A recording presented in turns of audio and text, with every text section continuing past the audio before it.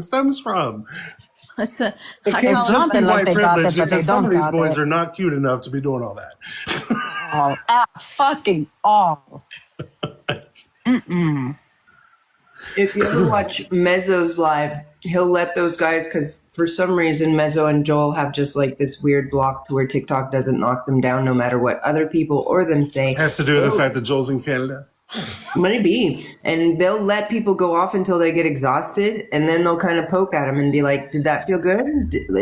Tell me how that is for you. Where did you come about these ideas? And they'll break these guys down to where they finally actually have a conversation about how they don't feel like women really take care of them and they're just really lonely. It's pretty crazy if you just get past it. But their whole goal is to knock down your life and, kind of win a little nut tickle from that. That's why I love Mezzo and Joel, because they do psychological warfare. Yeah.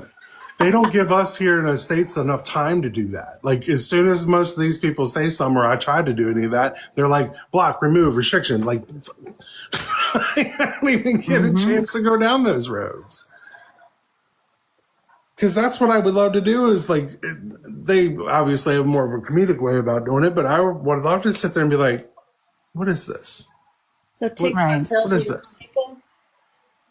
Is that what you're saying? TikTok tells you to kick them off? Yeah, they get a restriction, usually a live restriction that makes it so that I can't be viewed as long as they're on panel. And then sometimes it tells you have no choice but to remove them because of the restriction they get. And that's why Hanji had to switch her account, because she got a 10-minute restriction for visibility. And as long as she was on my panel on that account, I wasn't going to go back out to the FYP. So, like toddlers, there's no bad attention to toddlers, and those who are neglected will do terrible things just to get attention from the adults around them. And it's literally like they just never grew out of that, and they're hungry for attention and community, and that's the only way they know how to get it instantly without having to have like character or something to actually say. It's sad. Now, there's a branch of TikTok that I'm in, like a political TikTok and social TikTok, that will hunt these motherfuckers down and send letters and emails and call people. Like, hey, I noticed you play lacrosse. Mind if I call your coach? And then 5 minutes later, somebody will come back with the name of the coach. Has it been 10 minutes yet, by the way? Give it a couple more, I think. Hey, Benny. Yeah, give it a couple. Because then I'll switch back to my main account. It's so funny. They love to hit my main account, but they don't hit this one. Yeah, maybe because it's this one. I don't know. Which one's got more followers? The other one. Maybe because this one doesn't have as many, so they're not watching it as hard. Nah, it could be. My backup, I don't know if it gets... I don't know. I'm never live on my backup anymore. Hey, Benny. You're welcome to come up, friend. You know that. I know. So... You want to know something funny? What's that? I love it when... And I know Bible isn't the subject here, but, well, for right now anyway. But the thing is that, when people are just like, oh, Jesus came for the world, this, that, and the third. And, cosmos is used not only as like the literal universe, but also cosmos is used for the world as well, like our physicality, Earth, at least in the Greek. And the thing is that our language hasn't really changed for 2,800 years. Yeah. The alphabet is still the same. Some of the wording is still the same. Instead of malakia, which is what we said back then, we say malaka now. So, like I said, there's a lot of root words. That was the one thing AC got wrong that I noticed. Because they said malaka then, but instead of malakia. Yeah, it would have been malakia.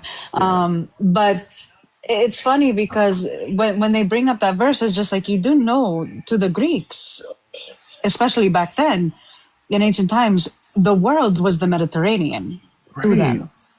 Greece was the center of the universe to them. So therefore, they're talking about the world as in the Mediterranean. It's a lack of perspective. Most of them don't know the culture back then, so they attribute today's information to it.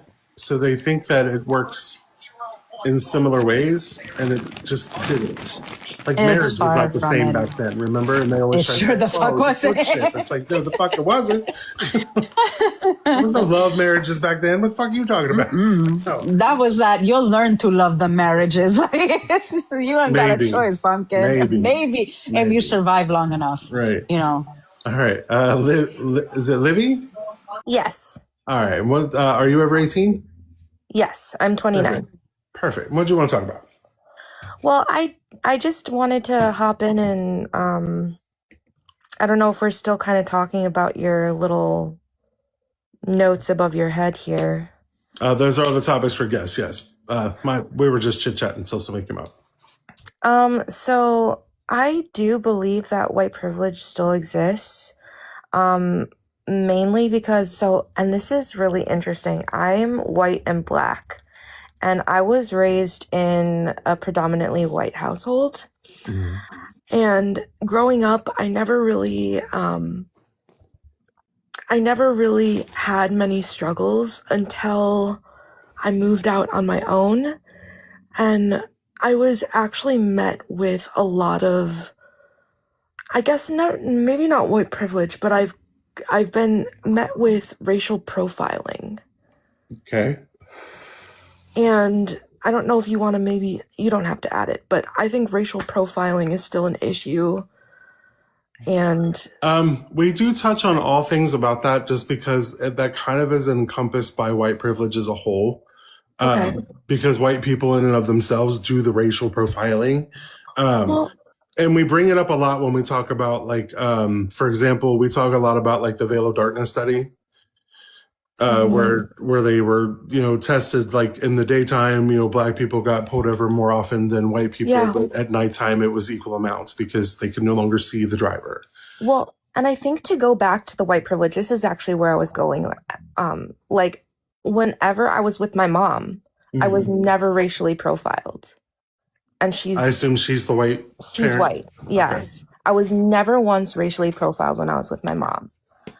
But going out with my boyfriend, who is also a person of color, like... They see it now. Yeah, they see it. And it's like, it was a shock to me because growing up, I kind of like... So I came into my skin more as an adult because I felt more white growing up, but now I'm like, okay, no, I'm more than just white. I'm also Black. I'm also, Can I ask your phenotype? Do you have more phenotypes of the Black side or the more phenotypes of white? It's actually pretty even. So like, listen.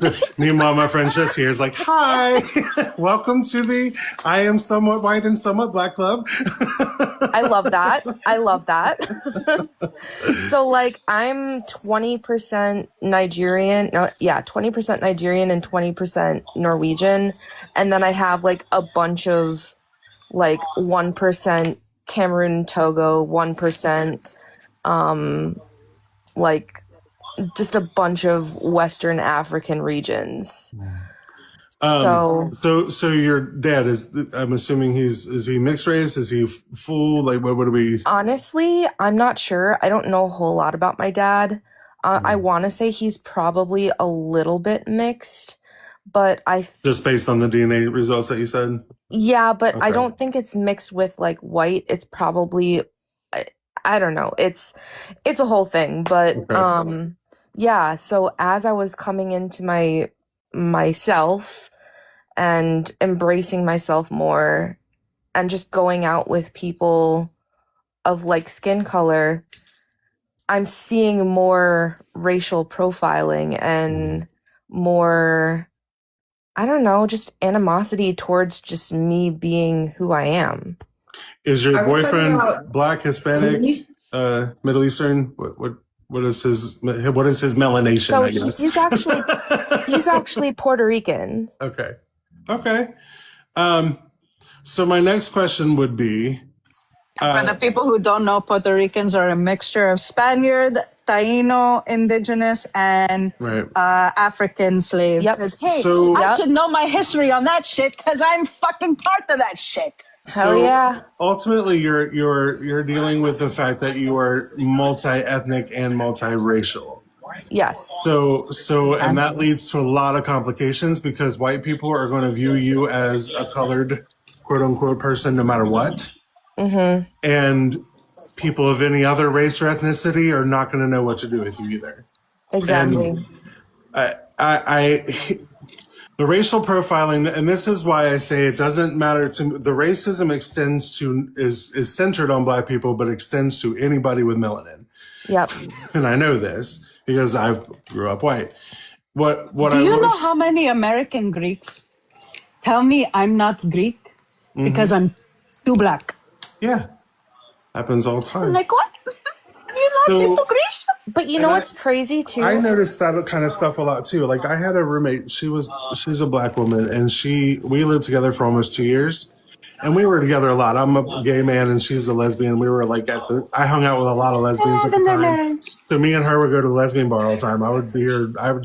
We had a great time. We walked together. Like we'd go out to movies and stuff. We were just out all the time together because we were friends and we were both single. So we're like, fuck it, let's hang out all the time. And we did. And everywhere we go, this is when I noticed it. Because me being gay, I grew up watching my white family do their white things. Like the bigotry, the racism, the ethnic bigotries, the discriminations in general. And it made me be that people watcher person, right? The one who kind of sits back and goes, what's going on? And I noticed it with her, the racial profiling. When we go out to stores, I noticed people watched where she went. When people thought we were together, they would watch us both. Like I noticed an inordinate amount of eyes on her and me and her when we were like physically walking next to each other. And when she was off on a different part of the store, the amount of eyes that were just on her and no longer on me. So I felt a little of that uncomfortability that people feel. And trust me, you're going to start noticing it more. Once you notice it, the floodgates are open. Hold on. I'm gonna tell you something. Hold on. Let me go ahead and indulge in the harvest real quick. And then we'll get to Tris next because she had her hand up too. But I will say, you don't get used to eyes following you. Personal experience here, okay? That motherfucker is a survival tool. It turns into a survival tool. Let me tell you why. If you ever feel in this, I'm talking to my fellow Black and brown brothers and sisters here. If you ever feel like you're constantly being watched by something, you are. There's a white person watching you somewhere. Now, here's the thing, too. You can also sense when a motherfucker is close. When I tell you that, even though it's kind of like a embedded trauma response with us because of our ancestors, that we're able to feel like people are watching us, but it also sends an alert to stay alert with our bodies because we were hunted. We still are. Yeah. Just not in the way that it used to be. So it's kind of like a survival response. So it keeps us prepared to make sure that we have eyes all around at all times. Because at the end of the day, if we're the ones screaming, no one's gonna give a shit. Now our white counterparts, motherfuckers would jump quicker for them versus us. Because we're deemed a problem. Which is why I'm hosting this live and having these talks and doing what I do. It's just okay. Oh yeah.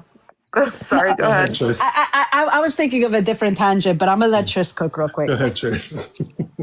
So I'm curious, what are you experiencing as profiling? Is it from like police? Is it from store owners? Just people staring at like. So What's your interesting. experience? It was interesting. So I was at well, I probably shouldn't even gone there because my ex was, he's a current ex. I still call him my boyfriend, but I'm working on it. You work on that girl. I'm working on that it. girl. So Work quickly. Right. I say run. So we were at a Cabela's. And Well, that was your first clue. right, No idea what that is. exactly. That's what is I'm that? saying. I shouldn't have even fucking been there. an oversized, overinflated, over-advertised, overhyped camping, hunting, fishing, MAGA white boy store. Yeah. Have you we ever were seen going like to Bass get- Pro 'cause Shops? we It's wanted- like Bass Pro Shops. Yes. Yeah. We wanted to get some camping gear because we were going on a nice little camping trip.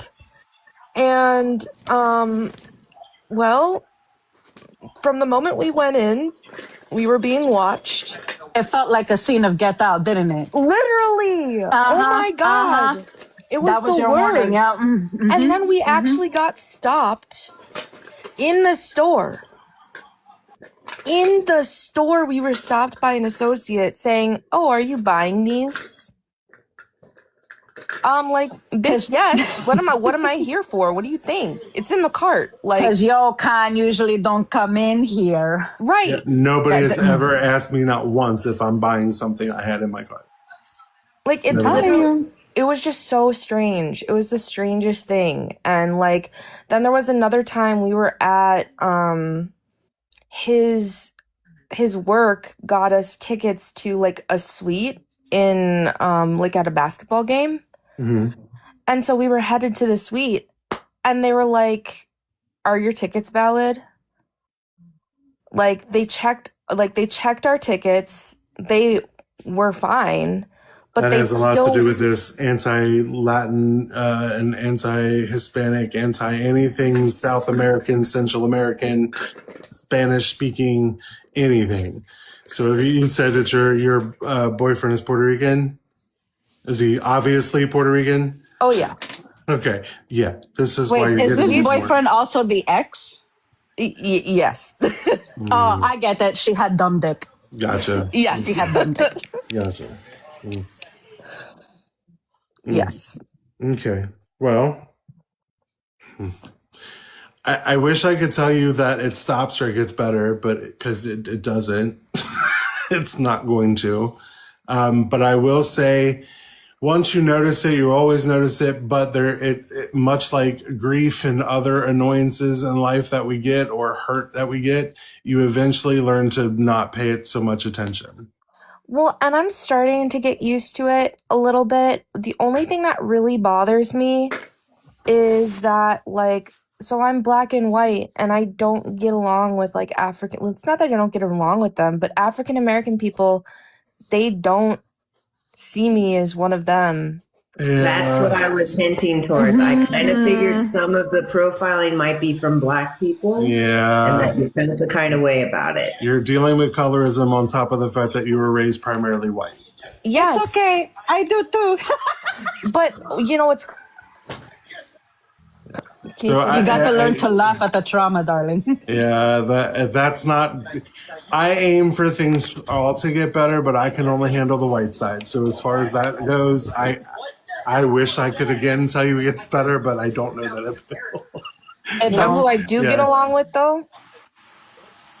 Who? You can probably guess. White people? Hispanic Oh no, people? Hispanic people. Yeah. Because I look Hispanic. Yeah, a lot of racially ambiguous people tend to look Hispanic.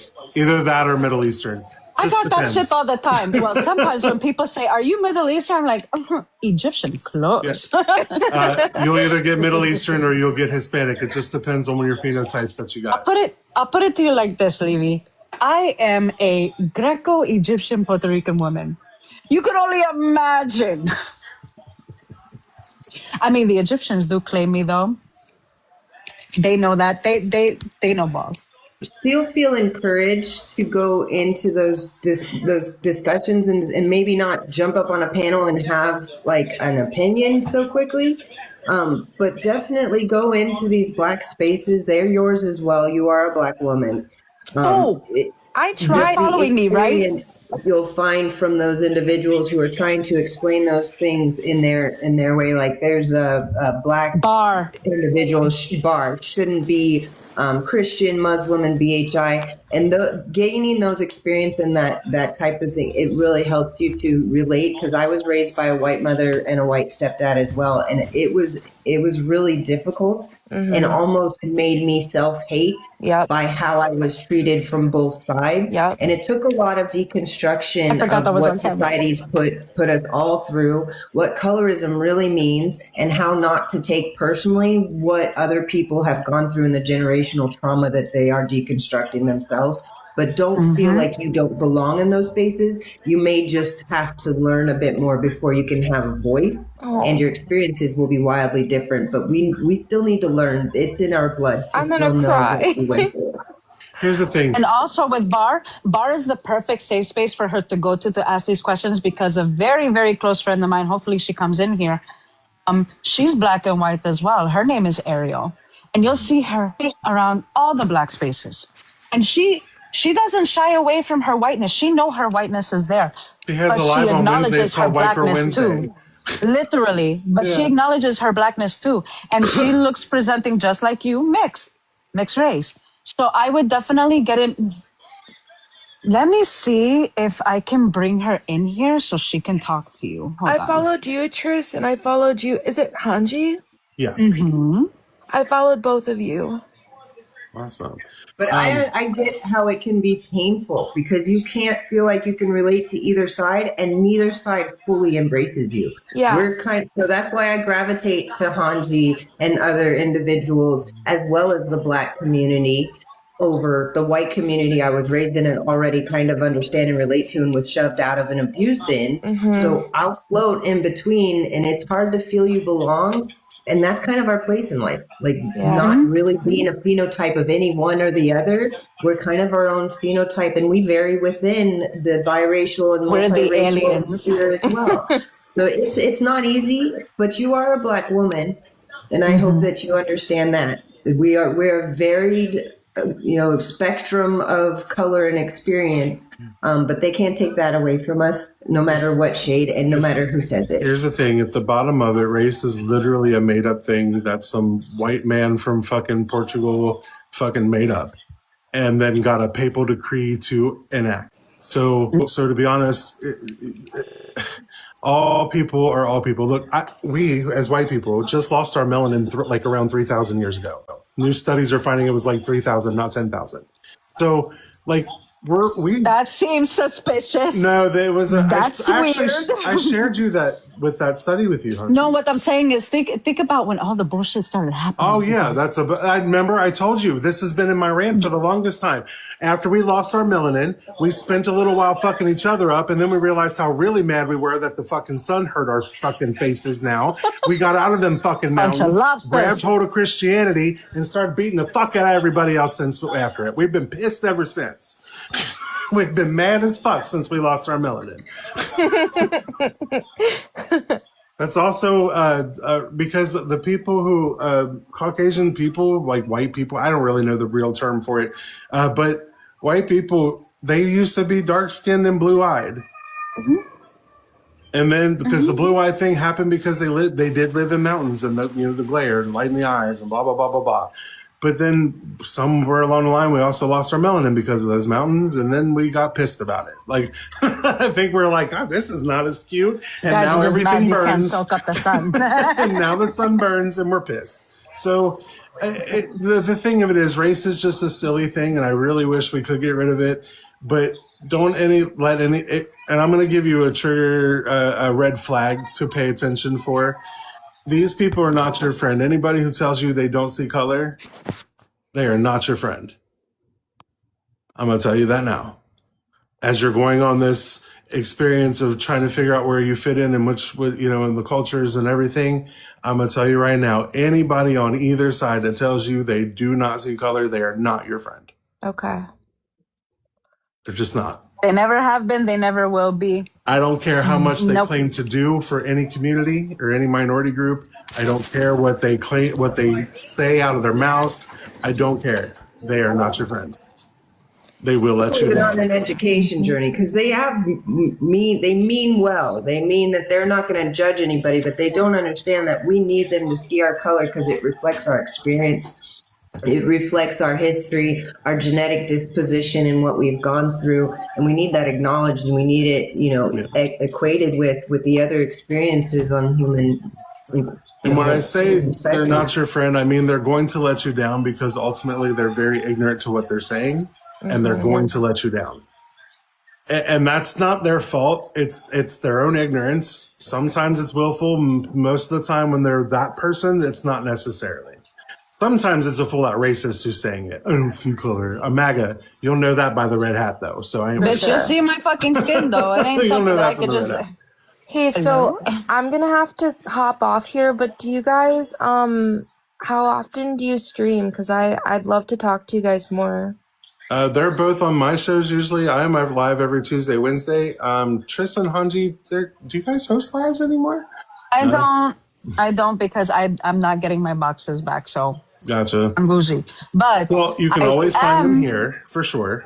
Yes, and I sometimes hop on panel with Bar, which is Black Atheist Rants, exactly, and Be Easy. Yes, and April will be in both of them. So you'll be able to, if April is there, I'll bring you up so that way you and her can discuss, and I'll ask Bar if Chris is usually around in those lives too. Chris is usually around in those lives too, somewhere around about. Okay. And I'm always around those too, so you can always follow me, and where I'm live, you'll probably find them as well. Well, I followed all three of you, so awesome. Well, thank you so much for your kind words and words of encouragement. I really appreciate it. No problem. You have a good night, Livy. You as well. Thank you. Bye, guys. Oh, she was sweet. I hope she finds what she's looking for. I know she will, though. She will. Despite some of the faults in our communities, we do have the places for people. We may not all necessarily get along each other, but there's still a niche where somebody's going to find where they need to be. And I know that. And I know there's no ill will there for that. So I love it. Yeah, we'll get you hooked up, Livy. Hi, Benny. Hey, sorry, I'm arguing with people on YouTube. What are they saying? Oh my god, they're saying the wildest shit. As YouTube one does. guy was saying that white men experience systemic racism. No, we don't. And I was like, first off, men are a race? Like what?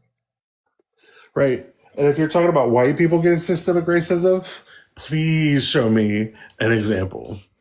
I'd love to see it. Oh, and then they were going into this whole thing about like they're trying to like be reductionist to slavery and be like, oh well, the word slave came from.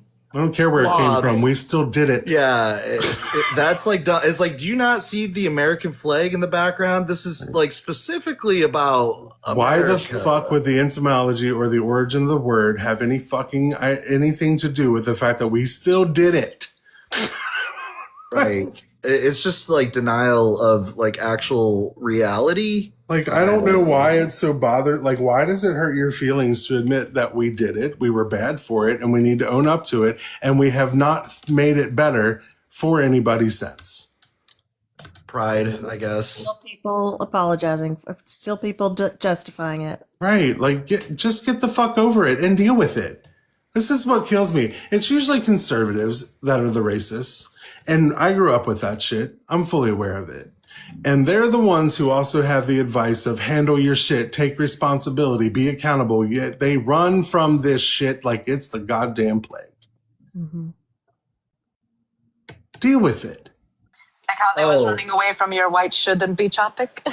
Hold on, let me Like let it me hurts answer their this. feelings. So Tanuki said that whites are systemically discriminated against by DEI and especially college admission. That is not true No, they're because not. DEI statistically benefited white women more than it did any other group. So when you can explain that, then we'll talk about it. DEI affirmative action. Same thing with affirmative action. DEI was not. There was no like quotas. There's no like. All it was is leveling the playing field. That's all it ever did. Which means distributing, making sure that your job applications are going out to multiple cultural areas instead of just the suburbs. It's literally just making sure that everyone gets interviews. It's not putting one group above any other or making sure you have 5 of these and 4 of these. It's literally just give everybody an equal chance and pick from there. And that's it really is.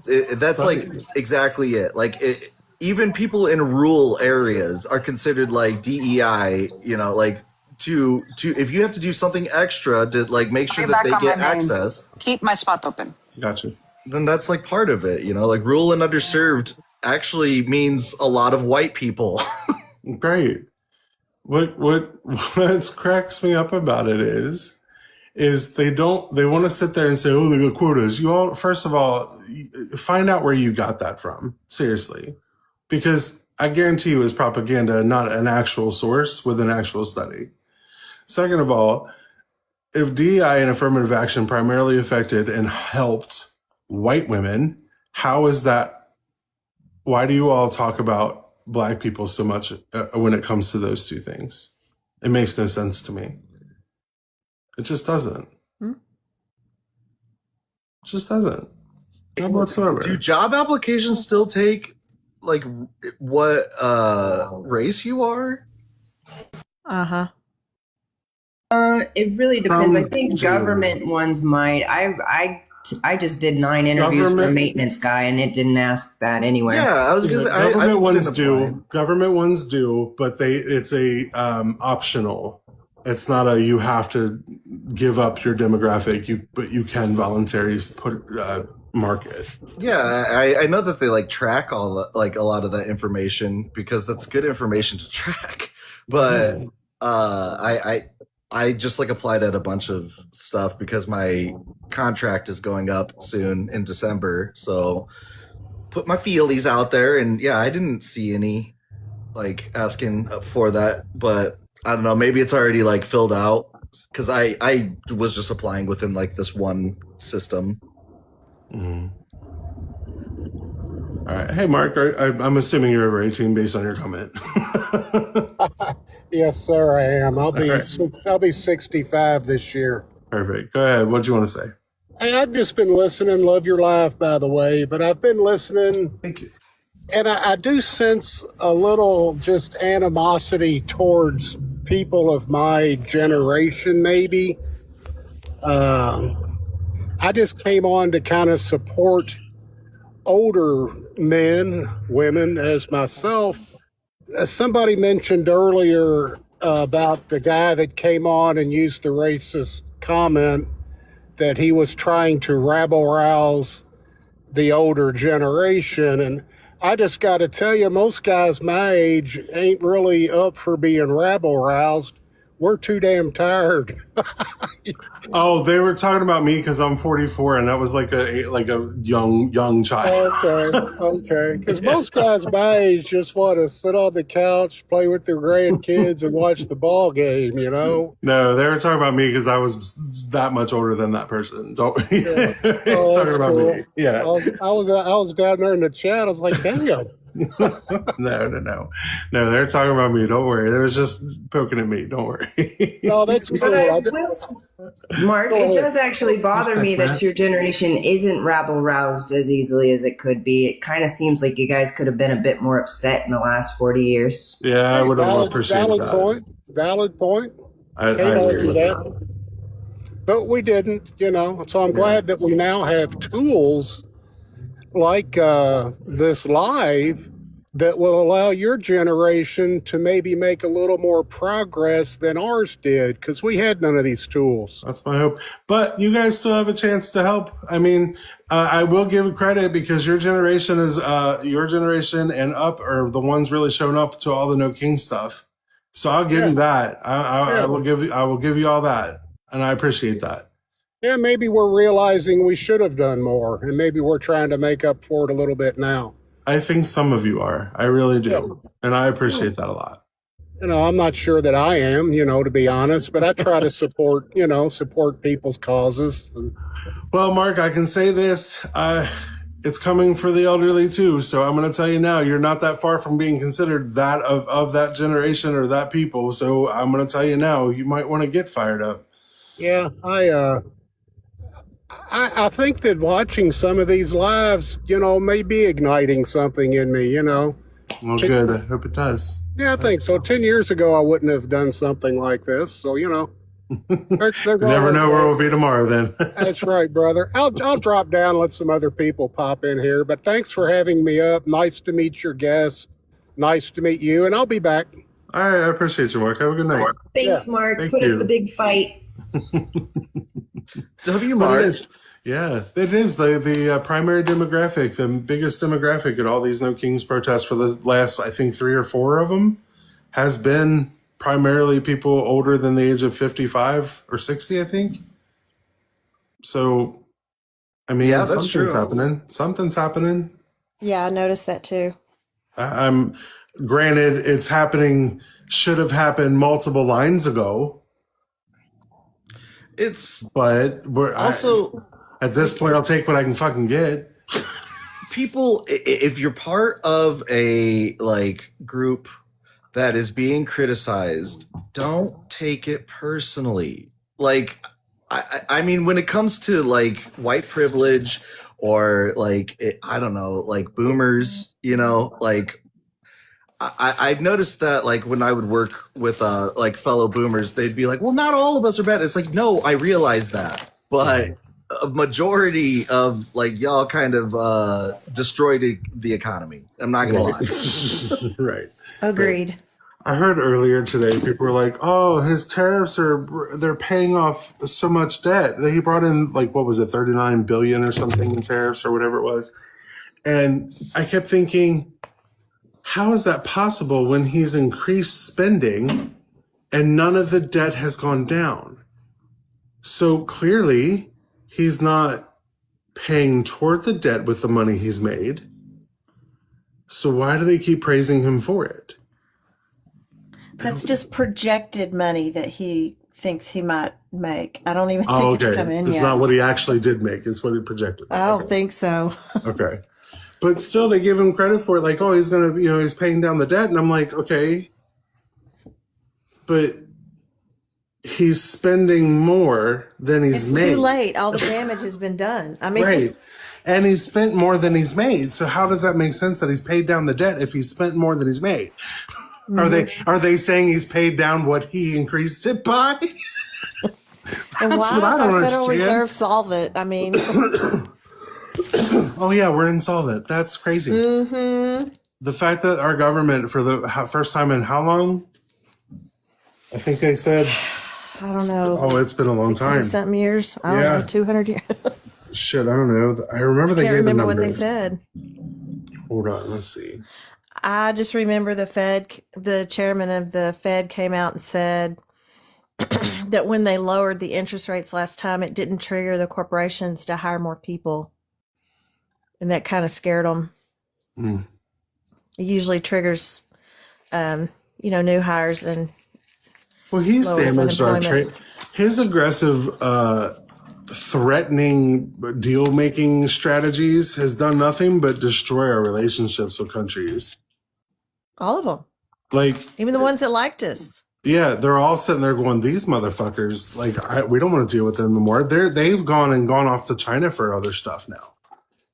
Like we're losing shit, despite the tariffs.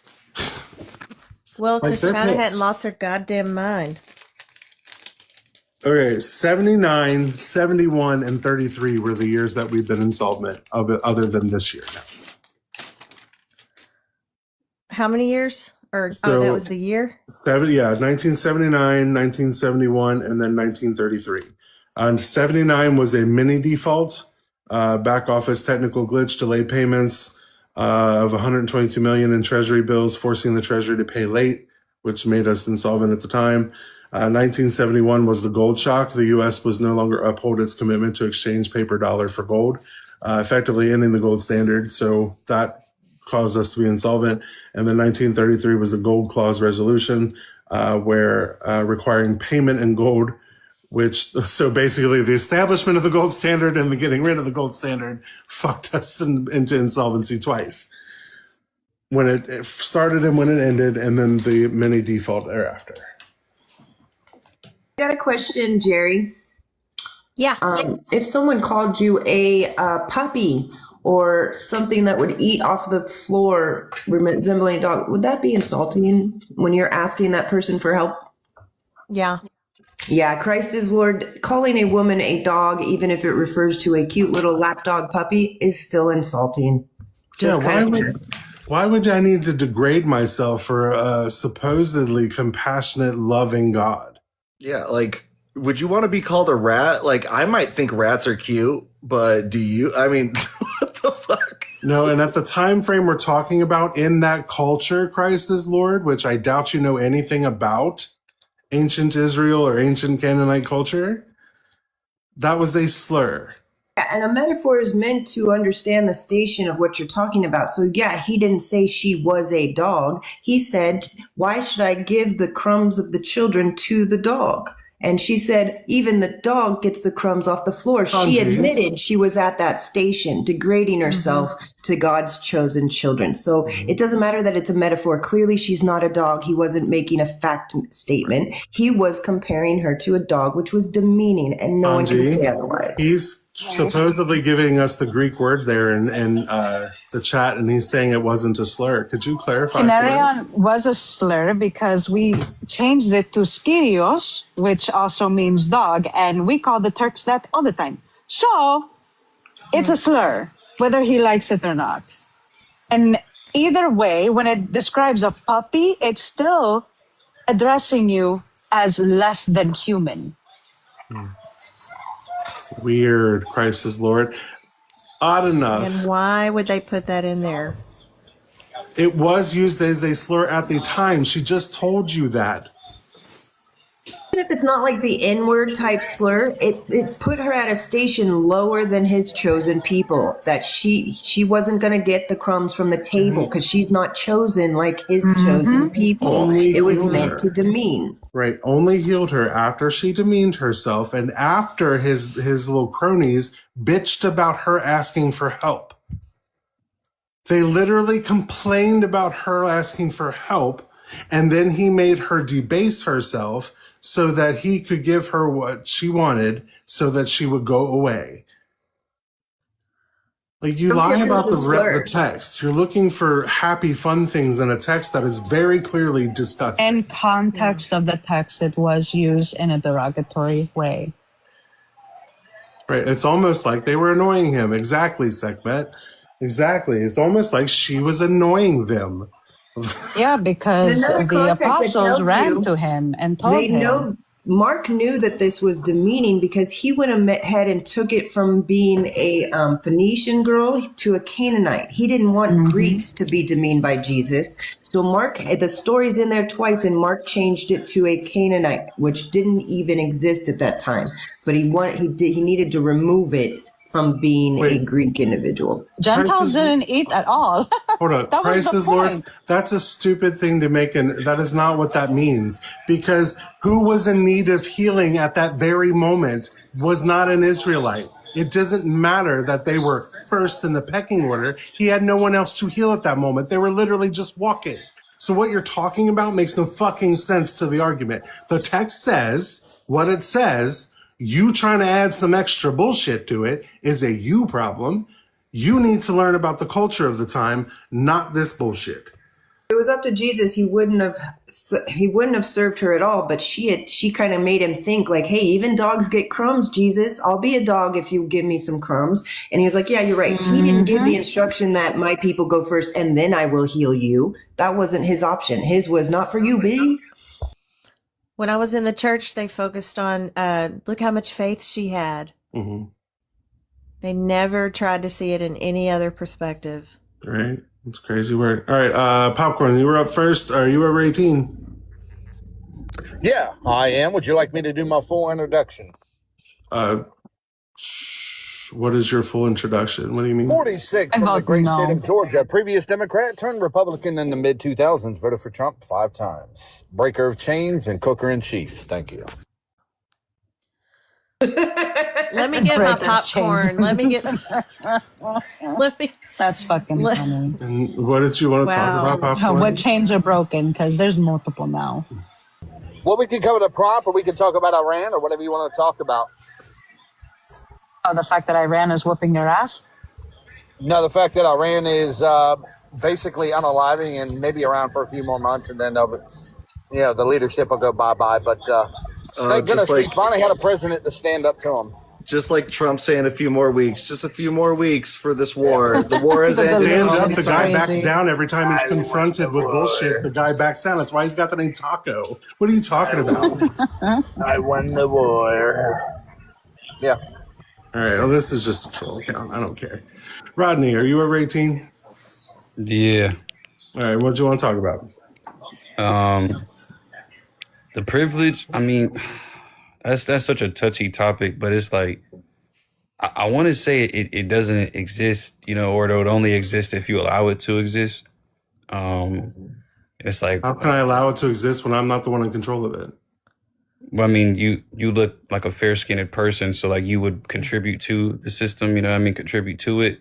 So it's like, like, you can go get a tan, you can get curly hair, put a wig on or something, and make yourself not look like it, so that you don't have the privilege. That's like the only way that What you could the not. fuck? Are you I'm being- suggesting that we just like put on blackface?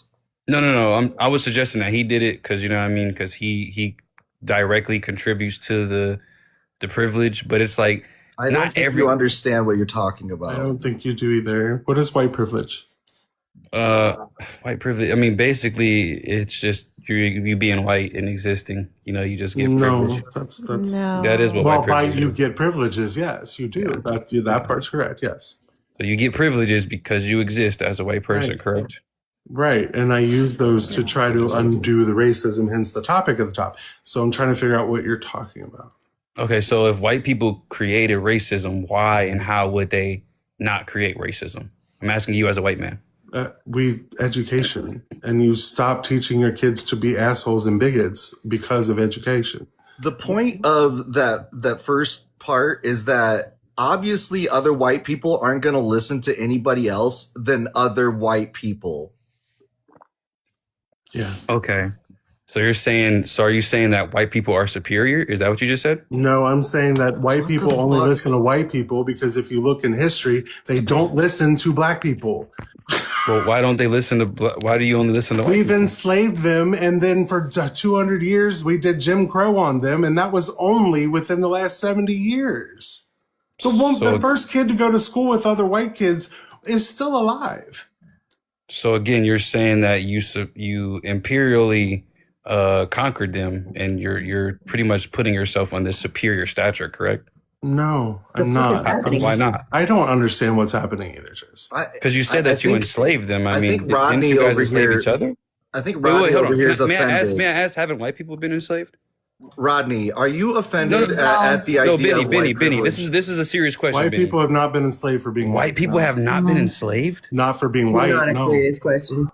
No, for being white, no. no. Just answer it at face Not value. for being white. That's not No. the question. That's not the question, though, brother. It was, has white people ever? No, been white enslaved? people as a whole have not been enslaved. That's Okay. false. White people have never Rodney, been enslaved. Rodney, do you see the American I know flag what in he's the trying to background? do here now. I see what he's Do doing. you understand this is about racism in America, right? Okay. Right. Okay. So were white people more like the enslaved people or black people in America, in American history? This is a Well, really when easy Italians question. came over, they were treated as colored people. Yeah, and what happened? Because they How- started looking more white, what did they do? They gave up black people for whiteness. And now Yeah. they're included in white people. Well, yeah, and that's what I had asked you. And now they have privilege. Mm. Mm. Well, again, though, Weird how that works, huh? that doesn't make what I said false. Again, white people were I don't treated care. as Well, other. you're talking about specific groups of white people, not Okay. white people as a whole. So I'm talking about They specific were white people. not, again, they were not enslaved because they were white. They were enslaved for being the group of nationality or people they were, yes, but not for being white. Okay. It's not the same thing. It doesn't really make, because you said that they were indentured because Not the same of their thing. demographic, but it's like they're white tea. No, we're doing You know it what I mean? It doesn't talking make- about race, the thing that white people made up, not fucking demographics of other kinds. Quit trying to other yourself and trying to be on the level of the other slaves because that's not going to work. Well, why can't we be on the other levels of the? Is it again? Does it Because come we back were to the not superiority? enslaved, but we were enslaved by Oh. other white people primarily. What are you talking about? Okay. Well, I'm just talking about the superiority and the superior, like I'm that not mindset. superior. That imperial, Nobody's making well, that that is the claim. imperial You're mindset. making that That is the claim imperial being mindset, brother. ridiculous because you seem to think that you're doing something here. Well, I'm just illustrating the imperial mindset. That's Why- No, what I'm doing. literally is not. The point of like the foundation of racism is considering any other like race superior to another, right? It doesn't like that. If you want to just look at racism like completely objectively, that is just simply the foundation that one race is superior to another. Okay? Also, chattel Now- slavery and indentured servitude, two different things, so they're not comparable either. Go ahead. Sorry, Benny. I wanted No, to you're get that fine. out because I remember he said that. What he's talking about is white privilege. Thank you, Segment. Which is a result of the racism that has like spawned over centuries, if not more. Oh, okay. So white privilege, and again, like, so how could if white privilege stemmed from racism and white privilege stemmed from white people, then how could they undo it? So your guys' response We was stop listen, it, consciously stop it with education and conscious decisions. Here, And then- maybe and then- it would be and then you easier said- for Rodney to hear it in this way. Okay, and then you so said only white people could do that, right? No, I didn't say only. I said it is going to have to be because we are the ones perpetrating it. So until we He's get our gonna minds, keep playing and we're with not your words. listening. I don't know why we're He's still not entertaining listening. this. Yeah. No, he's not Hey, listening. is she Egyptian? We're She's just we're. I don't do disingenuous. What? We're done yeah, with what the that. fuck was that last part there? What? He said, "Is she Egyptian?" Anyone translate She's a goddess. the bottom? What the? I don't know. Bow Like I down don't to understand. He Hanji. was trying to turn it around, like I'm being the racist because I'm bringing it up, basically, and it's not going to work. First and foremost, you were confusing indentured servitude with chattel slavery. They're not the same thing. One's entered into willingly. Black people did not willingly enter the servitude of white people. Yeah, I'm sick of the like, oh, working is just being a slave to the wage. Yeah, that's not true either. You can fucking leave that job anytime you fucking want to. You can get a different job. You can not work it off, figure out a different way. I don't fucking care. You can do an OnlyFans for all I give a fuck. You don't have to be there. It's not the same thing. Plus, you're getting paid. Right. Like, it's just the fuck. Your boss can't tell you what to do. He doesn't monitor you, or is not supposed to monitor you when your time is off, unless you are out there being ridiculous and harming people. And visit you at the night and own your children. Yeah. Can't tell your children who to be owned by thereafter. What the fuck? It's such a Pass you stupid down to comparison. his family when he dies, his inheritance. Yeah, that's such a stupid comparison. Such a stupid comparison. So, yeah, when people start first thinking about this and they've never thought about it before, it's really hard for them to wrap their head around it. It is. I know. Really hard. I don't know how to break that first, barrier that they have. I mean, they've got to be open to at least listen. Yep. Cluck, you walked into a racist trying to turn the white privilege argument back on me as if I was being the superior racist because of it.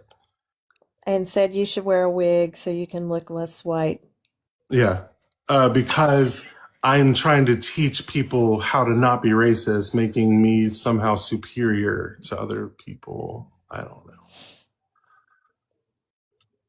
Yeah. I think his point was like, oh, since you're white, you're perpetrating the. Yeah. That's what he Yeah, said. but not if we're talking about it. Perpetrating it would be, or perpetuating it would be Oh, yeah, perpetuating. doing it and not saying a word and totally enjoying the perks with no remorse whatsoever, no attempt to correct whatsoever, no attempt to use it to correct it in any way. That would be the difference. Because clearly white people have not been listening to black people at all, or else we would not still be having all the issues we have. A very long time. Great. Y'all think that just because Lincoln begrudgingly released slaves, that somehow that makes white people saviors or good or okay or, you know, even Stephen. Yeah. No, the courts still covered their crimes in courts. They were let off. And then they're like, well, fine, we gave them, we did Jim Crow on them then. After that, that was just as bad. Because what happened? You wanted them separated, but once they started doing well for themselves, what did we do? We burned it all to the ground or we drowned it. Literally. Yeah. There are lakes with whole towns that black people were being successfully happy in. And we built a lake on them. And just poured water over the whole thing. Kicked them out. Made them poor. Or we burned it down to the ground, literally. Literally used BOMBs for the first time on our own people was used on black communities. Isn't that fucking crazy? And there was multiple ones, not just the one that everyone knows. There were multiple massacres. Black people who served this country, helped white people build this country. No, not just helped, did build this country for white people. Mm-hmm. Not just helped, did it for. Well, that implies that they willingly did it. They were forced by threat of all kind of violence to do it, to build this country. Mm-hmm. They joined our armies when we went to war and fought for our country. And didn't let them vote up until fucking... Unless they happen to own land, which what black person could possibly own land if they didn't have any money after being enslaved there for generation after generation, while white people stacked up the bills of money. It's kind of like my favorite analogy for this is white people and black people have been playing a game of Monopoly since we've met, and white people have not. Well, let's put it this way: white people have been playing a game of Monopoly since black people met us. And we let them watch us for 400 years, maybe a little more, and then let them play. But we only gave them $2 and there was only one property left to buy. And it was Baltic. And expected them to be okay. And yet, and I'm going to glaze this up, man. We are okay. We are getting there. Black women are the most educated demographic on the planet. Like, even with all of this setback, we are still an amazing, resilient people. No shit. It's crazy how well we've bounced back from some of the shit we've come through. It. Yes, you are. You can't take down a beast. You can't take us down. When we have our mind set on something, we go for it. And not one fucking thing a motherfucker got to say is going to stop us from doing it. There's a genuine soul that you can feel in the black community. And people, some of you, most of them will chalk it up to Christianity. I'll tell you that, and their God. But we all know that that's not the case. But there is a deep-rootedness. I don't know. I've noticed it in that history. There's this deep sense of connection that you all seem to have in some way, shape, or form to everything. Not just because you came from where everybody came from, but like maybe that is it. I don't know. I don't know how to describe it, but it is something I've noticed. You all are, I think that has a lot to do with how resilient you all are. It's the will of the human spirit. They've got the strongest of all of us. It's amazing. White people fall to pieces, the idea that they might lose one thing. Yeah. Black people rally. Yeah. Crazy. It's the commendable. perspective. It is. The perspective. Yeah. But it shouldn't have to be commendable. Right. Because they should not have been put through any of it. So what do we do now? We educate Black, brown, and indigenous candidates, female presenting candidates. Absolutely. And that's what every white man who says that he is anti-racist, who is in power, Newsom, all of them should be doing. Turn to the most educated and qualified Black, brown, or indigenous woman in your realm and support her in taking your place. Period. Get out of the way, dudes. And then I also was really hoping education and these talks. These conversations, they have to happen, even among the older crowds. They got to Yeah, happen. because even if people are in the comments, they're learning. Yeah, even if they don't want to, there's earworms. Things are happening.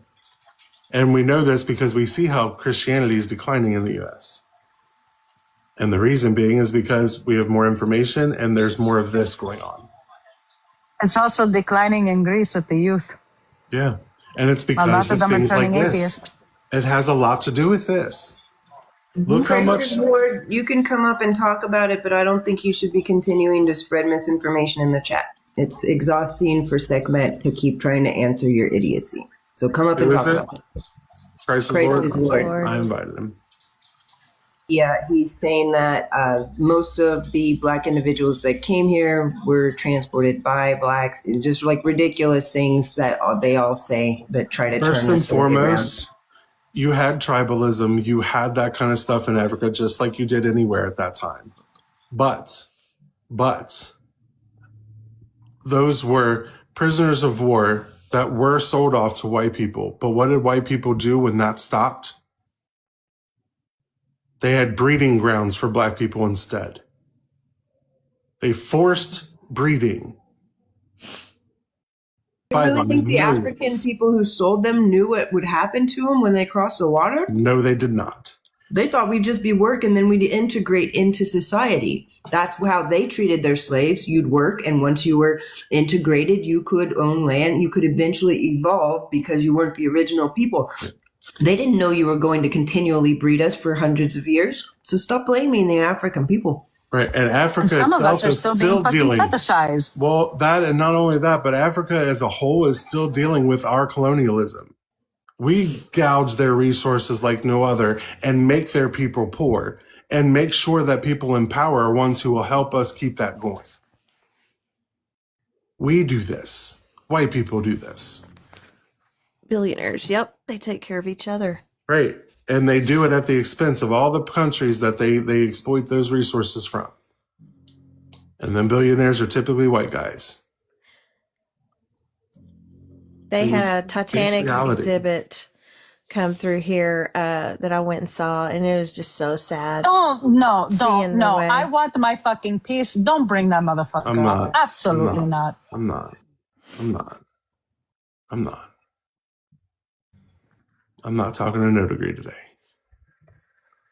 No Degree, we don't really have the patience for you today. Sorry, Jerry. Continue with what you were saying.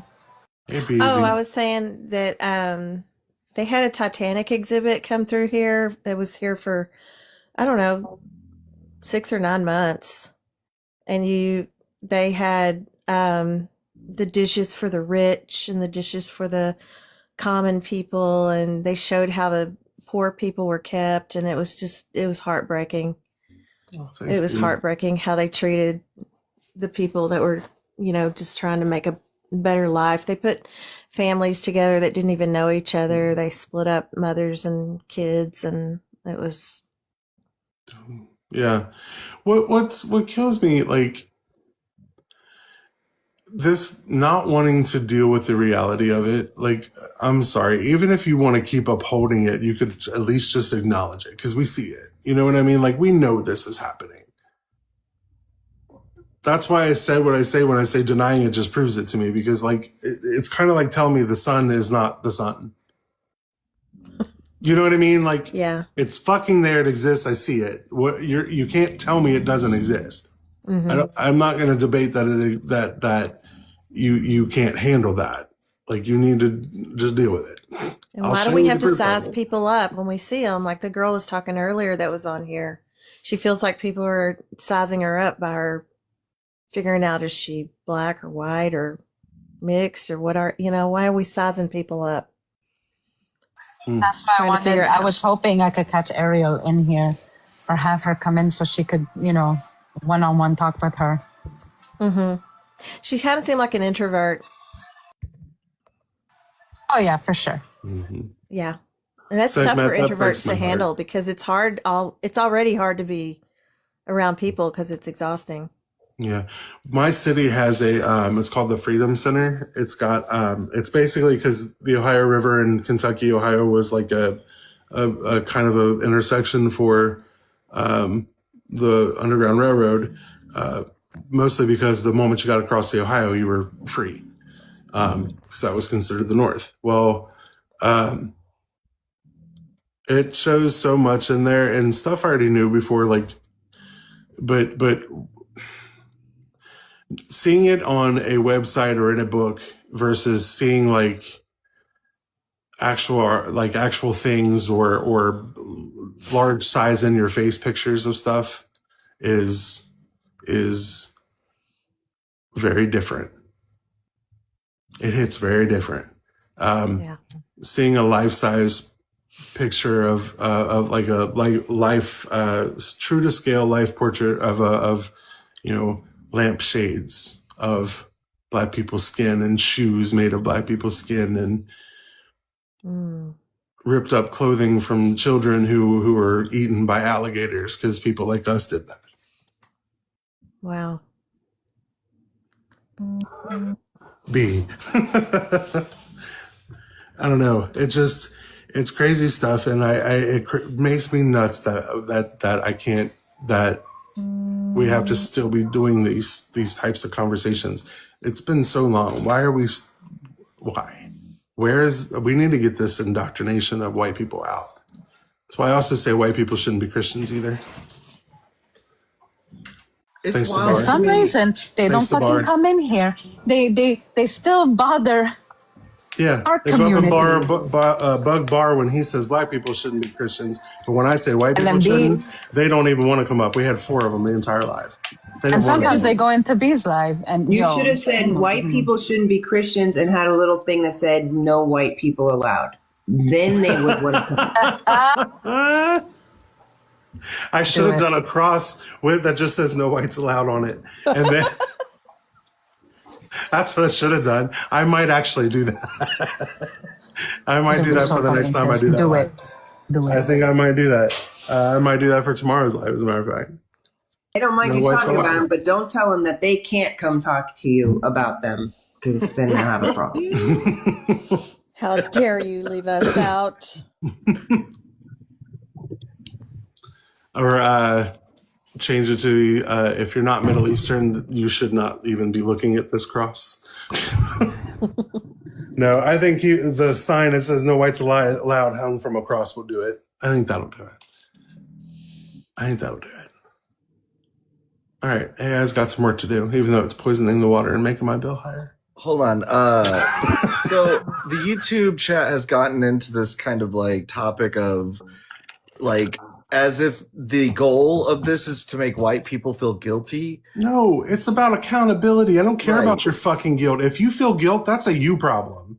Well, also, like, you feeling guilty isn't going to help nobody. Right. I don't feel guilty. Nobody. I wasn't there. I don't feel guilty. What I do know is that there's a sense of accountability and responsibility that needs to be taken that was never taken by white people. Just because we sign, like I said earlier, just because Lincoln very begrudgingly freed white or black people from slavery doesn't mean it was a good thing. Doesn't mean we're even. He technically didn't, but well, I know it was. He didn't want to at all. He even wrote letters saying if he could have without, he would have. But fact of the matter is, we also put them through hell for centuries after that. Mm-hmm. And here within the last 70 years that they have equal opportunity, we're suddenly going to sit there and tell them, you should be good now. When we didn't leave them with anything, we didn't give them opportunities the entire time. We left them with nothing. And we're sitting here saying, okay, you should be good now. Quit complaining. No, we fucked some shit up and nobody took accountability. We need to get it. We need to fix it. Our country doesn't get better unless we fix it. Apparently, you're also furthering racism by talking about it. That's not how that works. And if you say that, that just tells me you're a low-key racist and don't want to deal with it. That's a you problem also. If we're all quiet, it will all just go away. Racism's vision is based on movement. Let's ignore what our people are doing to other people. That'll fix it. That'll fix it all. Movement, Tris, you are wild. Right. That's why I didn't know anything when I got out of school, because everything was whitewashed, literally whitewashed. Like, I remember reading and learning about Christopher Columbus, and it was literally, they looked like little Precious Moments dolls. Like, they were all like cut out happy, like, I'm a little white guy. Like, yeehaw! Thanks, be easy. Literally, it was Precious Moments. I think the whole lesson was done by the same artist around those times in like the 90s or something. They were Cupid dolls, little adorable Cupid dolls with their little native, and it's just sickening. I don't know. It just tells me you want to be racist. Like, you want to keep this up because you're advantaged and get to take care of the privilege or get advantage of the privilege, or you just like being an asshole. Like, make it make sense. Hey guys, we fucked you over for hundreds of years and none of our ancestors took accountability for it. And I know you're struggling as a result of it still. But good luck. Yeah, that'll Pull totally fix yourself it. up by your bootstraps. Right, that'll totally fix it. Totally fix it. Yeah, I Heard guess that like so many times. Totally fix it. just not acknowledging something that's there. It's like, okay, so your house might be burning down, but if you just look the other way, the fire will just stop. Just magically disappear.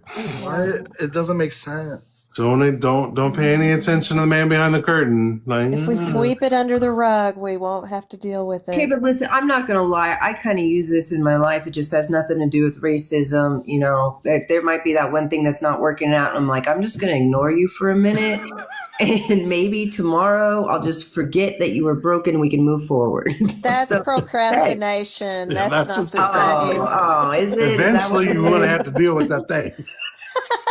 Eventually you're going to have to deal with it. It's literally happened for me to where I will come back and whatever it is it's just working now. Well, sometimes that does happen. Things. Yeah, tech is a lot different than people. If we put racism in rice, maybe it will start over or something. Maybe it'll dry out. Just stick in some rice, it'll dry. I want that on a t-shirt. If we just put the racism in some rice, will it dry out? Let's stop. Yeah, so those who are arguing, just ignore it, don't talk about it, you're an idiot. Come to TikTok and tell me about it. And I can't ignore it. And anybody that loves me can't ignore it. You know, it's literally happening every day. I just had my son accused of stealing my golf cart at work by another white individual who has told multiple people who are MAGA around here. And now I have to worry that some MAGA man's going to wake up with something stolen off his deck and I'm going to get a knock on my door. Yeah, and so you're going to assume it's your kid. And it literally, he was asleep when my golf cart was stolen. It was some white kid that stole it. And so it just to assume that the black lady's kid is stealing our stuff. So they just assumed, they didn't have any proof, or they waited 4 months to tell my boss because she's rarely on my property. So they waited till she got here to like expose this big secret that I was hiding. And she knew it was stolen and we had reported it to police and we got it back. But that type of subtle like accusations, those type of things happen where they wouldn't for other people. Mm-hmm. That's how it works. White people are really good at, we're really good at being overtly racist, but we're also really good at being subtly racist, even though it's not subtle anymore because we're hip to the tricks, but we've been doing it so long we don't think that you do. So they do that kind of backhanded shit. Kind of like that guy earlier with the whole superiority thing. Yeah. It's a white people thing. Yeah. I'm constantly wondering if I have any mannerisms that make people think I'm racist. Like, just like you said, like watching people do like I'm constantly thinking, do I do that? Like I don't want to be that person. It's good though that you do that, because if you don't, you're going to ignore things that you might have that are problematic.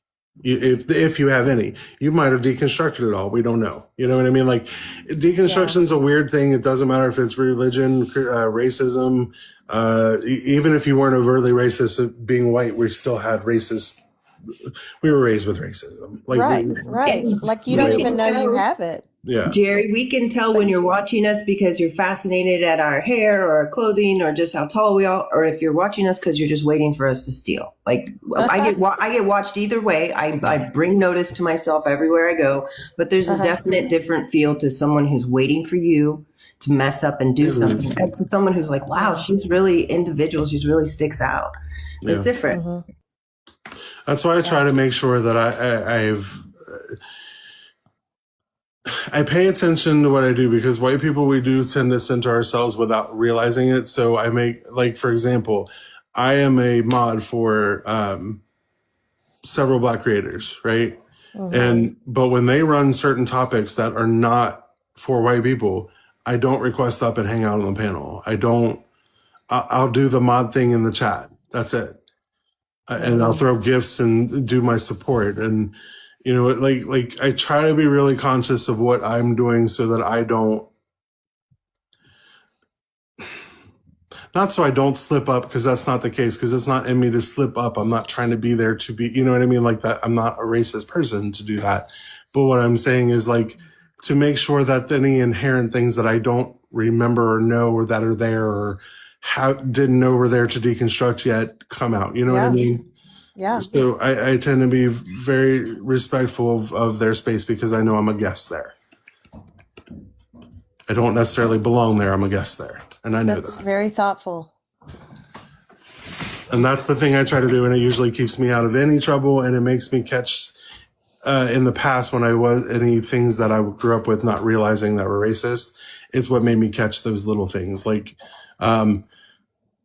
my dad used to tell a terrible, awful racist joke. I'm not going to repeat it directly, but it was basically what he called Brazil nuts. I'm sure if you grew up in the country, you know what they call them. Yes. And up until, you know, probably my late teens, when I actually started talking to Black people and getting to know what the situation is and what's really happening, I thought it was funny, because that's what I was raised around. I didn't know. Yeah. I didn't know, but I learned better. Right. I was raised during white flight in my area, and all the, you know, I was adopted. My mother's actually from Panama, but we moved south from Oak Cliff, and so we didn't know what it was like to be around any other kids except for white kids. We weren't taught other cultures at all. Not even in school. I don't even think it might have been in the history books and stuff, but they didn't go over it. Yeah. I agree. One thing I learned that I deconstructed was actually because of a Black content creator. She held a live that basically was asking, like, you know, how did white people, how they deconstructed their racism?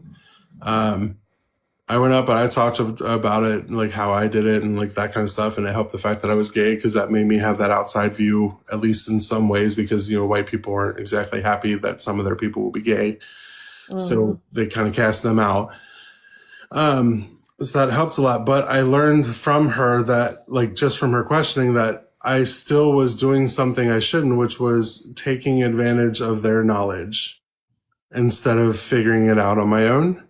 Because I often like to listen to lives and read books that were, you know, or, you know, watch TV shows and stuff and learn that way as well. Whereas it was kind of like, you should have just found a topic and gone and researched it and then done that stuff. And I'm like, okay, that makes sense, because you're basically profiting off their knowledge, and they've worked for us enough. You know what I mean? And I understand that complaint. I understand what they're saying when they say that. So I'm like, okay, because I feel that way about gay people when it comes to straight people. A lot of times I feel like I'm constantly always having to teach them, like, no, that's not that. That's not that. You know what I mean? Like, and so I understand it. I realized that day I was like, okay, for now on, when I hear something I don't know, I'm not going to sit back and wait for it to be explained, or I'm not going to go seek it out and under them. I'm going to go find out for myself, so that I don't take advantage of them no more, like that. And I didn't realize I was doing it. That's kind of why I purport for biracial and multiracial individuals to be in those black circles to learn what's going on. So maybe we can talk to our family members a little bit easier. We can, be we can go out there and be easier for somebody to learn from and do the labor. Like it kind of half of us owes that labor, so we can do that. So I really think we have a place to kind of bridge some gaps for some individuals, even though some should be doing the work. There's that lady white woman whisperer who's biracial, and that's her entire job for like the last 10 years is literally just holding lives with white women and educating them on what they've been missing out in their white history classes. And it's we can't shy away if we're not fully accepted and don't fully have the same experience, because we still have a place to help educate. That's it. It's really funny because I was actually thinking, Tris, about finally starting long form content, and when I was going to start doing basically a white splaining gay history, black history, and women's history. Like the three things I advocate the most about, those three things. So I was thinking about doing like a long form series of like the history of those things and like white splaining them to get white people to like understand what we're talking about. You hate to have to admit that that's what it takes. You want the people to put the effort into listening, but they're not going to. So we have to proactively meet them where they're at. 400 years, they still ain't done it. I'm not sitting there waiting around no more. We can't wait around no more. White people have just not done the research, and they've had the book in front of them for literally 400 some odd years. Lots of books, not just one. So many books, and we've not read a goddamn one of them. Not read a goddamn one of them. So yeah, I agree with you, Tris, because like it should. Yeah, it shows a lack of empathy within our white privilege, along with Christianity. We've worked hand in hand to kill a lot of empathy in white people. Yeah, if I'm in a situation and I hear somebody I know say something that catches my attention, I will say that being on these platforms and learning how to have conversations, calm conversations, it really does help, because you already know how to say something like, "Hey, what's wrong with that?" "Hey, what would make you say that?" And like have a calm conversation about it and let people know that that's not okay. Right. I think the problem is getting fights. White people haven't been called out on their shit ever. So when anybody does, I think it's kind of like a almost a defensive shock. Like they're always surprised by it. And that's why they get like so angry so quickly. Like they're always just like, "What do you mean?" It stings. Like, it does. It stings a little bit, and that's to realize that you've had that in you and didn't know it. Yeah. Yeah. And if you're not emotionally mature, you're going to be, get butthurt, and like that other guy did. And that always leads to extremism, because the apathetic always wind up with even more apathetic and even more then eventually culminates in somebody being a radical within the line of people, basically. Like that's why you have, like, for example, the more rural areas, like where I grew up, Kentucky, trailer parks act no different than what they consider to be,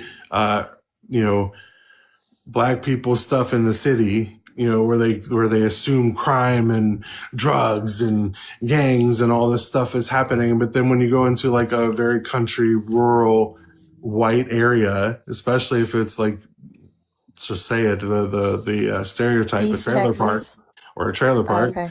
Yeah, well, that too. I mean, but they have those there. That's what we're talking about. You'll see the same shit. Drugs. Oh yeah. Cliques that might as well be what you would consider a gang. A lot of drugs, a lot of crime, a lot of theft, a lot of that's what poverty does. But the problem is white people have convinced that white poor people that black poor people are not the same. Does that make sense? Uh-huh. They think that they're still above them because they don't do what black people do, but they do what black people do in those scenarios. It's poverty that breeds these problems, mostly. Now, racism does cause other problems for the black people in cities, so it is much more magnified, especially since there's more of them population there, concentrated. But they still do the same shit they blame black people for doing. They still do the drugs. It's mostly meth. They're not. And they're given passes and slap on the wrists in court. So Usually. it just perpetuates crime. Usually. You have rare cases where they're not. Sure. I mean, my nephew got kind of the book thrown at him for his offensive, but he was fucked up for what he did. So he was caught making meth, was on probation, got caught with a firearm. So they threw the book at him. And they should have. But they didn't have to. They took it easy on him his initial time when they got caught for the drugs itself. It wasn't until he violated parole that they actually threw the book at him. He was off on parole. They were going to let him off. His privilege won over. Well, if you're white and you go to court and you have money for a good lawyer, you're going to have privilege. Who's the boy that unfortunately raped that woman by the dumpster? The college kid, Brock Turner. That's it. I guarantee you, if he were a black man for the same charge, caught in the same thing, he would not have gotten off the way he did. Brock Turner got no jail time. You have to have a good lawyer if you have done something horrible. Which white people have got. If you don't have any money and you're poor and you have to take a court-appointed lawyer, those lawyers they're going to represent you, but they have a whole bunch of people. They have tons of cases to deal with. So you're going to get the bare minimum out of that lawyer. Well, that white judge looked at that white kid and said, I don't want to ruin his whole life for a little bit of fun. A little bit of fun. Well, no, that's what the dad said was the little bit of fun. That was what the dad called it. The judge just said he didn't want to ruin the kid's life. It should be ruined. Fuck him. Witnesses said it made them freaking sick to their stomachs what they walked up on. Yeah. I'm sure it did. I don't know that I would not have started swinging on him the moment I saw it. Like, just because I don't understand somebody who even doing that, let alone letting it happen in front of my face. You know what I mean? Like no. I don't really see what it is. Rage, I start seeing red. Somebody's head's hitting something hard. I don't know what happened. Suddenly there's a coroner there. I don't know what to tell you. Don't hurt women. Right. Something like that, I don't promise I wouldn't, like if I saw that, I don't promise I would be calm enough to just restrain the person or get them, away. I don't promise that. Yeah. Who's to say that's where he was going to stop? That's my point. That's why I don't know that I would if I walked up on that.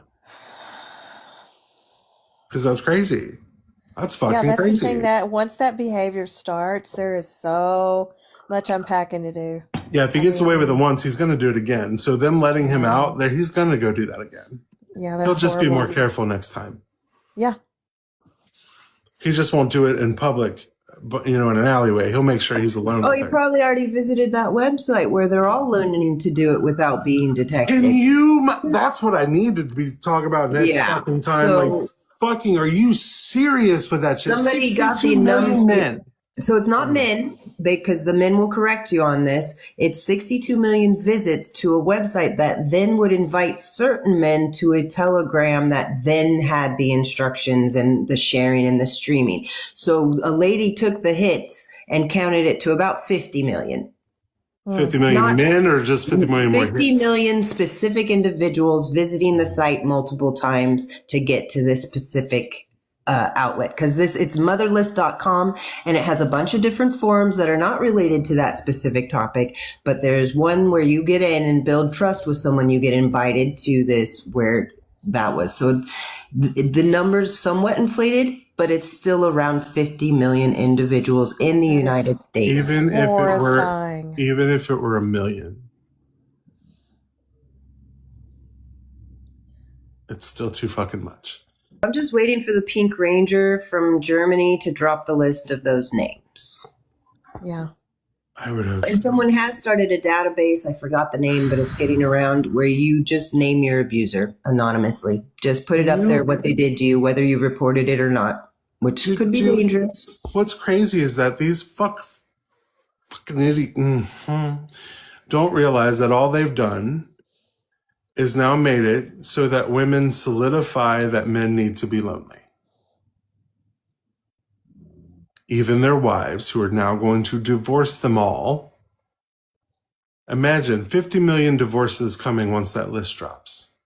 It could move from them being lonely to just not being here. 50 million divorces coming, and probably a good number of unalivements from this as well. Yeah. Friend KGR has started a live on Sundays where she teaches about plants and their usages and how to break them down into useful factors and what they can do to help a woman maybe get away, even if she just needs a few days where he's in the hospital figuring out what's wrong. I'm just now thinking about this, Benny. Think about this. I know that you won't, but Seth will have to. We might be the ones that have to help repopulate some shit. Lavender marriages, I'm 'Cause- telling you guys, are going to have to take one for the team because you're the only ones we'll trust. Straight men are going to make me have to have sex with a woman, and it's going to piss me off. I should tell Seth to start banking. We can put it in a cup, you guys. We can handle Yeah, it. it's from there. frozen All right, until fine. chosen. Good. IVF is the until thing. chosen. Yeah, but IVF's very expensive. It's very Baster. expensive. It's a baster. Just live. You take care of your thing. We just inject it. We're good. You don't even have to touch us. She's all about the That's so baster. fucking She's funny. fine with that baster. She's fine with that. I'm good with that. Then. Mind you, I am done. I'm done. I got a 17-year-old. No more babies for me. But But it might be on Hey, gay men Dugald, I'm that gonna. gay men and trans women might have to help repopulate everybody. Hey, y'all, I got to drop, but it was so nice talking to y'all and getting more educated and talking about this topic. I appreciate it. You're welcome back anytime. I followed you, Trace. Thank you, Cherry. I've been following you a while. Have a great day. Okay, bye-bye. Bye. That's a daunting idea. To have to repopulate because a whole bunch of men decided that they couldn't control themselves. What? Oh, no, I'm not even going to use that phrase anymore. Control themselves means that they have the urge and they're just holding it back. No, that they even thought it was okay or the thing to do. Apparently, if you're poor, you can't be privileged. Like, That's not according to true. the chat. Yeah, I don't. Just because money doesn't work in your favor doesn't mean you don't get other privileges, such as not having to worry about being pulled over as much as Black people do. It's so That's weird. one example. What made you poor wasn't your skin color. That's Right. the big difference. That is the big difference. Your skin color is not what made you poor. Exactly.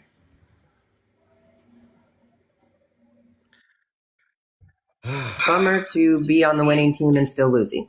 All right. Hey, Clark, how are you? I'm good. Sorry about earlier. My connection cut out. No worries. No worries. I'm Aren't you older than guys- dirt. Don't worry. Should I do a restart? How many times Yes. did you get shadow banned? None.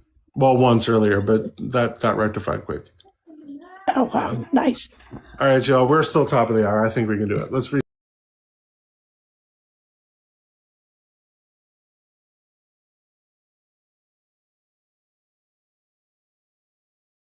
Size large for my last one, guys. Size large for my last one. Tap in, guys. Go, go, go. Brand new essential shorts, guys. Size large is up, chat. Size large is up. Do not miss out on these steals and deals today, guys. 70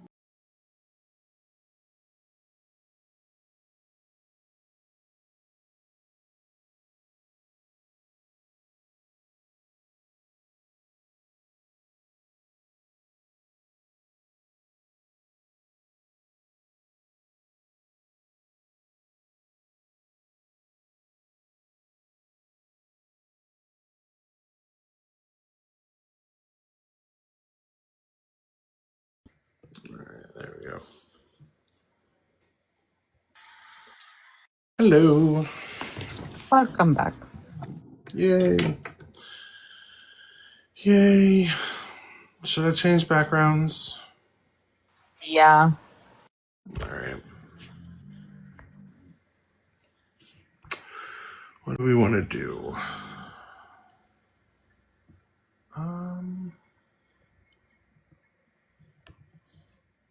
How about that one? That'll work.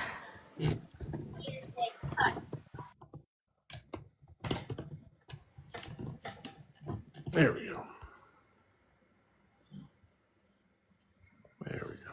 And let's see if we actually have people who want to discuss and not cry. Well, we'll see.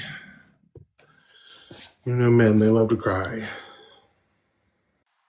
And the sad part is I'm not even getting paid for it. The audacity. Yeah, normally there's an OF attached to that. Oh, all right, hold on. Chaos, hold on. I'm getting there. Hold on. Yeah, not blue sky. Where's my Discord? There it is.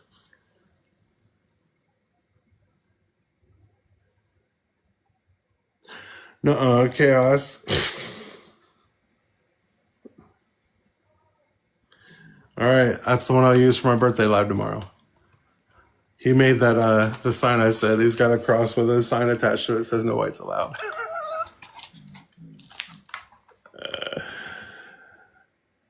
Perfect.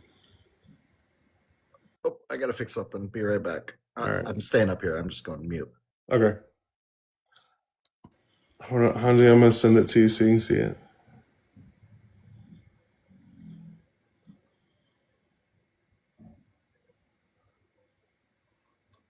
I sent it to you in Discord.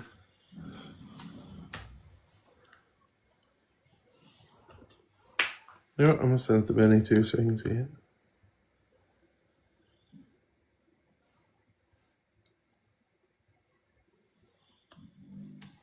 Perfect, Chaos. Thank you, friend.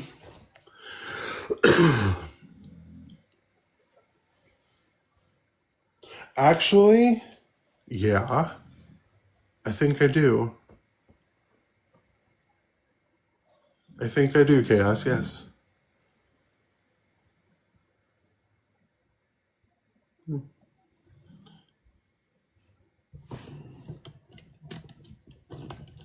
That's gonna be funny.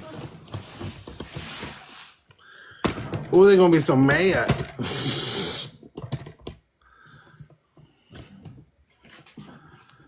They're gonna be so mad.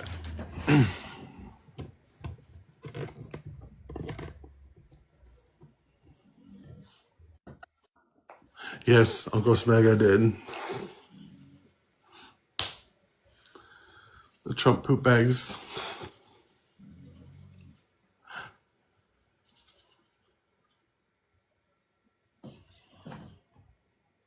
All right, y'all. Tap and share, do the things. Let's get up there.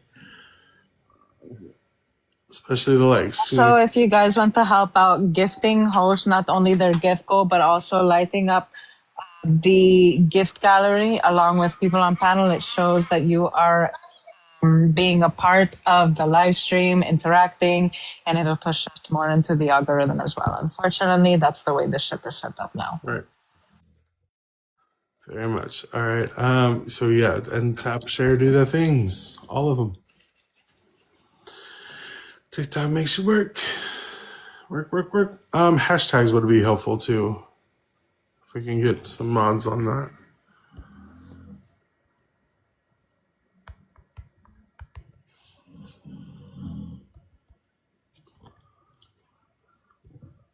And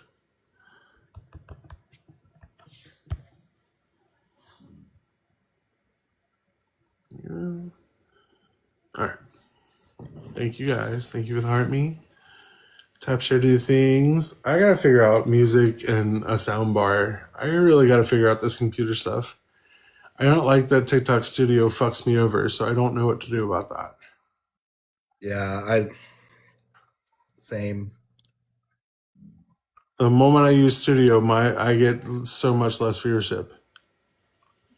if I like cast you with this other computer and this other way that I do it, it hits even like the YouTube algorithm differently. So it's like it's something deep in the like programming and like weird little like bit rates and stuff.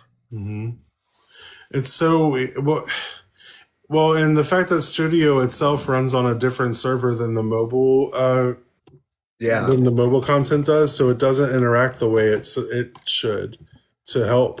So every time I'm on Studio, I don't get any viewers. I get nobody. Yeah, I don't know what. Some days it'll like you'll get lucky, it seems like, but I don't get it. I've tried to reason it out. Like YouTube's is a lot easier to figure out, but yeah, TikTok's I have no idea. And then I also don't understand like why everybody was like drooling over like the quote unquote TikTok algorithm, where it's like, it's not really that great, guys. I don't know. Sometimes like I will accidentally like hang on a video for too long, and like that's all it'll suggest is like that kind of shit. That's why I want to stream to other stuff, but like I can't get TikTok to go with me. Like I can't because of the way it works. Like I can't. It's frustrating. My entire base is here. I don't want to have to start all over and like ditch everybody here. Like that's crazy. I don't know. TikTok, fucking fuck. Just fuck. I just wish, like, honestly, I just wish an app that had, like, YouTube or something had the ability to get guests like you can on here. Right. I wish too. CUI, are you over 18? Yes. What do you want to talk about? I'm looking at obviously the point of this discussion here, and you're saying, see a pattern. What's the pattern here? Straight men, I get it. Straight men do a lot of bad shit, which is natural. Everybody in every community does bad shit, though. So, like, what's the pattern? No, you don't seem to understand. Statistically, straight men, straight cis men, most specifically, are the primary reasons and problems there. They're statistically the largest number of ones who commit these problems. But aren't there like more straight men though? Like, aren't we like the majority of people? Well, like, we don't attack ourselves. It doesn't matter how many of you there are. We don't attack ourselves. You're so. Hey, dude. Straight dudes are violent as fuck. I'm not straight.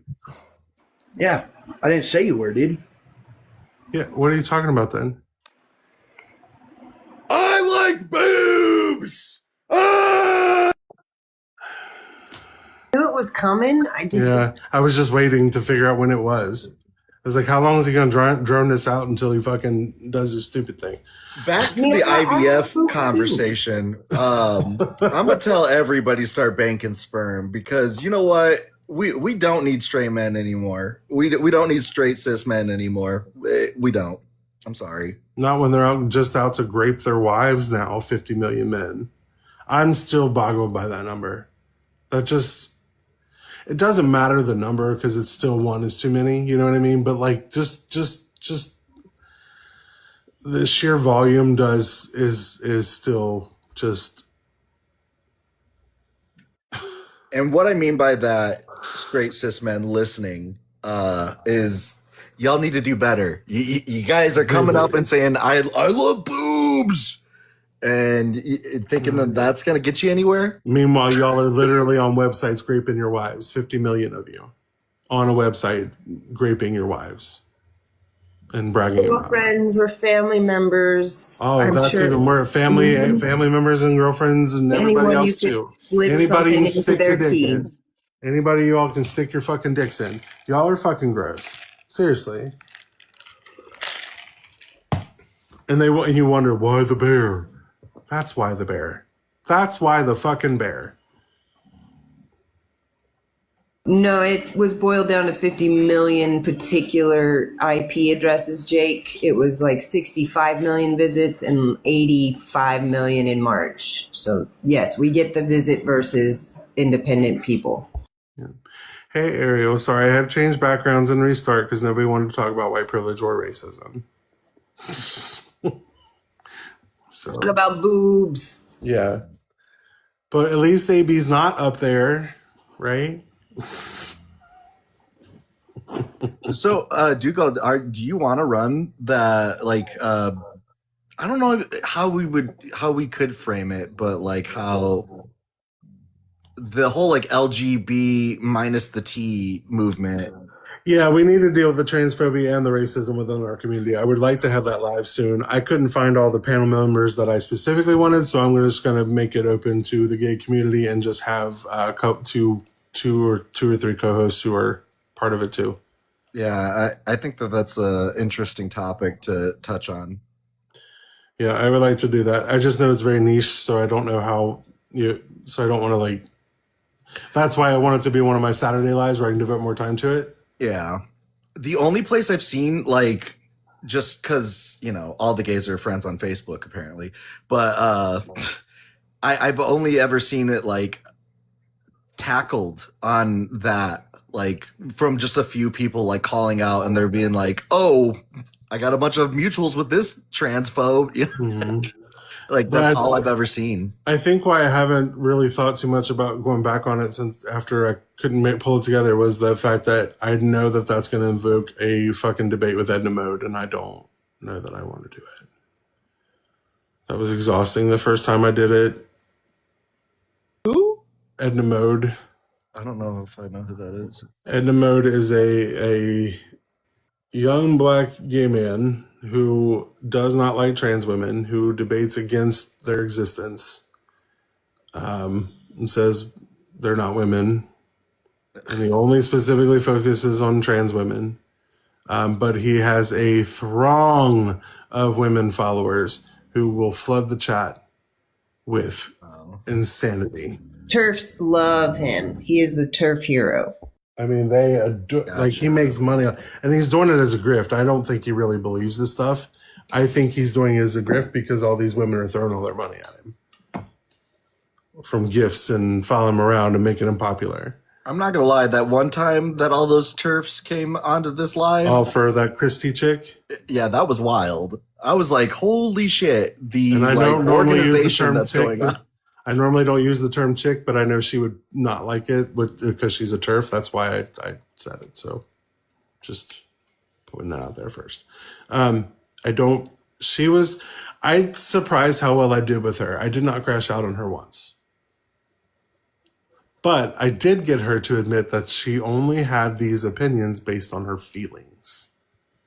Shroud of Turfin. That's wild. Shroud of Turfin. That's hysterical. She runs in the same circles as Alexa, and Alexa was on Open Books this morning, and it was the same thing. Well, why should I be uncomfortable? Why should I be uncomfortable? And I kept pressing her, well, why are you uncomfortable? Is there an inherent risk? Is there more risk than changing? Because she kept bringing up changing rooms instead of bathrooms because you stand next to people and change your clothes. I was like, so what's the risk versus standing next to a woman? Like, what? And she wouldn't admit it.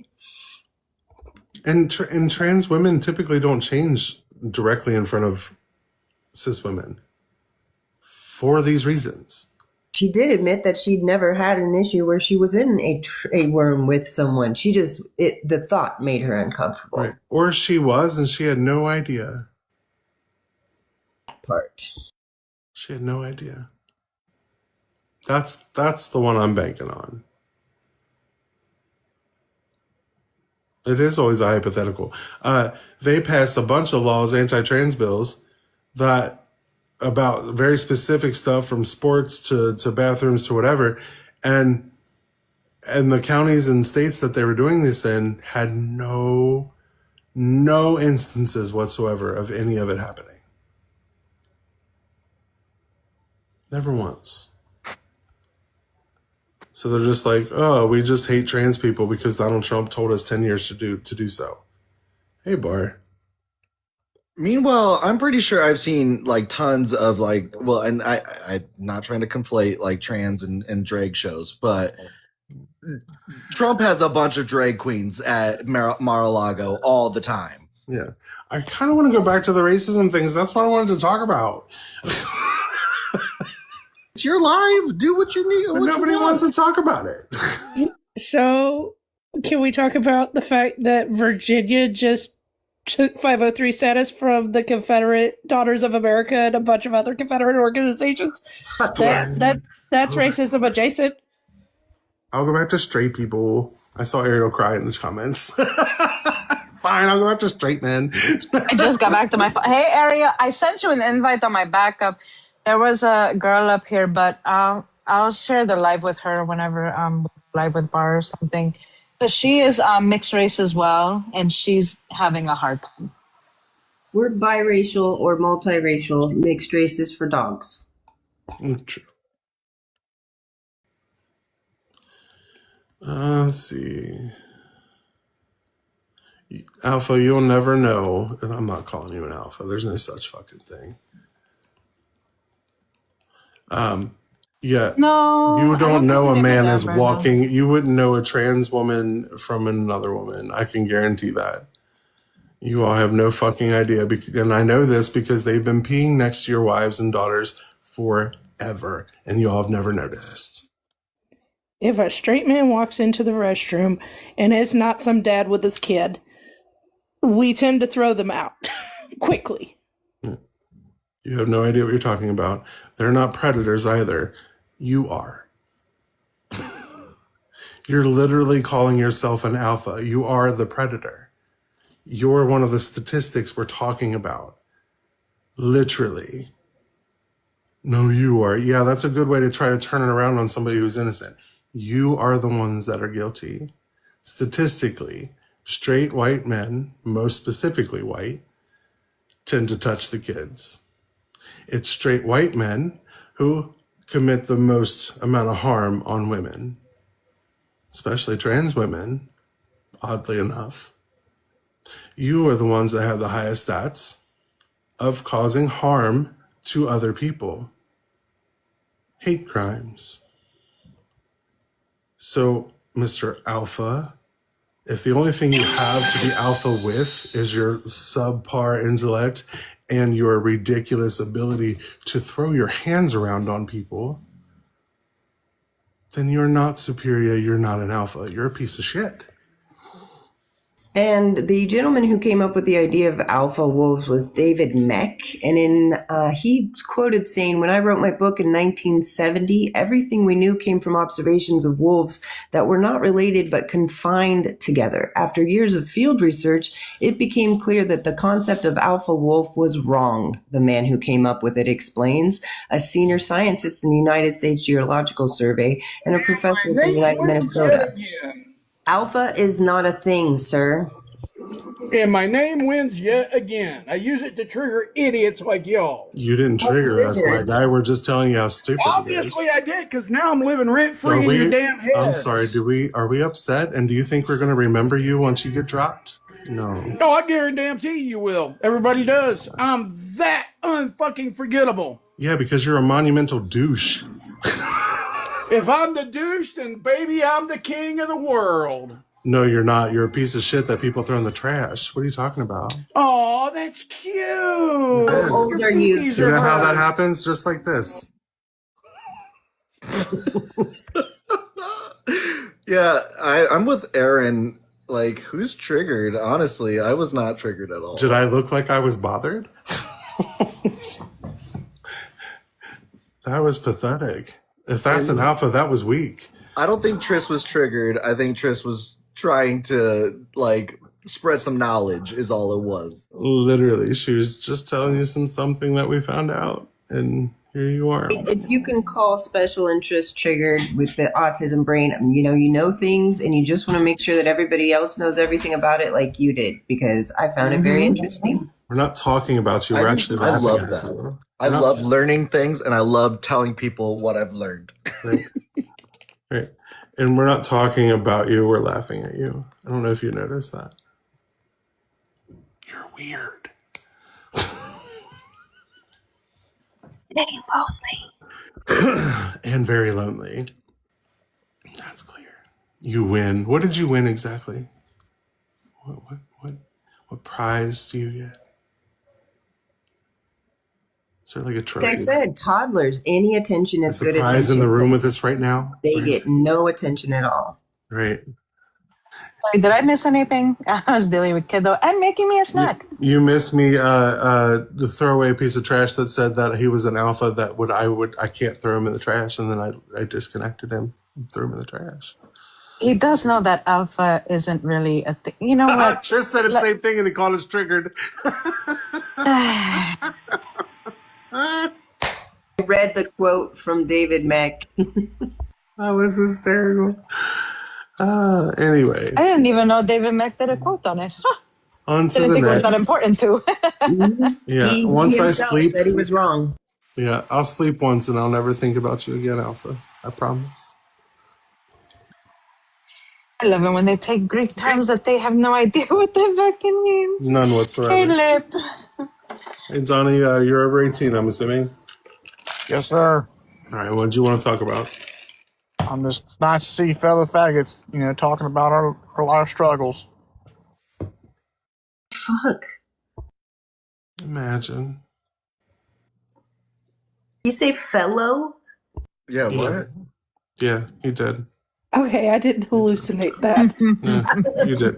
It was his way of trying to get away with saying slurs. I get it. Yeah, they get off on it. It's so weird. They're obsessed with other people and their genitals and how they use them. It's weird. It's very weird. It's because they want it and they can't have it. After this whole website thing, that it truly has me bothered. Truly, this whole website thing. Nah, I don't care. Men can be lonely. Fuck them. I used to think, oh, they just need to change how they're taught. At this point, no, fuck all y'all. Fuck all y'all. That's what I I'm wonder saying. if they're also jealous of what they think they have below the belt.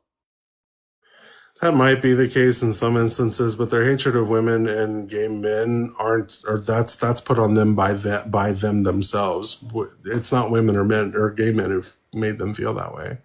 It's their own self. The way they teach each other and the way they behave with each other, that put that on them. Sorry your friend's dick is bigger than yours. I don't know what you expect people to do about it. Harming other people ain't the way to go. So fucking weird. I don't. I'm just saying, man, you gotta do something. You gotta make yourselves a little bit more appealing because, god damn, dating's too hard. Women don't like women. No, it's not women. It's you. Be appealing. Y'all sit there. You smell bad. You don't wash your fucking legs. Fucking weird. Yeah, wash your butts. Right. Wash your asses. Like fuck. Apparently they don't because that's me. Stop being predatory. Like we teach little boys from the time they're teenagers and hit puberty to chase the girl, to get the girl, to win the girl. It's Andrew Tate too. Like, I was just reading this tweet about or from Andrew Tate saying that if you have a girlfriend that's gay or something like that. If you love your wife, it's gay. Yeah, what? Right. That's some groiper shit right there. That's groiper shit. All right. Thing. Are you over 18? Yeah. What'd you want to say? Well, I'm just curious. Are you guys are you wanting to have an honest debate, or is this just kind of like have fun and mess around and just kind of base your arguments off of emotion? No, we're willing to debate or have a conversation. More like, yeah. Yeah, it's not about winning or anything. It's just about openly dealing with the problem, right? Dealing with the problem. We do match energy. Come on these debates, and there's just people argue from emotion rather than actually having an honest debate. Well, there's going to be emotion involved if it impacts people, though. Just because there's emotion involved doesn't mean we can't have a logical talk. Well, I mean, I think you know what I mean. Like people argue and then they get mad and they drop people for no reason when you're. Oh no, we can trying to be not do that respectful. as long as you're cool. We're cool. Like, don't worry. We'll match energy. Don't get me wrong, but as long as you're cool, we're cool. So don't worry. Yeah, go ahead. What do you want to say?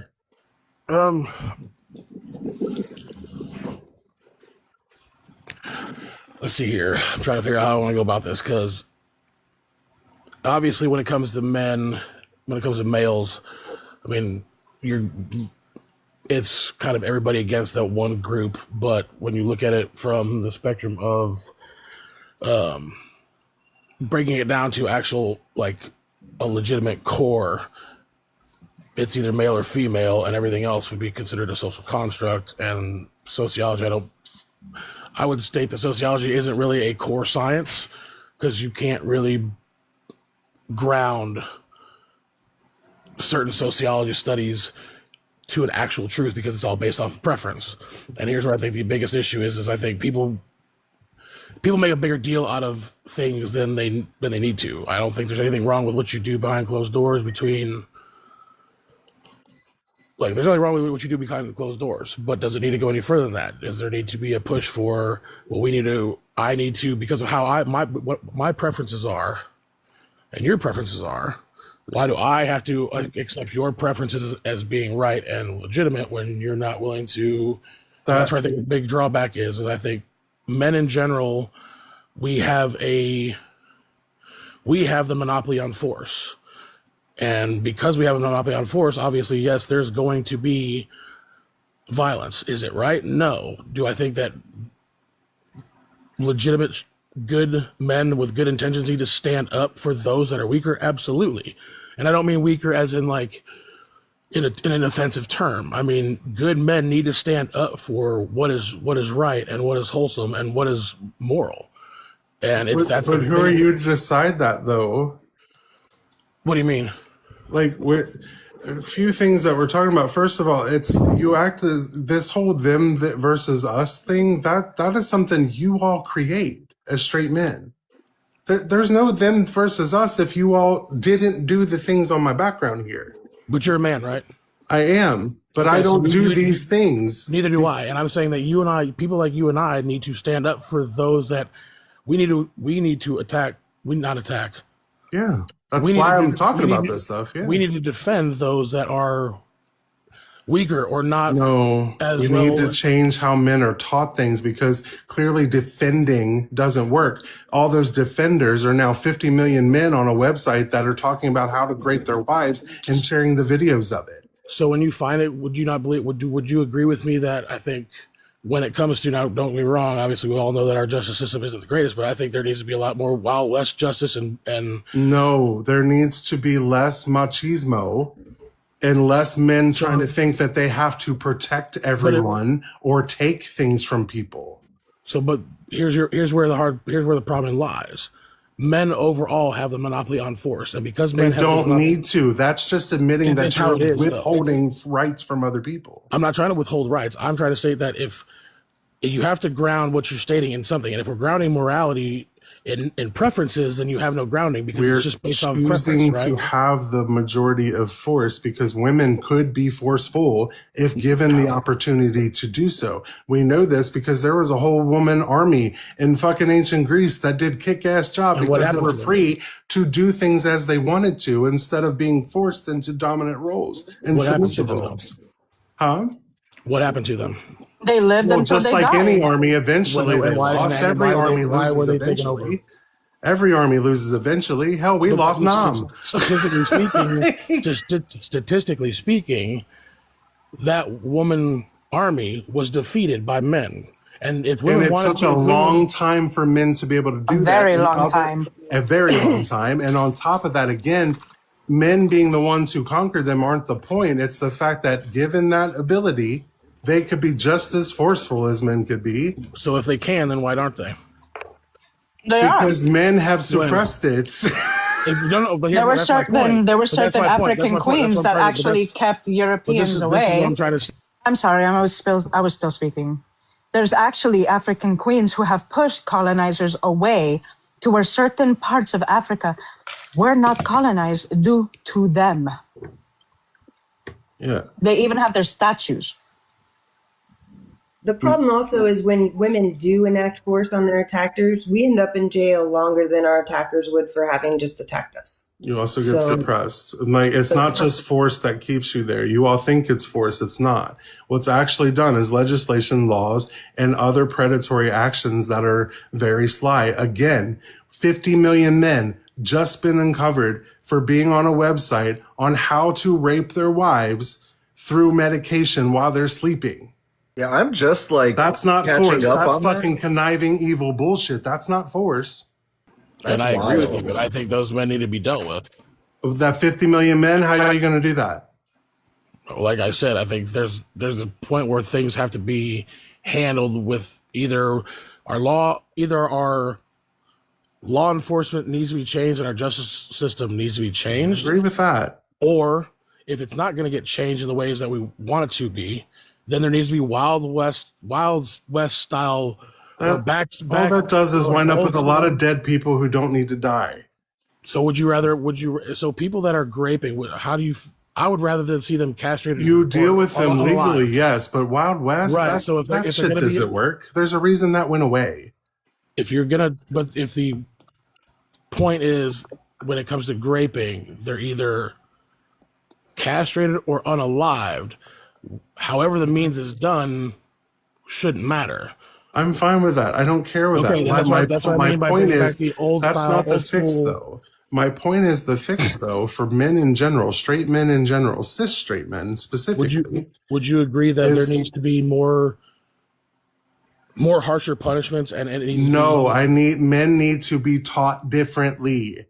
We teach boys from the time they're born to chase women, win women, get the woman, handle the woman, like all these things. Have to have sex. Women aren't allowed to. All of this bullshit, this matriarchal, misogynistic bullshit needs to be addressed younger and taught out of men's mentality. Men are taught to suppress their empathy. You're not allowed to cry. You're not allowed to have any emotions except for anger and happiness the few times you're allowed to have it. You're only allowed to be angry. That's it. Suppress everything else. Don't cry. Don't talk to anyone. I disagree with That's that. literally how I was raised. That's how men around in rural areas are raised. Agree on that point. That's the average incel and rural man is raised that way. I know that for a fact.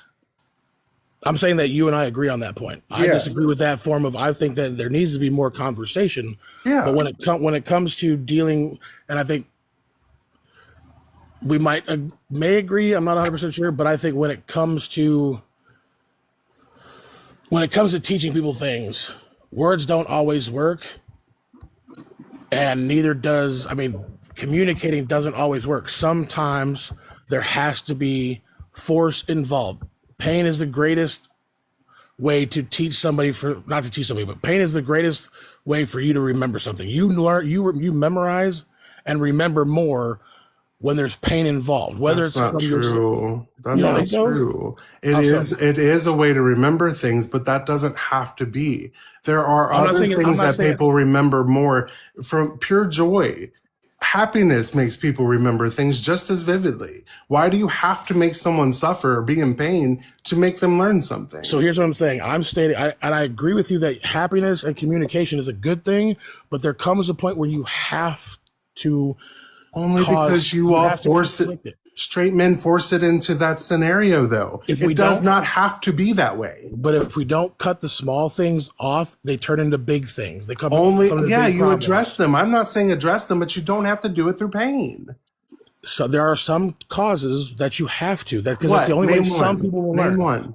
Would you agree that is some way that people... Name one. One way that some people only learn? No, I wouldn't. So, okay, here's one.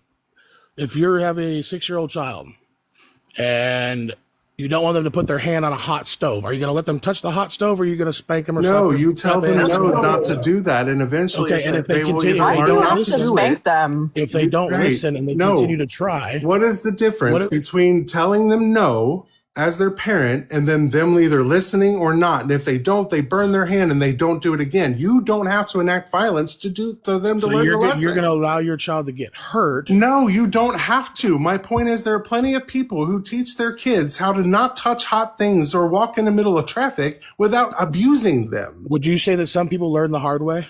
No, you don't have to. When I You're say making the assumption that that's the only way for them to learn. Let me say this. When I say that some people learn the hard way, I mean some people will listen to what people say and they'll still choose to go against it, right? They'll rebel against what you're telling them because they want to find out for themselves, correct?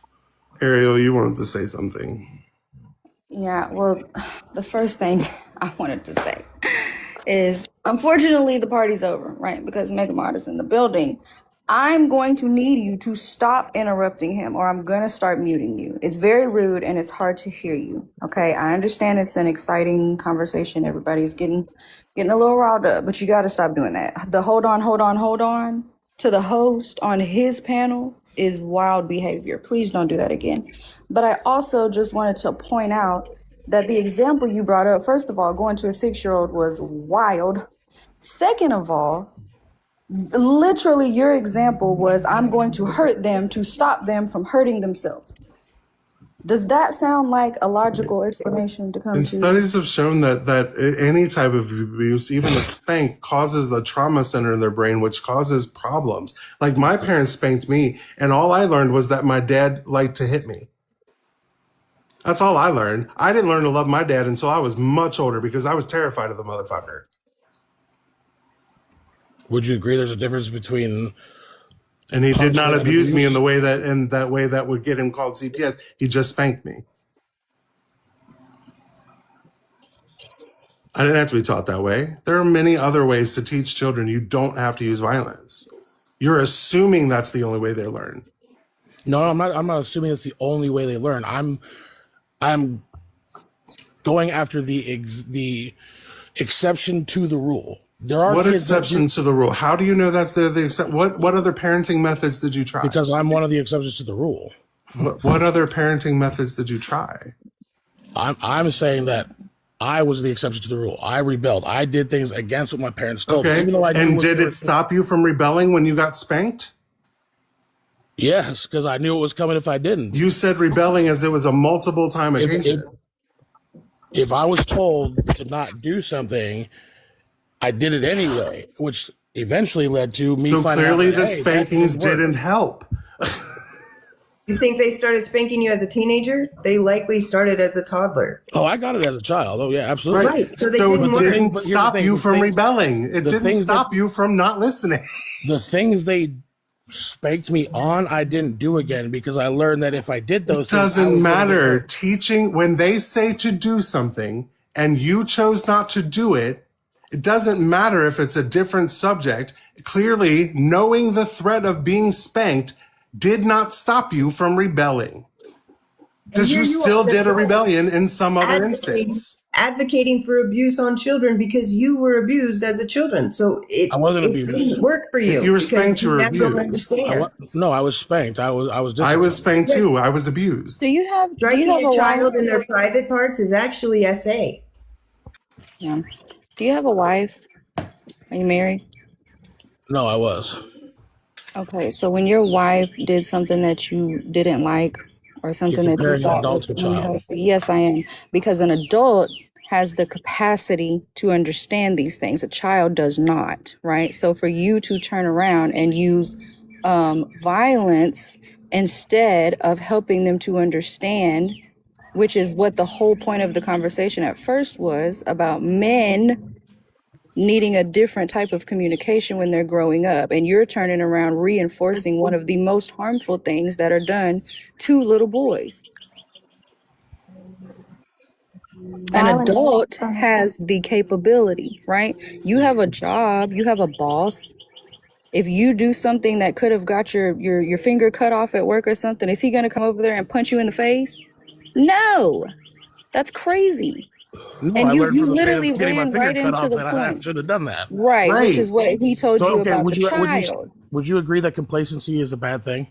It's not complacent if you tell your child not to do something, but they do it anyway. You are living proof of that. You literally did the thing. Spanking did not stop you from doing the things. You still did what you were told not to do in every instance you were spanked. So clearly the threat of violence did not stop that in you, but it did, based on studies that we know for a fact, it left the actual scars on your brain. No, I learned from the spanking. No, you can say no. There's a physical scar on your brain because of that spanking, whether you like to admit it or not, or know it or not. The science has shown it. Like it's on your brain. There's no difference there. It's on your brain, like it or not. That is fact. That's not even something to debate about. That's just a fact. Mine too. I was spanked. Mine too. Yeah. I feel like you ran right into the point, but you still kind of missed it. These are children, right? You wouldn't do that to an adult because they know better. Children don't. So your solution is to hit them? So let me ask you a question. Because you say I wouldn't do this to an adult. Based on Hold the on, situation. thing. Yes, ma'am. I'm gonna say something and then I'm gonna drop. When she say children don't know any better because children's frontal lobes are not fully developed. Our frontal lobe is not developed until we are 25, so we don't have a fully functioning brain. Also, so that what Dugald is saying is actually true. You are putting scars on your brain every time you engage in your trauma centers of your brain. People remember that because they are traumatized. You're going to remember trauma. Some people block it out. And also what you're saying, your point is moot because I've worked in the jail before. I have family members that have gone to jail before. I've been to jail once upon a time, believe it or not. The jail is full of people who have gotten spanked, beat, everything like that. And they say things like, I turned out fine. I turned out fine. How you turned out fine when you behind bars? How you turned out fine when you're here? Right. But They've been taught violence, so they go out and exact violence. So If violence begets violence. As a former correctional, as a fellow correctional officer, how do you make those inmates comply when they're not doing what you ask them to do? What is it that you use to make them comply? You just tell them to comply, and if they don't, what do you use? If they have been traumatized their whole life, sometimes they resort to violence. They resort to being violent to other people. Right. When I was working at We're not talking about inmates. We're talking about children, though. Yeah, but I'm just saying that's what happens. I brought up inmates because they, those inmates will tell you they've been beat on as a child. Right. They've been abused as a child. And they will say, look, I was beat on and I turned out fine. I was whooped and I turned out fine. No, they don't. People don't turn out fine from all of that childhood trauma. You shouldn't be whooping on people. How to handle current prisoners who have that trauma now is not the point. Right now we're talking about kids that they don't have those traumas yet, and they don't have to. I have no problem staying on the topic of kids, but I'm not the one bringing up the adults and using the adult. No, she's making the point that she only brought it up for that point that the spanking still led them to where they are.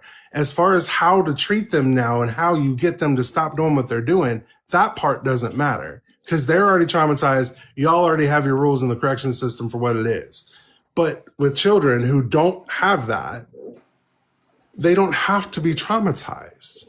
Like, you're assuming that is the only way that child is going to learn something, but you yourself have already admitted that what you're saying is not true because you yourself still rebelled and still did things that are a no, even though you were told not to by the people who were going to spank you for doing the thing they said not to do.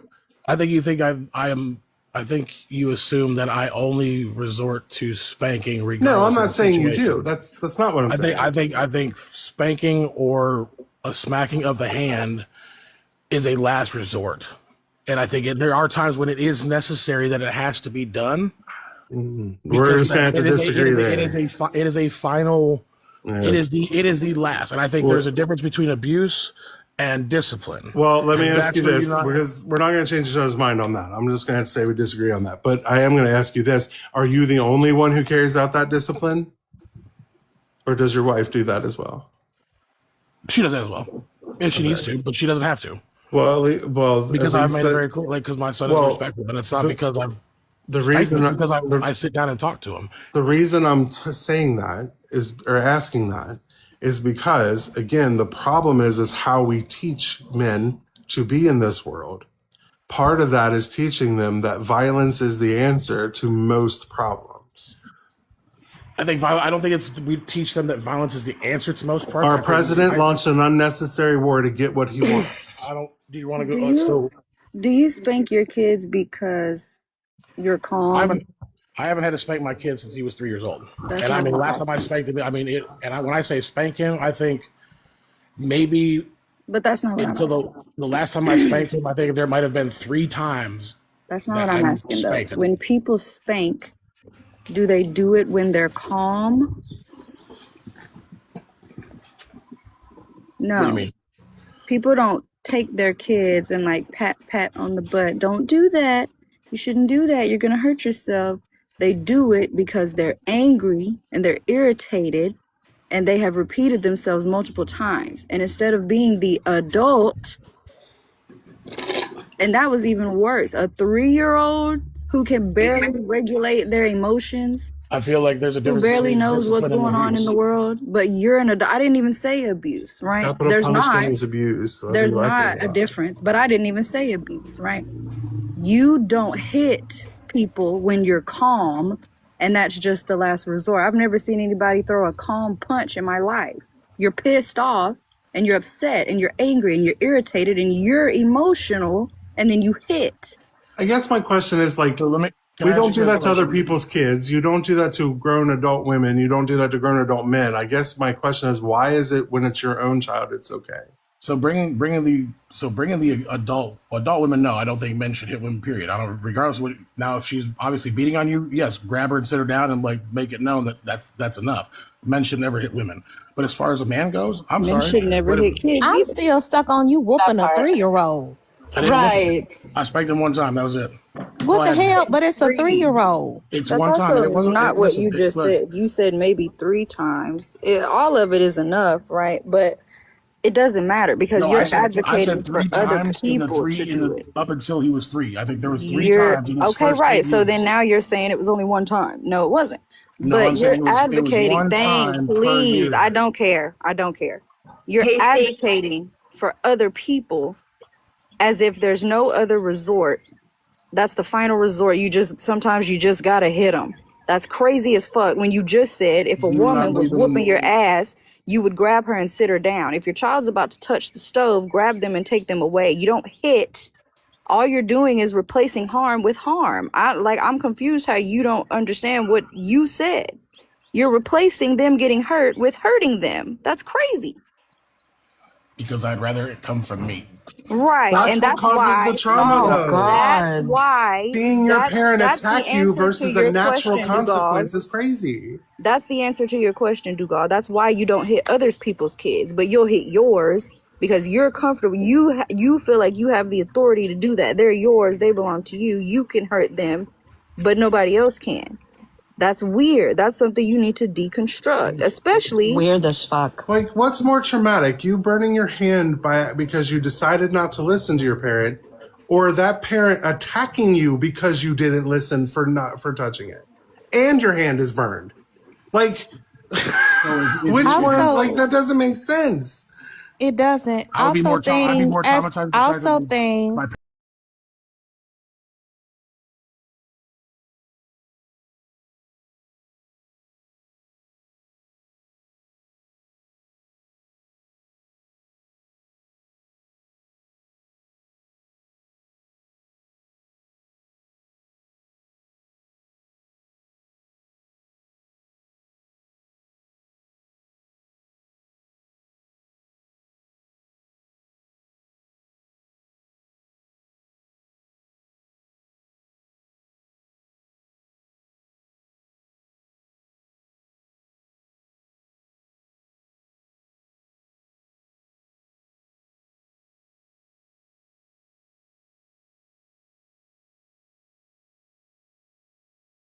Instead of, I guess spanking a 3-year-old or hitting a 3-year-old, doing anything like that, you can do these things to signify like, look, that's a no.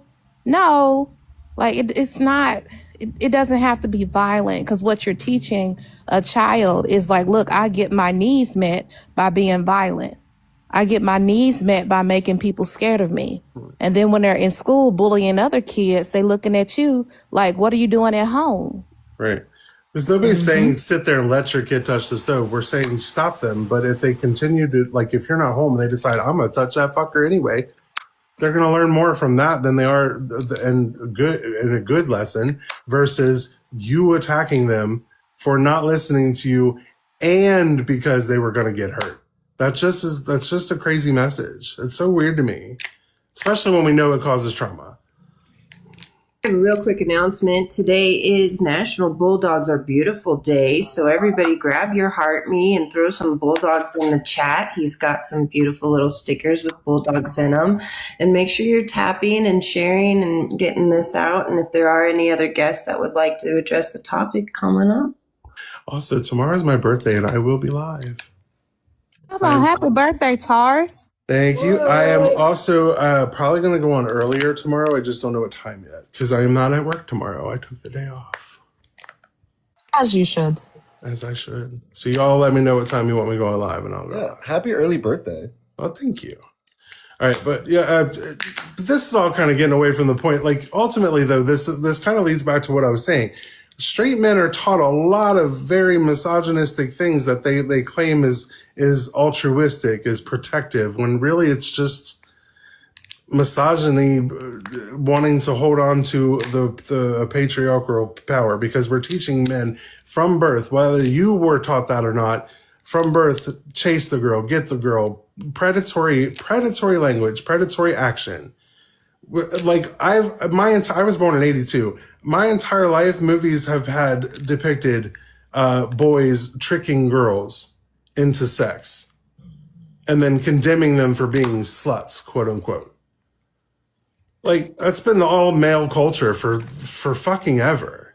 If you were to draw out like the whole protecting or like defending logic, you know, it'd be like straight men want to defend women. There you see you. From, and then see, it would circle right back to the straight men. Right, you're protecting men from other men because this is how we're taught. Ariel, you had your hand up, love. Go ahead. Yeah, sorry. I wanted to know earlier when you said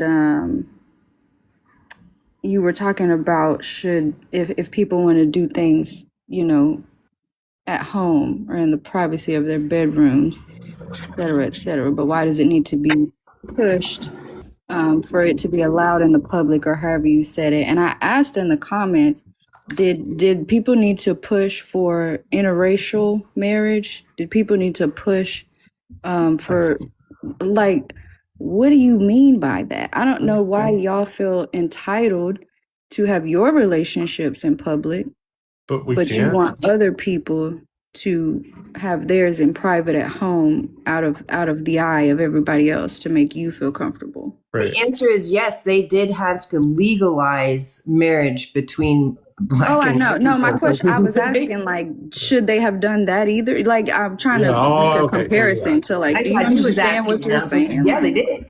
Yeah. I don't know. It's just such a weird mentality. Like men. It's just a crazy thing. All right, Captain, you we'll give Thing a break for a second. I know we've been talking for a minute. Captain, are you over 18? I'm over 21, state of California. I voted for Harris. I'm actually a product, well, not a product directly, but my parents got married the year that the Loving v. Virginia decision came out. My dad, corn-fed white boy from the Midwest, and my mom was black. They had people come up to them in public and pour water on my dad's head. They had people cut their tires when they would go to the movies. My dad had bought a house when they moved from Fresno to San Diego. And the neighbors who had greeted him when he bought the house, they threw eggs at my mom when she was pregnant with me. because they didn't know that his nice wife from Chicago was a black woman. And my parents had to like get law enforcement involved at a point, and they wouldn't. There was back then there was no harassment, like no harassment laws. There was no laws about hate crimes, all of it. So they just had to endure it. And my dad said that his biggest fear when he went to work was that something was going to happen to my mom. Yeah. And that would be his fault because he hadn't protected her. But that Because she just couldn't goes call the cops. back to what we're saying. That's usually straight white men. Like, we're kind of right back to where we were. Like, it's always this, and it's how we're taught. That's the only way they're going to fix this. More laws. We can legislate this shit out of punishments and everything. But as we learned with the spanking scenario, it doesn't stop people from doing the shit they're going to do. It just doesn't. Now, does it keep them off the streets and stuff after they've done it? Of course. But we all know that our criminal system doesn't prevent crime. It punishes people thereafter, and they wind up going back in for retention. But that's a racist thing. We'll have to talk about that at a different time. But I don't know. It's just male culture. We need to deal with that. Male culture, definitely, but another big thing is also YT women. Because if you look at, for instance, a big reason why women of color generally have an issue with when a minority male dates a YT female, it isn't just because they don't like YT females. More often than not, the personal experience that someone has had has been predominantly YT women, YT teachers, YT nurses, YT servers. Even the person who poured the water on my dad's head wasn't a guy. It was a YT nurse. It was a YT waitress who got offended because my mom had asked for her eggs to be scrambled soft. So she poured a glass of water on my dad's head. Yeah, and sometimes these things run side by side because the two core issues that we're running to is racism and misogyny as a whole. Those two things seem to be the center of most of the stuff that we deal with. All right, Thing, did you want to respond to anything that was said? I know we've been kind of talking for a while. I mean, I base where I come from off of. I think we could all agree that morally there are things that are right and there are things that are wrong, and I don't agree with the people that poured the water on her dad or attacked her family or her for interracial marriage. I don't think there's anything wrong with that whatsoever. I mean, there's nothing wrong with interracial marriage is what I'm stating. Yeah. But did you hear why I brought that up? Do what? Sorry. Did you hear why I brought up the interracial marriage thing? No, I don't. What was that for? Because you were talking when you first came up about people having relationships in the privacy of their home. I think And that used to be one of the relationships that people did not like and did not want people to have access to in the public eye. So they had to fight for the right to be able to get married to each other. And now be here out and you open are in the public, doing the same thing with a new group of people. I think, and I agree that that's wrong. They shouldn't have had to fight for that. It should have been allowed. Like, racism is wrong. I mean, at its core, it's absolutely wrong. We're all created equal. Right, but now you're doing the same thing to a new group of people. But I'm basing my morality off of my Christian beliefs. Oh, I'm sure you are. I knew shouldn't you be were doing doing that back based on my then. Christian, because that's harming other people. But here's what I'm care. saying. Here's where it's not though. It is. You're oppressing a group of harmful. people that cannot help but to be who they are based on your religious belief on my actual reality-based existence. That is wrong. So 100 million women should. I didn't say anything to you about women. This is literally why I didn't let you up, because we can't have one conversation at a time because y'all don't have any self-control. He blew it before you showed up, Ariel. He was up and rolled out. Yuck. Yep. But so the thing, Nobody ran. I would really like to hear what you had to say, Popcorn. It's just all about self-control. No. I definitely ran. I tell you Nobody's all Okay, the never time. mind. ever. I run as fast as I fucking can the opposite direction of men like you. I really do. I took off as soon as you started. Took off. I'm gone. but so the thing like you're basing your belief that you can't prove to even be true to be the basis for how other people should live their life on something, especially that they cannot help. I am gay. I cannot help to be gay. And I still choose I never based on made my that beliefs. choice. But here's the thing: based on my Christian beliefs, I don't care. That is your belief on a non-real thing. Let me finish what I'm saying. May I please? May I please? Hold on. Sir. Let him Hold on, finish. Captain. Let him finish. Based on my Christian beliefs, one of the things that Jesus preached on was his preaching was based off of loving each other and loving your neighbor as you love yourself. No, it wasn't. I don't see anything wrong with what you're doing. That's you. If that's Then what you want to do, don't tell me I can't be that in my life. But here's where I think the issue comes into play. I think when somebody's when you start basing laws Not off a preference. Hold on. Thing. That's people start exactly basing- what you're doing, though. But my preference is it doesn't matter what you're doing You based think on your preference is above others because you think you're part of the one true religion, right? It's a bunch of religious dogma. I don't listen. I'll tell you right now. Fuck Christianity. It's weird, and the people who follow it are weird. But some of y'all aren't, because what you just said is exactly what a lot of Christians think. People that are good people that call themselves Christians think that Jesus told you to love your neighbor, and they don't know who your neighbor is. They think the Bible is about treating others with love and kindness and respect, and it's not. And this isn't the religious debate, but if it was, I'll walk you through the Bible right now because it's fucking sick and it's weird.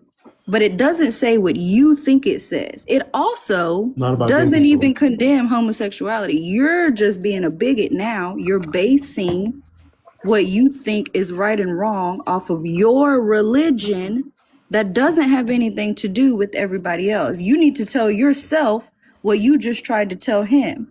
Do that at home. Practice your religion in private. If you want to live your life like that, do that over there. You don't get to make everybody else live under those rules that you chose to follow. It doesn't have anything to do with everybody else. Yes, you are. When you said if you're telling me I can't be myself in public, then you're telling me to live under your rules. Your religion is your preference. Keep it to yourself. Keep it over there. Keep it at home. and that's where I bring up when you You start know what making my laws preference is? I would prefer that women not entertain men ever a fucking again, right? But I don't get to tell you don't have a girlfriend and walk down the sidewalk holding her hand because I'm gonna pour water on your head. Don't do that.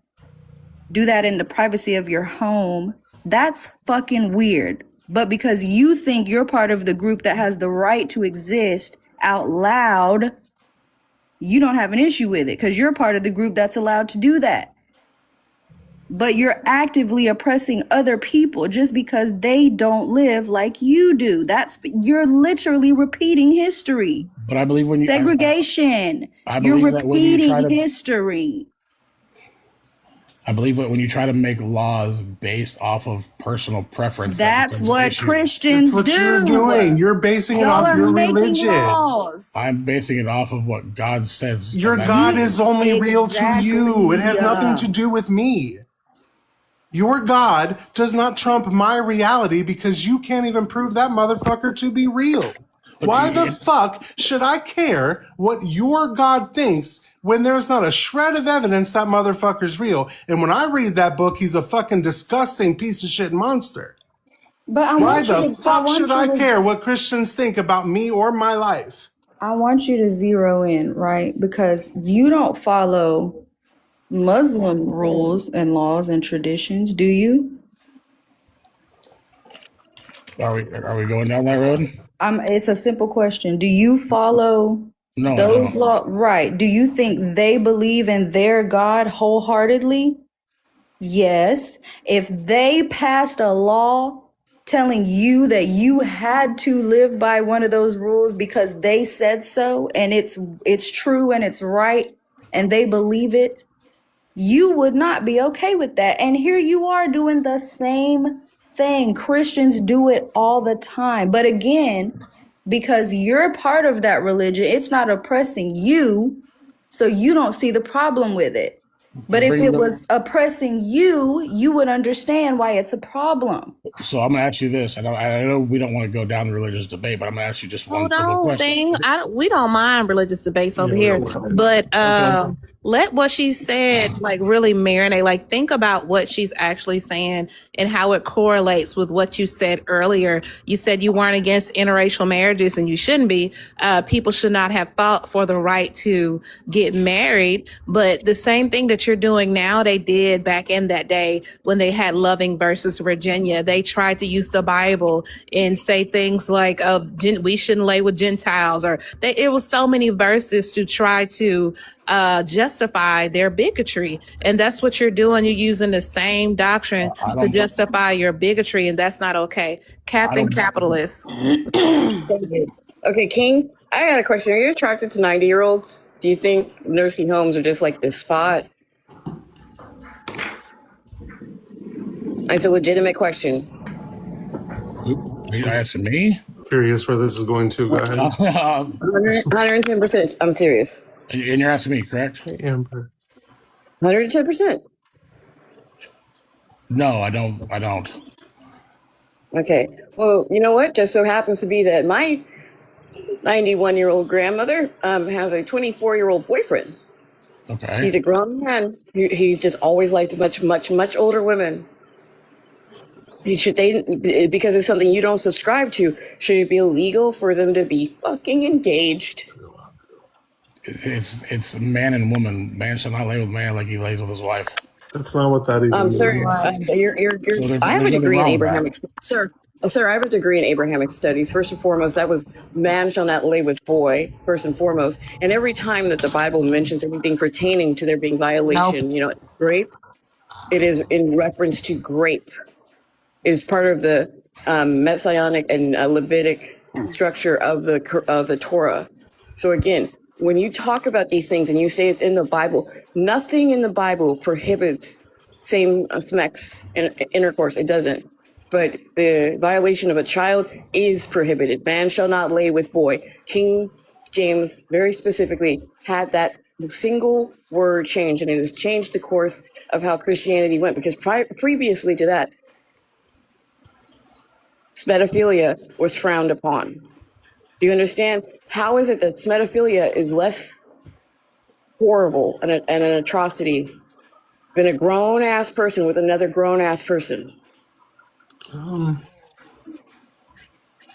They're both equally disgusting. How? Mine doesn't cause a victim. Like me having sex with another man doesn't cause a victim. After I said that, I kind of realized what she was stating. I thought that was my apologies. But no, yours, correct. Yours doesn't cause a victim. Right. So how can it be morally wrong if it's causing literally no harm? Hold on just 1 second. By the way, it is not man shall not lay with boy. That's not even in the original scripture. It is talking about a power. Man shall not demasculate another man the way he does Basically like with saying woman. don't do missionary with another man because that's receptive. You're taking away his masculinity. It has nothing to do with boys. So just needed to clear that up. Yeah, So can I ask the one question? Do you believe Christianity or Islam? no. Oppression? Neither. Both of them are terrible. That was just an example.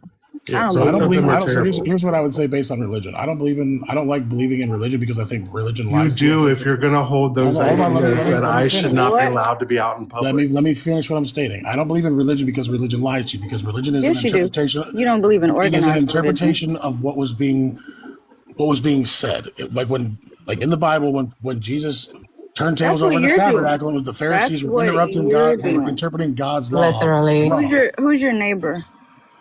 Who was God talking to when he said love your neighbor? To those around you in your community. Nope. No, who was he specifically talking to when he said that? To love your neighbor as you love yourself? Yes. Yeah, who was he talking to? What do you mean? He was talking Right. to a very specific group of people. Who was he Gentiles? The speaking fact to? that you don't Nope. know is The exactly my Gentiles? point. No, he No. wasn't No, talking to the Gentiles. that's Israelites. exactly my point. You don't know, and a lot of the things that y'all quote out of that book that you follow are not correct, whether it be good or bad. You think love your neighbor means everybody should love everybody. It doesn't. That's literally not what it's about. No. And the bad things you think, man shall not lie with man. It's an abomination. It's not what it says. That has nothing to do with what that whole chapter was about. Yeah, But it's nothing to do y'all with don't being know gay. that. So I got one what would you observation thing. Hold on. I got one what, observation. How in the hell we know this canon better than you? And you got 3 crosses on your chest. You a Kansas man of God, Christian, provider, protector, and something else on your profile. And you gonna say Gentiles? What the hell? You know Gentiles were the throwaways in the Bible. because Jesus came for everybody. Jesus came for No, the we world. didn't. Nope.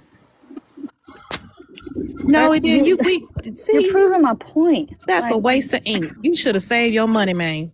I don't know why. Je- I don't know why Jesus didn't come for everybody? No. Jesus He even literally out tells of his you. own No. mouth said, I did not.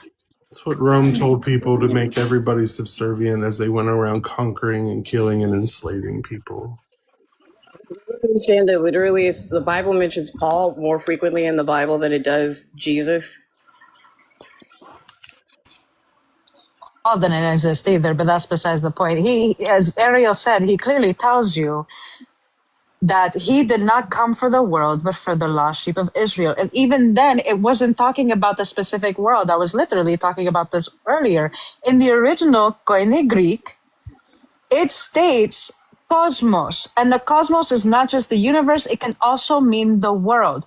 To the ancient Hellenists, Greece and the Mediterranean were the center of the universe. That was the world. It was talking about that specific location.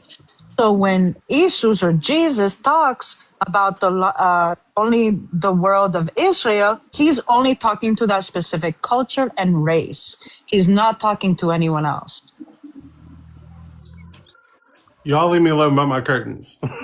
I can't help that the green light keeps flickering. That's his Still keep thinking weekend. it's a fucking wig. That's his weekend wig. Not a That wig. motherfucker hanging up to dry. That's your curtains? Yeah. Yo, that is the creepiest curtains I've ever seen.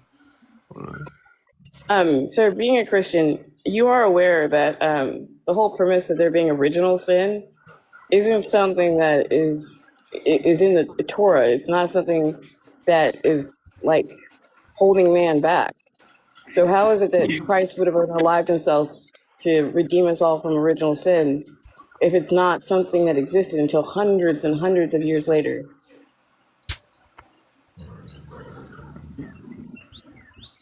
What? Did you say Christ unalived himself? Yes, because he sacrificed himself for man's sins according to the Bible. Which is a contradiction because even his Pater says that no one can die for the sins of another.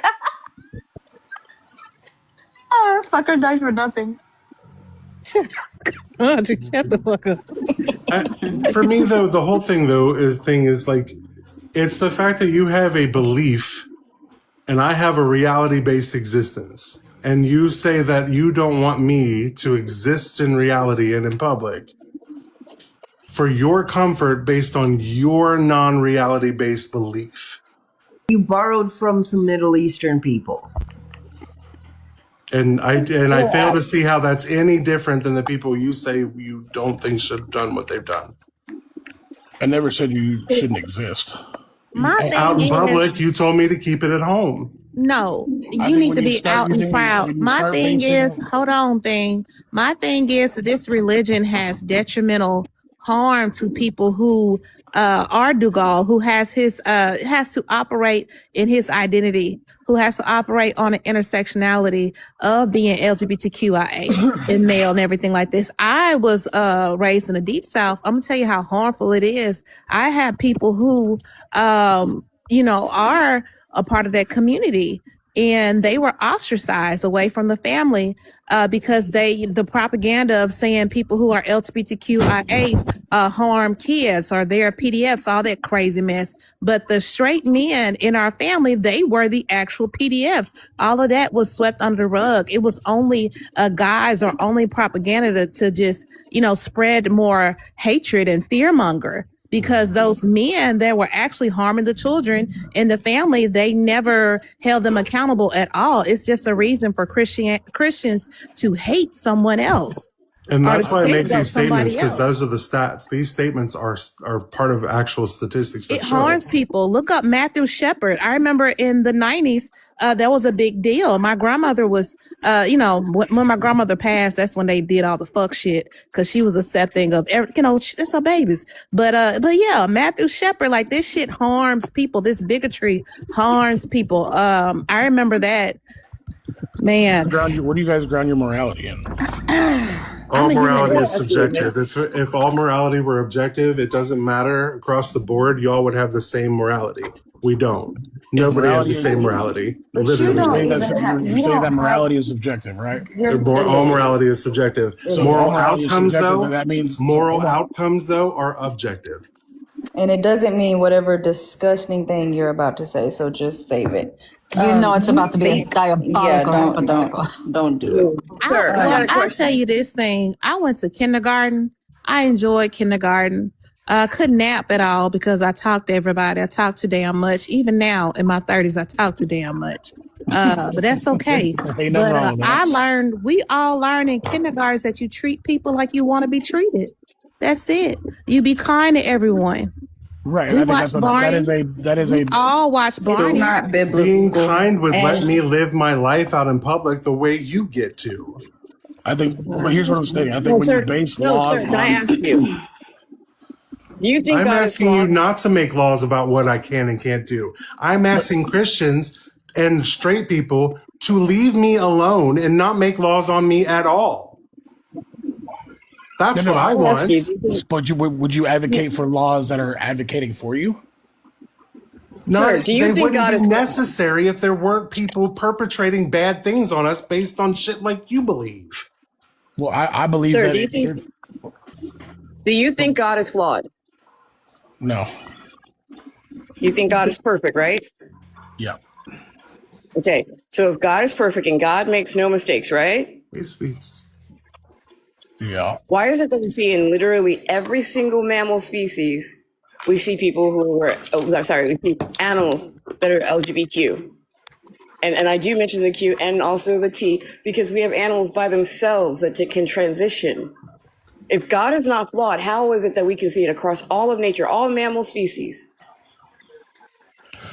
Hold on. Even in the Bible, God says he made a mistake. He was pissed off. He made humans. He said, I need to send a flood and wipe all these motherfuckers out. I'm tired of looking at them. So that means that God is not omniscient.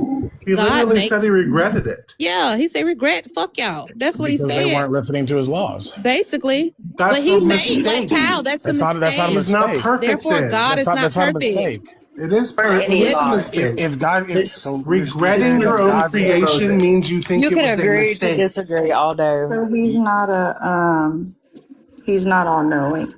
Do you think your morality is grounded in the Bible? Yes. Do you think slavery is okay? No.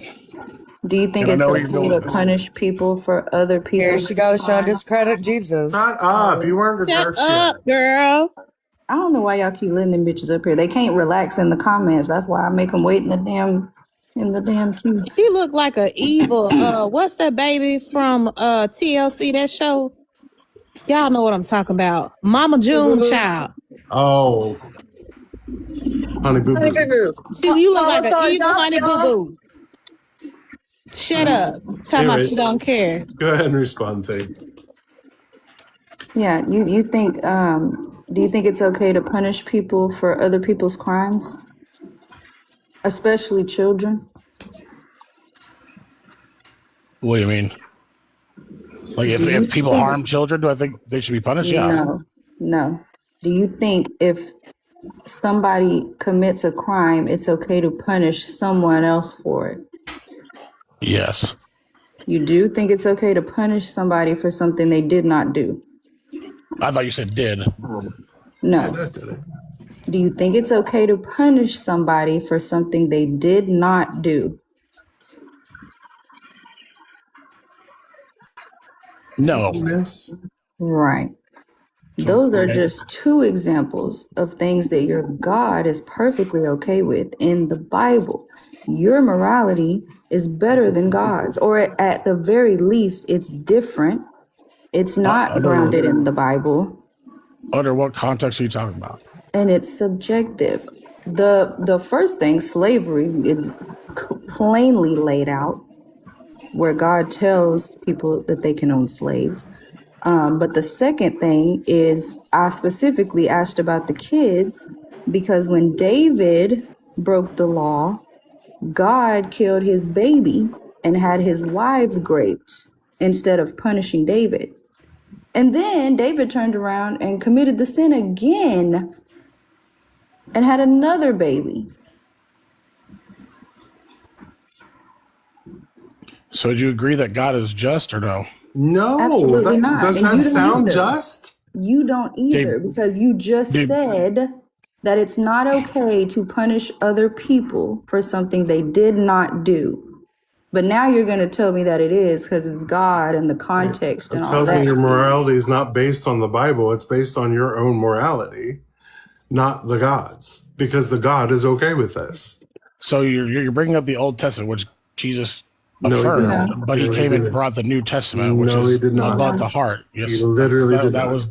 He said multiple times that you are to uphold the laws of the Father until heaven and earth pass away. Not a jot nor a tittle of the law will change. He said, I did not come to abolish, which would mean to get rid of. He came to fulfill, which means to follow and show the way. Not to get rid of, not to change. The only change he made was when he proclaimed, now the law will be written on your heart so that you will be able to live it perfectly. So basically, so that you could live by the law without having to read it in the book. You would just know to do these things. Right. And that would be all 613 laws of the Old Testament. Paul's the one who changed that for y'all. Paul's the one who changed all this shit for y'all. And he never even met Jesus. Evil Honey Boo Boo sailing here. I have a question. Okay. When you stated that your morality is subjective, but the outcomes are objective. Is objective. Mm-hmm. What do you mean by that? Expand on that. I am curious. It means like we can look at any moral decision and see whether there has been harm caused and how much harm has been caused or not. If there is no harm caused, then that would mean that the act is probably amoral, which means there's no morality to base on it. There's no decision to make there. Much like someone's sexuality has no basis in anybody's life but their own. Yet Christians are very concerned about it for some reason because their book says so. But it's amoral. There's no bad to it. There's no harm that comes to anybody at all. It's two consenting adults who live their lives just like you do. So it just means, I forgot where we're going with that. Damn, my ADHD did it to me again. What do you say? What was your thing? What'd you say? So you said morality is subjective, but the outcome is objective. Okay. But we can see what does cause harm. Like if somebody harms another person, like unalives somebody, and we see that they did it in self-defense, we know that was not an immoral act, and it wasn't a moral act. They were simply defending themselves. It's an amoral act. But if we look at somebody who intentionally went out to unalive somebody just because they didn't like them or whatever, That person has family, that person has all those same things that are going to be caused harm from that. We can measure the harm that's caused. The person who unalives, the people that were attached to them, the ones who are going to be upset by it, and the fact that you did it intentionally. Those are all harm. So I We guess can measure that. in an odd way. I know this might sound like a stretch, but in the end result would be morality becomes objective based on the harm or not harm. Well, or no, no. harm negation. I get that, but Yeah. objective morality becomes the basis of everything that you would hold true, that you would judge society on, based off of the,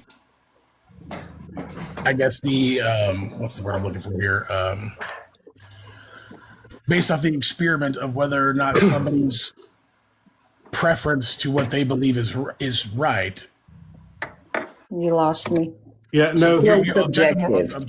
Objective truth would come from an experiment on whether somebody's preference causes harm or not, which means you keep using the word preference. Stop preference, because my sexuality is proven not a preference. What would you state? So I'm saying I'm using preference for subjective. Right. Because okay. subjective is based off of somebody's feeling on what they've experienced and what they've gone through. Yeah, but right. no matter what, you can't tie objective to it, because no matter what, even if you go, no, I'm not. I'm applying a standard of harm. It's a standard. Exactly. Yeah, it's a standard. And it comes from us living in a society, right? As social animals, that's what we how need. we get laws, because we can measure harm. Right.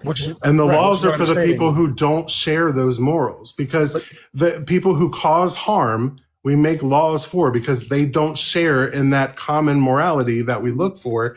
Because we are a social species, it's inherent to our survival to have a common idea on what is right and wrong on these things. But there's never going to be a single agreement across the board. That's why it's not objective. But that's what I'm stating. You're stating that morality is based off of subjective, but it leads to objective morality. No, it leads to objective outcomes that are based on harm measurement. If you don't care about harm, then that doesn't matter. So that's why we make laws for those that don't care about harm and who want to cause it. So if the outcome that's why the law isn't even black and white, right? That's why you can unalive somebody, and it could be self-defense, it could be premeditated, it could be this, it could be that, because there is no cut. There's variations in all of it, right? I guess where I'm going with this is you're stating that the objective is the outcome, which means that the outcome would be based off of how we look at morality objectively, based on the subjective preferences. You're adding a whole lot of twists and turns in there that are unnecessary. On a roller to try to get to objectivity. You're basing your laws off of an objective. We have outcome, always based on our laws based on how actually I shouldn't say always, because a lot of our laws have been very harmful and they have had to change as a result of the harm. Inherently, social species want to not cause harm to each other, because that's what our survival literally depends on. It's based on reason, compassion, and empathy. Those are three inherent biological things that humans naturally have, right? Objectivity would be truth, right? No, because my personal truth about my identity, I can't prove to you. So it's a truth to me, but not to you. But there are objective things that we can measure. It's not the act itself or the people itself. It is the outcomes of harm. And that's only if you care about harm. There are people that do not care about harm, which is why I'm saying it can't be objective, because there are people out there who don't have this standard. I have a question thing, because you keep saying preferences, and I was trolling Eva Honey Boo Boo. I missed some things, but hey Paige. You keep saying preferences. I don't like that per se, but what is immoral and harmful about two consenting adults or people, loving each other, even if they are of the same sex? Like, what's your basis? Like, what are you basing this off of, saying that it's immoral? You can't base it off the Bible, but what, if we can really delve into that, what are you basing? Like, what are you trying to purport that this is so immoral or wrong? Like where's some mental gymnastics in the dialogue coming from? Because these are two consenting people in love, or what if they're not in love or wanting to engage with each other? It's still consent. There's no harm done.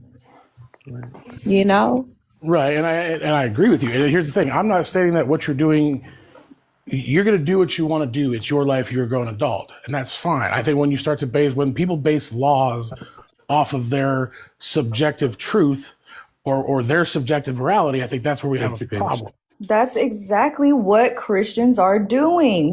This is a circle. We have done this. The difference is you think you're right. Yours is based on a medieval book or an ancient book that has no relevance in today, that you don't even have standards for, because the God commands all the shit you claim to be against.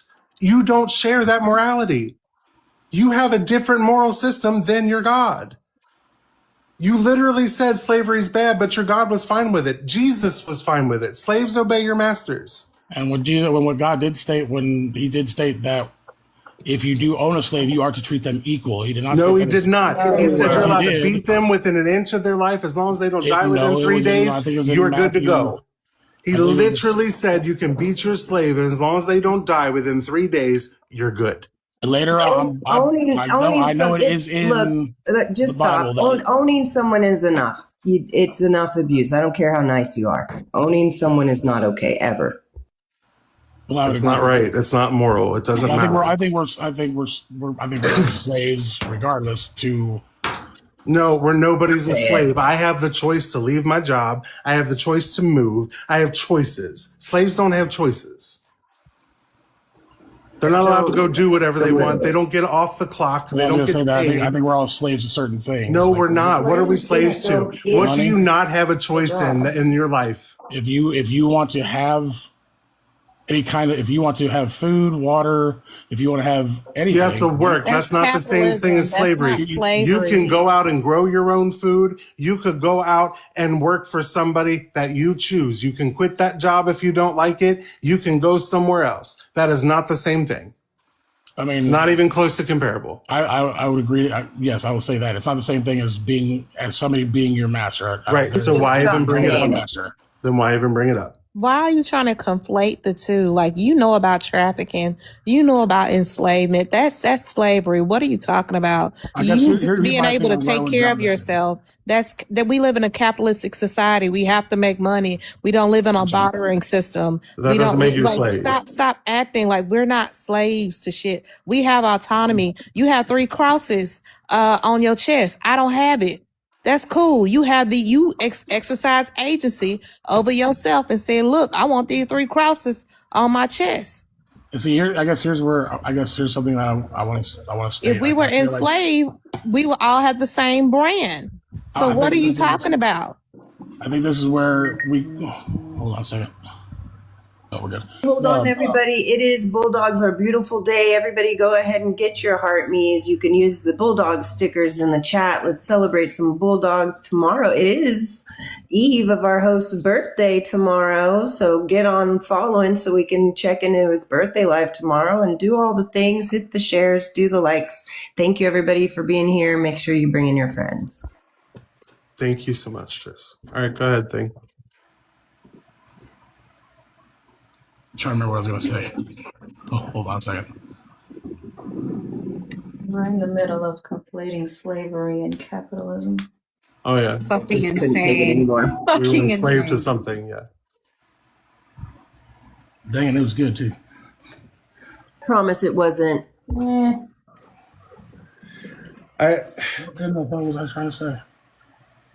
I guess my problem is like you're Maybe ultimately. it's because you weren't meant to say the dumb shit. That's why you don't remember. Continue. So I guess what it comes down to it is, here's where I would think that we have the biggest issue, and it's portraying out right now. It's when you state that morality is subjective, that it's my my morality against yours. My subjective truth is going against your subjective truth, and at the end of the day, which one is more right? But And we're not Mine doing has that. science based on showing that I am who I am not by choice. Yeehaw! And But we're if also not doing that. We're not right, forcing and you. my Go side ahead. does not causing anybody any harm. Your side actually oppresses me and causes me harm when I'm not doing anything to you or anybody else. I'm just living a life you don't like, and you don't want to see it as a result of that. That's not my problem. That's your problem, not mine. And you A need to you break down why you don't problem. like it. like Because I all said, you're doing is to me it saying, doesn't. ew, yucky. That's all you're You doing. said I can't be seen in public. It does matter to you. I don't believe there should be any public display. That's never going to happen, though, thing. Well, Are you okay but with gay that's where marriage? we It's come in to. movies. Are Are you you okay telling with gay me, marriage? hold on. You're telling me that people should just go out and not be people. I don't want to see people making out with each other, regardless. Nobody's doing that. Nobody claims it. Why is that always the Close thing eyes. you all say when it comes to gay people being out in public? I feel like because Nobody's doing that. I think that's where when you say that I don't want to see you out in public, I don't want to see Are anybody. you out in public. okay with gay Then marriage? we're not doing that. So it's Hold on. fine. Let him answer that, Dugald. Ask it again, Ariel. Are you okay with gay marriage? Well, I don't care what you do. That's fine, but I don't understand why you'd want to. Marriage is like the only thing That's that benefits. The only none thing of your that business. None of your business why they get married. I don't know why women marry men, but they do it every day. What I was stating was like, it's if that's what you want to do, that's fine. But Right. when But you're fine. when marriage is, it would be. I don't care about the extra part. You're fine with gay marriage, right? Yeah. Right. But No, you again, don't I'm want not- to I'm see it in public. Right? You act like gay people are just out in the middle of the street fucking. It's not happening. No, but that's I'm what you're pretty making sure it we sound got like. it I'm all saying it's wrong. not. Thing, are you I don't wanna see advocating for anybody out no in the streets public making out. display? You don't want anybody touching anyone in public. Right. Okay, I better not no, not see touching. men and women hold So I think- I hands. think- I think no when it movie. comes to- He's here's fine what with I would say. everything but making out, I guess. No. When it comes when you Okay, take so that, like, I'm not so a fan you of. don't I believe so that. you don't mind men and men holding hands in public. I don't care. Okay, That's their choice. They can absolutely. You have the freedom to do what you want. I guess Right, but my you're the issue one comes who said But you said earlier you That's don't why want I'm to see it. I don't want to see any of it from any side. Even on any side, including On any straight side, people, I don't yes? care. Why? Y'all Why does it hold- bother you to see it? I don't want to see either side. I think. No, I'm that's saying, something why that does needs to it be- bother you to see people who like just hold hands or whatever? Like, why does it bother you? I guess it comes down to when, like, part of protecting my child. Like, I don't want my child seeing that stuff on TV. I Why don't your watch kid's anything gonna like that. see it no They're matter gonna see it what. They're children. regardless. You do Should be realize. kissing on Disney I can do Channel. something Wait, to prevent you do realize This children man who develop spanked a 3-year-old. right. Children develop interest in the opposite gender or same gender, depending, between 3 and 7 years old. Like, and they develop their gender identity around then too. That's when they find out if they're boys and girls around that time. Like, these are things that literally develop in the brain, and when they're young, right? So they're going to see it. I get that, but I would rather them not see it. As far as other Why? people, they're going to, but and I get that. Why? I can't be. Why? Why can't they see people holding hands? When it comes to the act, I believe that it should be between. It needs to be something that is What not- act? Nobody's Why? talking about watching your kid fuck like watching people fuck each other in front of your kid. We're talking about simple things like holding hands or just existing as a couple No, in space. I have no problem. Again, I said I don't have a problem with holding But if your hands. kid sees that, then you're fine. Yeah, holding hands. That's fine. They're not. You need to hold on, Right. thing. Just have a conversation with your children instead of having the impulse to slap them and beat on them and spank them. Just have a conversation. There's people who have different identities in the world, and you may encounter them, and that's okay. Mind the business that paid you. They have a right to live out their life. They have agency over their bodies. They have autonomy. Mind the business that paid you before somebody come up to you and slap the shit out of you. That's it. If you don't like it, turn away. He But can't they are because people too. That's all. Just gotta have a conversation with your kids. What do you tell your kids when they I don't know, shit. What do you tell their kids when they encounter different people? What do you mean?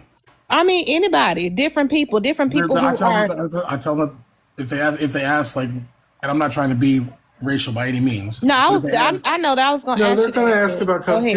Kids are kids. They're going to ask about color. right. They're going to ask questions, right? So if he says, I'm like, okay, yeah. Well, if they say why are they? If my son were to ask me, Daddy, why is that person black? Well, that's why are they black? Yeah. Mm-hmm. And I don't mean to be racial by any means. I don't mean No, to we offend know. anybody. We know. I know. Okay. They're human, buddy. That's just how. That's in my beliefs. That's how God made them. That's how they were made. There's nothing wrong with them. They're human. They bleed the same blood. They breathe the same air. They drink the same water. Oh, you They're can on say this the earth same thing about LGBTQIA. Right. Now, what's the answer when your kid sees two men holding hands and asking you a question about them? That's their preference, and that's what they're choosing to do. And when I say preference, I'm not trying to attack. Not a preference, though. Hold It's not a preference or a choice. Why It's two is very the wrong same words. Would it answer? be better if I say that's what they Thing. Here's why. Why is the same answer not applicable for them? The same answer you gave about when your kids ask you why are they black, they're human. They bleed red just like us. That's how God made them. Because it is. Because unless you think you think he can make mistakes, like you already said he could not, why is the same answer not applicable in this situation?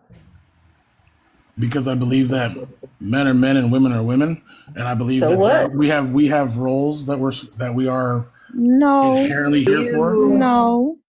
No, I'm we don't have no ladies, roles. I'm not trying to be offensive when I But say here's that. the thing, though. Here's the thing, You're though. talking about There's- gender roles, and gender roles are a social construct. Like it was constructed by somebody, and it's ever changing. I really Gender look at- roles, gender norms, all that shit is ever changing. Hold on, everybody. Hold on. I don't think it's just. Go ahead, my bad. Here's my problem. When you use words like preference and choice, it leaves the door open for a child. And I grew up with these type of children, the very ones who threatened my life for being gay. It leaves the door open for misunderstanding what is happening. You keep saying preference and choice, and then when I correct you on it, you say, I get it, it's not, but then you continue to use it because you're still trying to imply that your religion is correct. When I proven through fucking actual medical boards across the way, endocrinologists, fucking general practitioners to geneticists to a whole psychiatry, psychology, all of them show that being gay or being trans is something inherent in that person. And it starts at birth. It is inherent to them as a person. But you keep giving me this ancient book that you don't even follow the way it's written, and you want me to have to be hidden away or taught incorrectly about based on that. I exist, and it was not a choice of mine to be. So either your God made a mistake or what you're reading is incorrect. It has to be one or the other, because you saying it's a choice is not true. That is just not something I'm willing to debate, because it has been proven it's not a choice. You not liking that or not wanting to believe that is, well, like I said before and some other stuff, is a you problem. It would be my choice. Well, Choice to not believe it, right, which would make you ignorant, willfully ignorant at that. Here's a question from Taylor in chat. Did you choose to or decide to be straight? Yeah, when did you decide to be straight? That's how I was born. Right. So when did I decide to be gay? I don't know. That's how is that decision made? You see what you're doing though? You change the answer when it doesn't fall under your religious dogma. No, I'm genuinely asking. You seem to think it's a choice, which means you have something beyond the Bible to be able to back that up. I believe that in order for our society to continue to grow, man, and the natural order of things is man and woman. That's a bullshit cop out. There's I can have 500,000 children. people. in foster care, and he can, like, even if you are LGBTQIA, his part still work. You can have Right. kids. I have He can children. I have can't kids have today. children. He can have more kids today. Right. Like, He still has spermatozoa. What are you talking this about? idea that people being gay somehow stops children from being born is crazy, because we have just as much desire to procreate as anybody else. I don't. No, thank you. I already raised 7 children. Don't want to do it Up again. until we've made I this already raised 7 kids. I'm not doing it again. Can I circle this Wow, back to the man. original point, right? Because, and I have a different question, but you're running right into, I don't know if you realize this or not. Women do not want to have y'all's babies anymore. The amount of women, you can literally look this up right now. The amount Especially of after this women website. Sorry, Aaron. who are refusing to have children with misogynistic bigots like you, right? Because I don't think you're a terrible person. You've been pretty chill, pretty calm, but your views on things are quite literally disgusting. Like, they're flawed because of this religion. And you're a straight white man. You're a misogynist. Like, you just are. It's just built into this country at this point. But exactly, Amanda, the birth rate is actively declining. And it's not because people it's are choice. gay. It's because men are harmful. It's because, point 1, straight men harm kids. Point 2, Statistically. straight Yeah. cis men harm women. Point 3, straight men commit violence. Y'all need to worry about yourselves. I don't know what y'all think 2 men or 2 women sleeping together is harming. It ain't doing more damage than you and your fellow counterparts, especially the Christian ones. Y'all need to focus on that. Yeah. And this whole conversation, you're proving the point. Men are taught from childhood how to be creeps and bigots and power hungry. Y'all are weird. I have 3 sons. Listen, I love y'all, but you're weird. And I am actively doing my best to raise new ones. Listen, honestly, y'all could evaporate off the fucking planet right now and I would rejoice. Leave the kids. Let us raise new ones, because y'all are fucked up. And instead of listening when the women you claim you want to protect are telling you the issues, y'all are worried about the fuck gay people are doing. What the fuck are you talking about right now? I'm saying we need to fix male culture in our country. It is not about making more laws. It's about letting people be who they are, getting rid of people who cause harm, and teaching children, especially young boys, to not be predators from the moment they're fucking born. To have empathy. Like, we act like men are not allowed to have anything but sadness, anger, and the occasional laugh.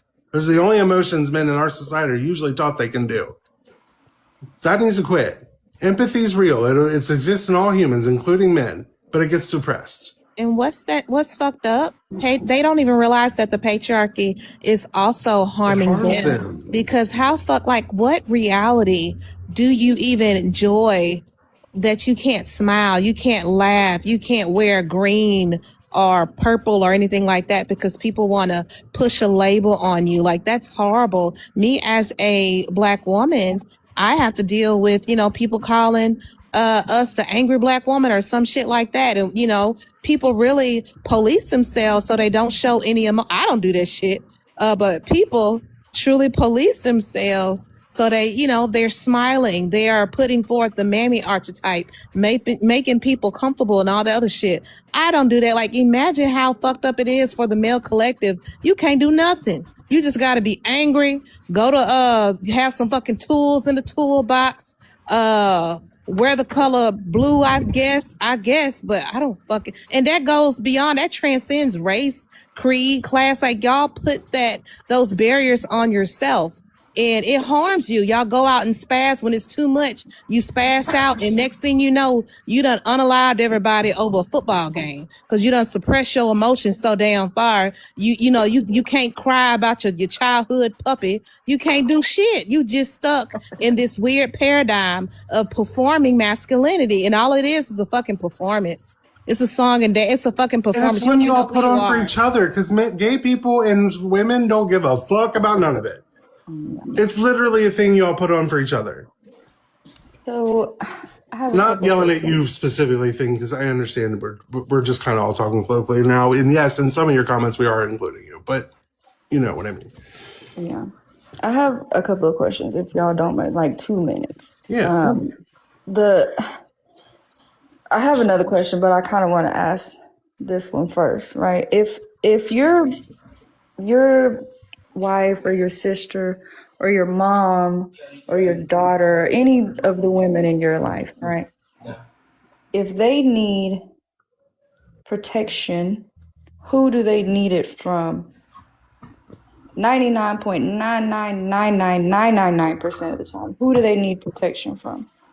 From bad men. I believe good men need to stop bad men. I Right. absolutely.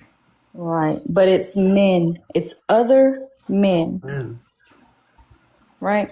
You're part of the demographic that is the problem. It is other men. And you're out here worried about, like, no woman has ever come to you and said, oh my God, that gay man over there. Oh my God, I think he's going to beat my ass. Like he was knocking my head between the washer and the dryer. Right. He raped me. There are a lot of happy lavender marriages out there. XYZ. Exactly. It's y'all. And I'm not saying you do the harm, but you're part of the demo. We don't need protection from y'all. If y'all weren't the fucking problem, like there would be no need for a protector if y'all weren't perpetrating the harm. It's crazy. If good men stood up, You're not a good man. I hate to break it to you, Thing. okay. You're not. Even though I'm willing to put my like I don't. No, we don't know each other, correct? That's not what I'm saying. Thing. Hold on. Because I just told you a second ago, right? I don't think you're a terrible human, but I don't think you're a good man like you think you are, because you think you're protecting us when we're scared of you. We're scared of y'all. We don't need protection from the gay men or the trans women who you think are going to harm us in the bathroom. That's why I brought up the point that the women you're claiming to want to protect, when we're telling you that's not who we're scared of. That's not who we need protection from. It's you.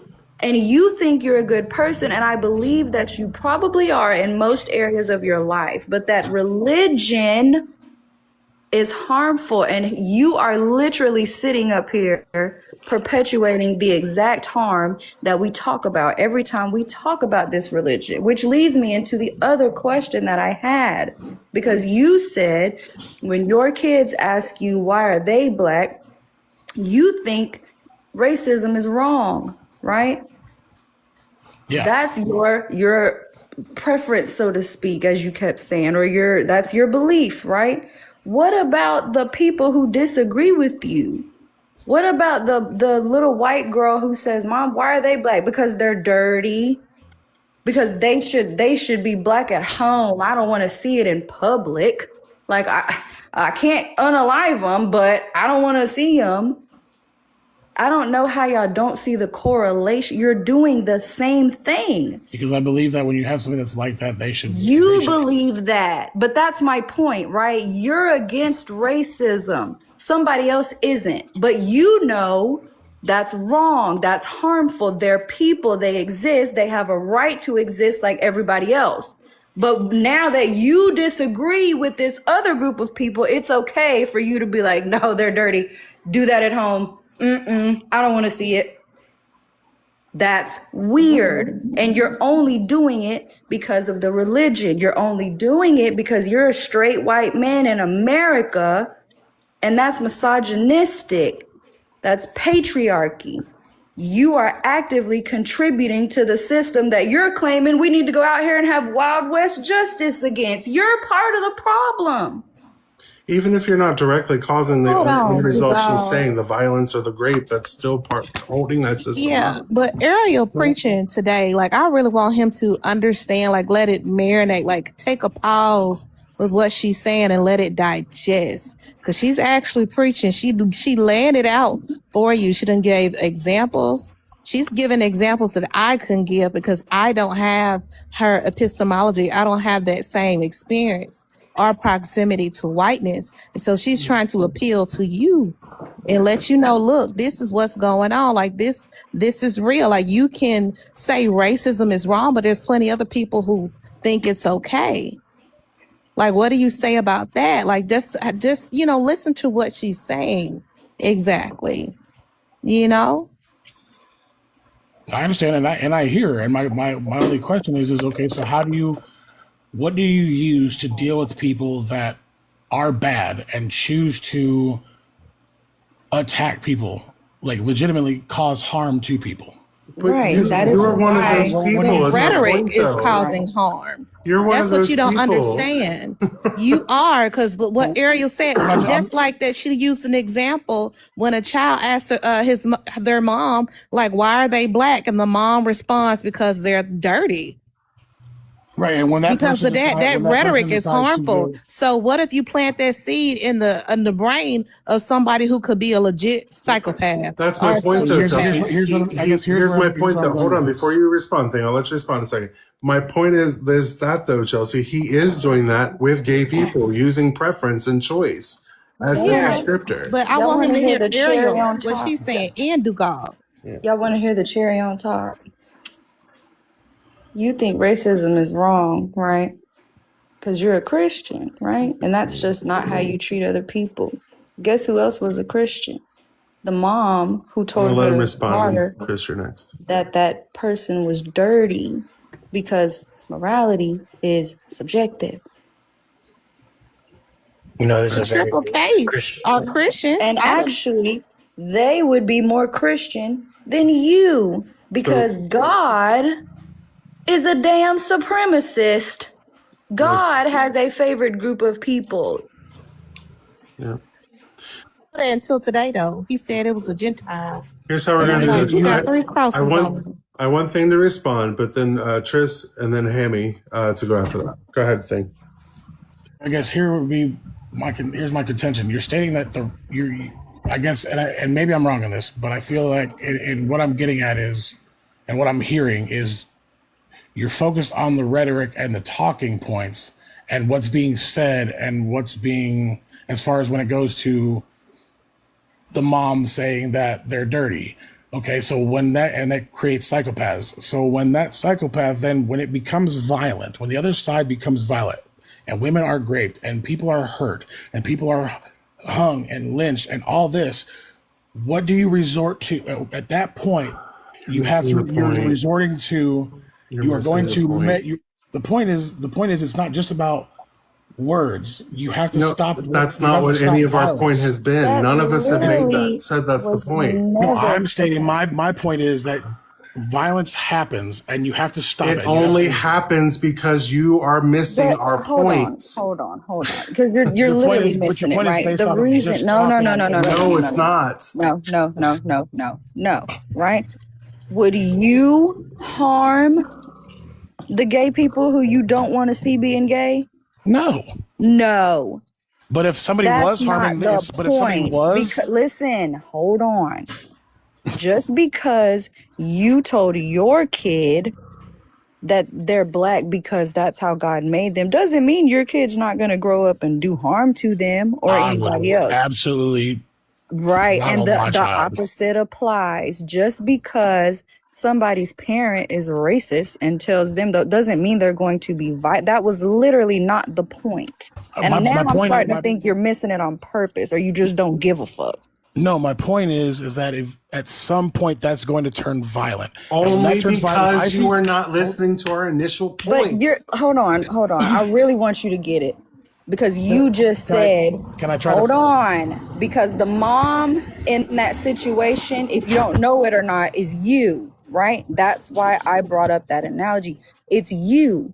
You're doing that right now. And then you're saying at some point that's going to lead to violence, which is why you are part of the fucking problem. Because at some point, your bigotry and homophobia is going to lead to violence. Am I wrong that if I see somebody harming somebody else based on their race, religion, creed or ethnicity? Am I wrong for I'm stopping gonna them? Focused stop on because things as they I'm are gonna now, stop. which is what we're trying to talk about. I We're think saying the way this is fixed is by not teaching the way we currently do, and you're still focused on that outcome when we're trying to change that. You're missing the point. Because the point is communication and understanding and treating people as equals is what needs to happen. Yes, but the outlier is that there is going to be people that do not care about somebody's Which are the feelings or people being we understanding, handle and with at that laws. point, somebody needs to stop that. And the only way And that's why we have laws. It's not up to you to handle that. But You we're doing the personally talking are right probably not even now. going to be around when that person is violent. But there still lies the Thing, chance I look, that could thing, happen. hold on, So am I thing. wrong for Hold stopping on, the thing. violence? No, You're hold on, not thing. stopping it. You're You're perpetuating not, you're it. That's the perpetuating it. problem. But By what you're teaching saying is not teaching even rooted in something that's statistically proven. It's rooted in your own fear mongering, your own bigotry, because we know the biggest threats to women are men, statistically proven. We know YT men, people like yourself, usually fit the description of serial unalivers, usually fit the description of people who are most likely to commit familial. That's where you get the whole true crime genre from. YT men will unalive their families, their spouses at such an alarming rate. I think it was in the 80s that they had to, I think it was in the 80s. They created an entire fucking genre, and that's where we get true crime from. We get it from y'all. So what are you talking like this fear mongering when you the boogeyman? Like you're like, how am I fear monger when I'm teaching my son that people need to be treated with respect and kindness and Not if you're telling them that understanding. my life and existence is a choice and that leads to them being bigoted in the future because you're teaching them based on your belief system that I am against your God and I shouldn't be seen in public. And exactly. And that is eventually going to lead to violence like it already has.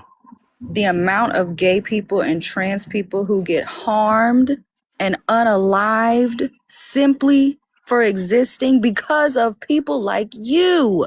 Because you're telling people that's wrong. That's against God. That's not natural. That's this, that's that. You are literally perpetuating the harm in real time right now. I don't know the exact number. Again, I think it was 40-something% of homeless youth is gay children who are cast out by their families, all based on religion. That's Your actually religion. the point I'd like to lean into because Thing gave it away as to why he didn't want gay individuals to be affectionate in public because his child might see it. And since he has this belief that it's a choice, he thinks that maybe his child will see it and choose to be that way. And I think It's going to be gay if they're gay. They're not going to be gay because they saw Exactly. some shit. They can't catch gay. So here's what I'm You're going to say. miseducating your child, and Regardless of you're what my also child chooses to do, I'm still going to love him no matter what. well. But that's the thing is Not they if you're couldn't saying choose shit it. like that, you're not. But They I am. couldn't I'm choose literally it. stating that it doesn't. But it are bothers you me on going to both. It tell bothers him me that on, but he's here's the thing: wrong? you're choosing to Are focus you on going to go one to his aspect. wedding? Yes, if Are you that's what he going to wants. tell If him that that's what he's he. wrong? No. Okay, so then why are you up here? Here's what I'm going to tell him. I'm going to tell him I don't agree with it, but that's his choice, course you that's are. what he. And no matter what, I'm still going to love him. But And if it's anybody not tries his to, choice Thing. That's what we're trying to tell you is you're It's educating okay. him in a way he probably won't tell you because of the way you speak about it. It's not his choice or whoever. Here's the thing. You think If I'm they speaking are harmful gay, to they him, but were I'm not. born gay. Yeah, they were born. Thing, I want to tell you something, and this is from my own testimony. I was in the military for so long. I don't know why I was in there. I still don't. I don't know what And the thank you fuck. for your service. Yeah. Yeah, that's touchy to do. Thank you for funding my college education. I sacrificed my 20s to go to school in my 30s. But anyways, I always wanted to be like the lipstick lesbians in the Marines and in the Navy, and I couldn't be. I can't do it. I wish sexuality was a preference. It was a choice, but it's not. I am heterosexual. Like people don't choose that. Like they just are. Just like you are heterosexual or maybe performing heteronormative qualities, that's what you are. Like people don't choose who they can love. People don't choose who they're attracted to. I don't get excited when I see two women. I wish I did, because I don't like y'all at all. Black, white, brown, orange. I wish I did. And if I had a choice, I'd turn that shit on right now and never look back. But I can't, because I am heterosexual. So what you say, all this the language, the verbiage you're using is very dangerous. Preference and all this shit. Like, no, it's not a preference. It's not a choice. I would not be straight today. I would be the baddest lipstick lesbian you ever came across. I'll be in them crotches. I can't do it. I can't do it. My friend Reggie says, but Chelsea, have you tried? Actually, oh my. She I'm kissed the telling girl. y'all, She liked it. but I can't. So, like, stop saying it, preference, choice, and shit like that. No, that's who they are. In Memphis, in my hometown, there was a father who sued his child because he sent his child to a conversion camp and it didn't work. The child was on the verge of unaliving himself. The fact that those are coming back in style is really pissing me off. That Crazy, shit insane. is torture. And it Literal didn't torture. work. And even with me getting my master's, I had to choose a different knowledge block. I wanted to choose the LGBTQIA plus children or youth who were homeless, and I couldn't because I just couldn't. I couldn't. And it was a lot. It's not a choice, man. Like, there's kids without basic physiological needs that are being met because they are shunned because of who they are. Hey, That's just who they are. Real quick, guys. Hanji, Ariel, Chelsea, Tris. What do you think of these likes? They feel a little homophobic, don't they? Extremely. Absolutely. So anti-gay. Yeah, I'm feeling like the chat doesn't like me right And your birthday tomorrow, so I don't know why they keep on playing with the bull game. We ain't the Billy Goats, we the Bulls. We come through stampeding, so we here, we in his house, we got our feet up, we talking loud. I need to make a correction. Not too much. There actually is a group of people that can choose, and sometimes they don't even know that they're in that group of people, but people who want to have a singular relationship that are bisexual, and we tend to kind of skate over that. So if you think that it's a choice because you can choose to be attracted to men yourself, you may be bisexual, and it's hard to understand that some people can't choose when you're in that position. Sorry, what was that? My roommate was trying to talk to me. Can you choose to be attracted to a man thing? What do you mean? Can I, or can people in general? Can you just choose to be attracted to a man yourself? No. Right. So then you're not gay. And those who often accuse people of being able to choose don't realize that they might actually be bisexual. So you didn't choose to be straight. Tomorrow. Gays don't choose to have same-sex attractions. It's something you learn very young by who you see and what you're attracted to. I don't know. It's just your whole. It's more about the language. I appreciate that you said you would accept your kid, you would go to their wedding or whatever, but you still have your faith or whatever. But it just doesn't comport with reality. So it just. It's where it makes it hard for me to sit there and say that that's okay, because oftentimes that's what leads to the misinformation, and that's what perpetuates the violence, and that's where we have problems.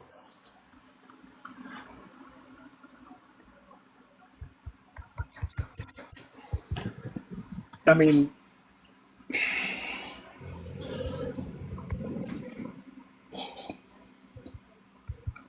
stating that you have. I'm trying to figure out how to state this, because would you agree that maybe not that way? I don't know, maybe. So in order for there to be, would you believe that there are more heterosexuals, then like heterosexuals dominate as far as sexuality goes. Well, of course they do. They're Okay, so would you that's state the more typical thing that happens. Yeah. Okay, so would you agree that in order to have an exception to the law, which would be gay, bi, the whole, all of that, would you agree that having that exception, you have to have a rule to have that exception to be able to be part of that rule? No, I don't think there should be a rule. Yeah, there's no rule at all. But why does there need to be a rule about it? I am curious But what the rule rule you would implement. The rule is that that heterosexual is the more dominant sexuality. It's not a rule. That's just the way it is. That's not a rule. Ponder this. Because the LGBTQIA plus have suffered so much discrimination, has suffered so many vile acts of violence and trauma and all of these things, and we are conditioned socially to be more acceptive to performing heteronormative qualities and being heterosexual. I don't think that, because a lot of people have not explored their sexuality, have not, they think it's taboo, it's stigmatized. I don't believe that there are more heterosexual people than LGBTQIA plus in the world. I think it's skewered because there's so much social conditioning against being probably really true, Chelsea. LGBTQIA plus, huh? That's probably really true. I think so, because I know a lot of men that I'd be like, man, you don't like women. You might need to do something else. You don't like women. And it goes beyond misogyny. It's more of a chore for them to even be intimate with women. Like, they don't like women. Like, they lie, their eyes light up when they're around men. They have it's very homoerotic. They have all of the, man, let me tell you, this Here's the social evidence, condition is a Chelsea. motherfucker. Here's the evidence of that, Chelsea. The Grinder they crash Grinder at every Republican National Convention. These are straight men, quote unquote, who live their lives out the way they do because of societal pressures, and whatever other reason, probably power. That might be another one, but they crash Grinder at the RNC. Charlie Kirk's memorial crash Grinder. Most of the men who sleep with and abuse trans women or get them into sex work, straight men. All of these, I think Chelsea's right. I think the only reason it's not more gay people like out in the world, like known, is because society's always told them they can't be out there, or their specific part of society's telling them that, and they can't come out. There's Just another had a example nigga I want to putting give. balloon ahead. titties on, okay? Titties And are so he would big. be counted as a straight man because that's what he tells everybody. Oh, homegirl's husband, that shit was hilarious. There's another example that I want to give. I'm kind of old. I'm seasoned. I ain't old. Fuck all of that. I'm seasoned a little bit. Got a little gray hair, and it be dry every now and then. But anyways, What would you call me, a boiled chicken? Because I got no hair. I got no hair to be gray. I wouldn't say How all much of more that. season can salt be? And that's what I am. I'm like a salt. Maybe a little boiled egg, a seasoned boiled egg, but you in some sauce though. You a crab boiled egg, like you special. You special. I believe in spices. Everybody want that boiled egg. But anyways, I believe in I spices. lived through the repeal of Don't Ask, Don't Tell, right? In 2011. I lived through that. I watched that. I watched Obama give the whole speech, everything. Watched it. And before that, even during that time, people were scared in the military to come out. And I talk so damn much. I was like one of 10 in my squad. One girl for 10 people in my squad. And I talk a lot, and I can converse with anybody. I would have people say, look, C3, can you meet me at the subway? I want to talk to you. And I was a SAPA rep at the time. I'm thinking they want to talk to me about assault, anything that happened to them. I'm ready to write a formal or informal report. These men, some of them would be married with kids, would talk about, look, I'm gay. I've been gay my whole life, and I'm trapped. I feel trapped. I don't want to be married. I don't want these kids. I don't know what to do. You know, on the verge, this was before 988, before we had any of those numbers. People were really, sad because they wanted to come out, but they still felt like they couldn't. They were scared, like they had this whole life, wife, kids, sometimes kids or girlfriends. Some of them you wouldn't even believe they would be handsome, be fucking everything in sight. That's a symptom of them trying to conceal their identity. Like, I lived through this shit. I don't know if anybody remember the repeal of Don't Ask, Don't Tell. I do. Yeah. I do. I remember it vividly. I remember and there very were so vividly. many people, and because I'm so goofy, sometimes I'm. I know where I was. Yeah, I would. I know how to keep people sick. I don't give a. I care, but it's just like that ain't my story to tell, and that shit be say. I don't do that. The malicious gossip bullshit. But there will be people who would literally be crying. Just want somebody to talk, had to get it off their chest, want somebody to talk to. It was a lot, like this. You don't know, the numbers are skewed because people are not living in their true identity because of stigma, because of family relations. If they come out, they might lose their mom, they might lose their whole community. They might lose people that mean a lot to them, and they sacrifice that because they want that community. They sacrifice parts of themselves to really keep up the facade or the illusion of what other people feel or think about them. There's so many people who are LGBTQIA+, but don't want to come out because they're, people get bullied. Back in the 90s, people were losing their lives. Seriously, I remember in 2007, walking from the Wolf Chase Mall, somebody yelled out the window to my friend Dwyer a whole bunch of words, the F word being one. Like, I've lived through these things. I remember MySpace. I remember this shit. I remember when Instagram came up in 2012, I was pregnant. This shit, like, y'all, this shit has a very adverse effect on people, even to this day, because there's so much bullying. Seeing signs out in general public or having people scream at you at random, God hates the F slur, like hates, the slur for gay people, hates that starts with an F. Yeah, God hates that word. God hates them. God hates them. Can I? If I find out you're a queer, you're going to get tied to my John Deere tractor and drugged through a field to death. That's what I heard my first introduction to what people thought of gay people. Deborah, you did want to respond. I'm sorry, Chelsea, and then I'll let you. Yeah.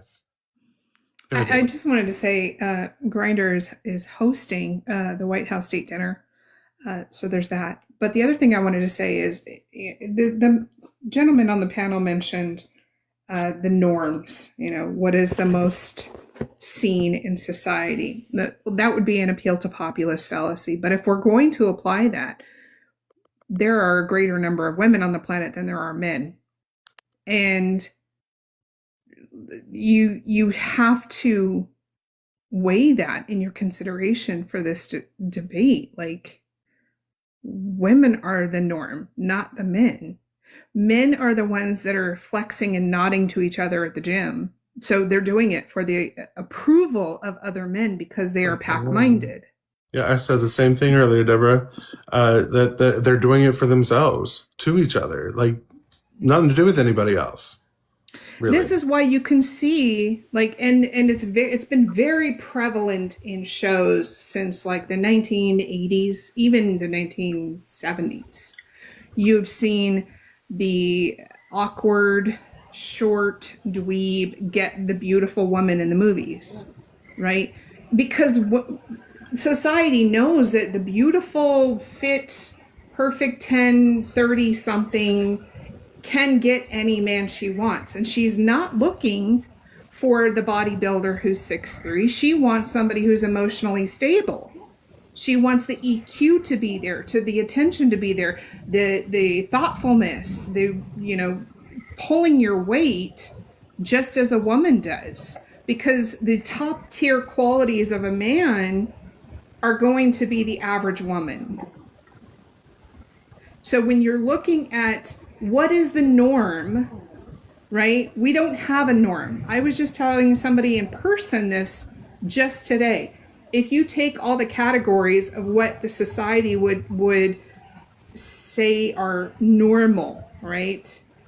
And we broke it down by all of the different facets. 0.0001% of the population would fall in that category, matching all of the markers. But because we have a multifaceted, multidimensional, some people have blue eyes, some people have brown hair, some people have big feet, So many some human people have variations. right. And this doesn't just apply to the exterior. It applies to the interior as well, including the way a brain is wired. And you can't, like, I didn't choose to be born a woman with brown hair and blue eyes. I didn't choose that. I didn't choose to be straight in the same way a person doesn't choose to be gay. I said earlier, Deborah, if there was a choice, I would take that pill or do whatever. I'll be taking them shots like what they taking now? Fucking the shit that make them skinny. I'll be taking them shots because hell, I don't like what you said. The an average man, the average woman is an extraordinary man. Like shit, the bar is so fucking low. It's in hell. Like I wouldn't mind meeting another one of me. This shit looks like this house would be so fucking beautiful. Right. It's beautiful now, but shit, somebody can cook this bread. We can just get fat and sassy. I could be a crotch goblin. I wouldn't mind. I'm sick of y'all.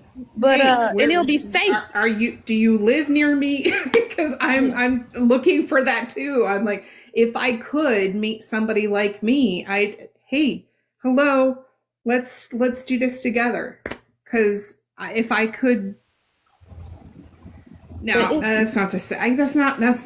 I don't know. I might be. I mean, I get what you're saying. I look. I'm right there with you. I get what you're saying, but it's just like y'all. I don't believe this patriarchy. It harms everyone. But you know, it just harms everyone. There's people who are performing because they don't want to be ostracized.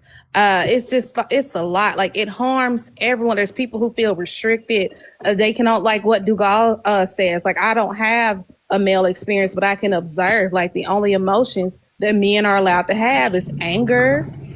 They can't even be sad. They can't even cry.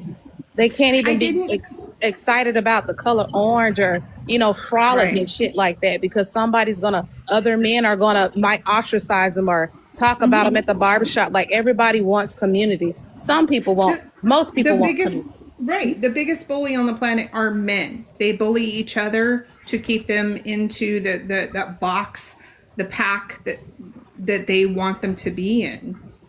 And I'm just really submissive to other men. I didn't choose. And because of all of these things hitting page 1 of the news, essentially, I didn't choose to become revolted by men. They did that for me. One of my favorite quote unquote comebacks that a lot of people like to try is they like to say, well, look at all these women who sit there and come out and say, oh, they don't want a man who does this. And it's like, you realize that standard that she has was a standard that was already like put there by men. Men had that standard beforehand. Some women got used to that standard and then said that's what a man is, right? Like they didn't come up with that standard. They weren't like, I liked it, like this is the standard I like in men. It's like, this is a standard that men have put upon themselves. My grandmother got used to it. My great-grandmother had gotten used to it. My mother got used to it. I got used to it. And so now this is the standard that I think that a man is supposed to be. And it's like, so this isn't the slam dunk you think it is. This isn't a woman putting this unrealistic standard on men. It's men already having that standard, and women had gotten used to that standard placed there by men. And they've said no thank you. And they're saying no thank you now. Yeah, but the reason why we can say no thank you because we don't really need a man for shit. You gotta understand, 1974, we needed a male co-signer to have a fucking house. We needed a man, to have a bank account. We needed a man I think the first person who went to an Ivy League, a woman, went to an Ivy League college, was 1981. Spousal rape wasn't a crime until 1993. Like, women have their rights now. We understand beauty is still currency, but men can't complain about that because, like Hammy said, like Deborah said, you put the shit in place. We had to adapt to get our needs met. There's literally a woman, a TikTok creator, who made a song about Victoria's Secret. And in there, she talks about how the entire chorus goes, I know Victoria's Secret, and man, you wouldn't believe, he's a man that lives in Ohio making money off of girls like me. So, like, it's like literally this beauty standard was put there by men. And so, oh, sorry, go ahead, Deborah. I was just going to say, Dugald, I sent you a Discord message, a song that I wrote. I haven't done the video background for it yet, but it is exactly on this topic, and it's not very long. But it's talking about the pack-mindedness and the territorialism, and like 62 million turned into 81.7. Like, we didn't lower the bar. They lowered it. They're still trying to lower it, saying that we should accept when any man gives us a proposition, whether that's for a date or for specs or for marriage, we should accept it. Otherwise, we might be beat up. Do you know how many good guys who say that they protect people and protect women? And they I've don't. seen get angry as fuck when one rejects them. The way that is how giving a fake number became a thing and then stopped becoming a thing because the niggas got a little smarter, evolution, if you will. And the niggas start calling you while you're standing right there. Oh, you gave me the wrong number? I live in South Carolina. I see it on the daily. Trust me. I got another story about that. There was a Detroit woman, because I remember them headlines because it's trauma. But there was a Detroit woman when I was living in California. She was engaged. She went out. I used to go out all the time in LA. Monday, Tuesday, Wednesday, I was out. And I had all the energy. But she had gave a man, not gave the man, she refused to give the man her number because she was engaged. You can look this up. And he pew-pewed her in the head. And it scared me so bad because I would go out and try to give people my fake, a fake number, a fake name, everything. They would call it right there on the spot. So I had to be smart. I would have a Google number. I had to try to divert. It doesn't matter. It didn't matter if I was, on the road, walking the Hollywood Walk of Fame with my baby, with my child.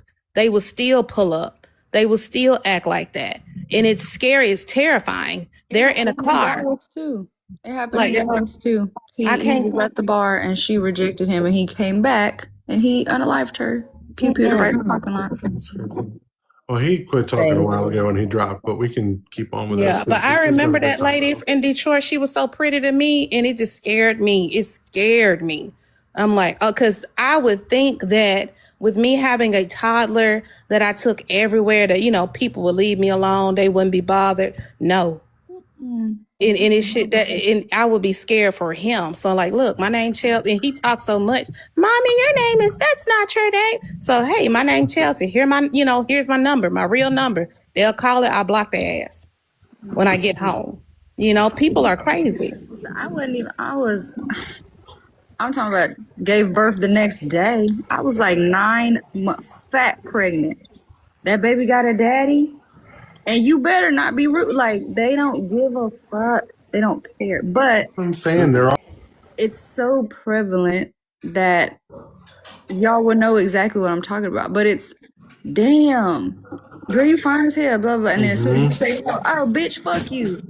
Or the old school, can I get some fries, that shake, stupid shit, all that kind of stupid ass shit. Fetishizing us on top of it, it's Especially women of color and trans women. Trans women are the most fetishized, while trans black women are the most fetishized women in the country. I didn't know how perverted men were. I knew, but I'm like, well, maybe. I had the Disney dummy disorder. I was 22, man. When I was pregnant, I would go to Walmart. I used to go to Walmart, Target. I can't go to Target now because fuck them. Right. But I used to just, be out there. Like I would, get my energy up. And that's when the military was like crazy. Like you still had to stay small or whatever. I had a YT man offer me money to not even date me while I was pregnant, but do some things while I was pregnant. Don't you know people have fetishize pregnant women because they can nut in them? Yep. I didn't know I was that pregnant with my daughter until I was pregnant. I said I ain't never doing this shit again. And he was persistent. And I'm like, no, I'm in the military. This is, I'm 2 years from being honorably discharged. Like me and my child's father, we trying to work. No, that motherfucker was crazy, like persistent. And I had went to somebody, and they was like, yeah, that's the thing. That's the thing. Is that your wife, fiance, girlfriend? Who's this is my significant other, right? This is my fiance. Her and I were at a club, and literally, I'm directly right behind her because of how this line of me, her, and her friends were. I was literally directly right behind her, and some guy with me right there, right behind her, tries to grab her arm to be like, "Hey, baby, you want to go dance?" and stuff like that.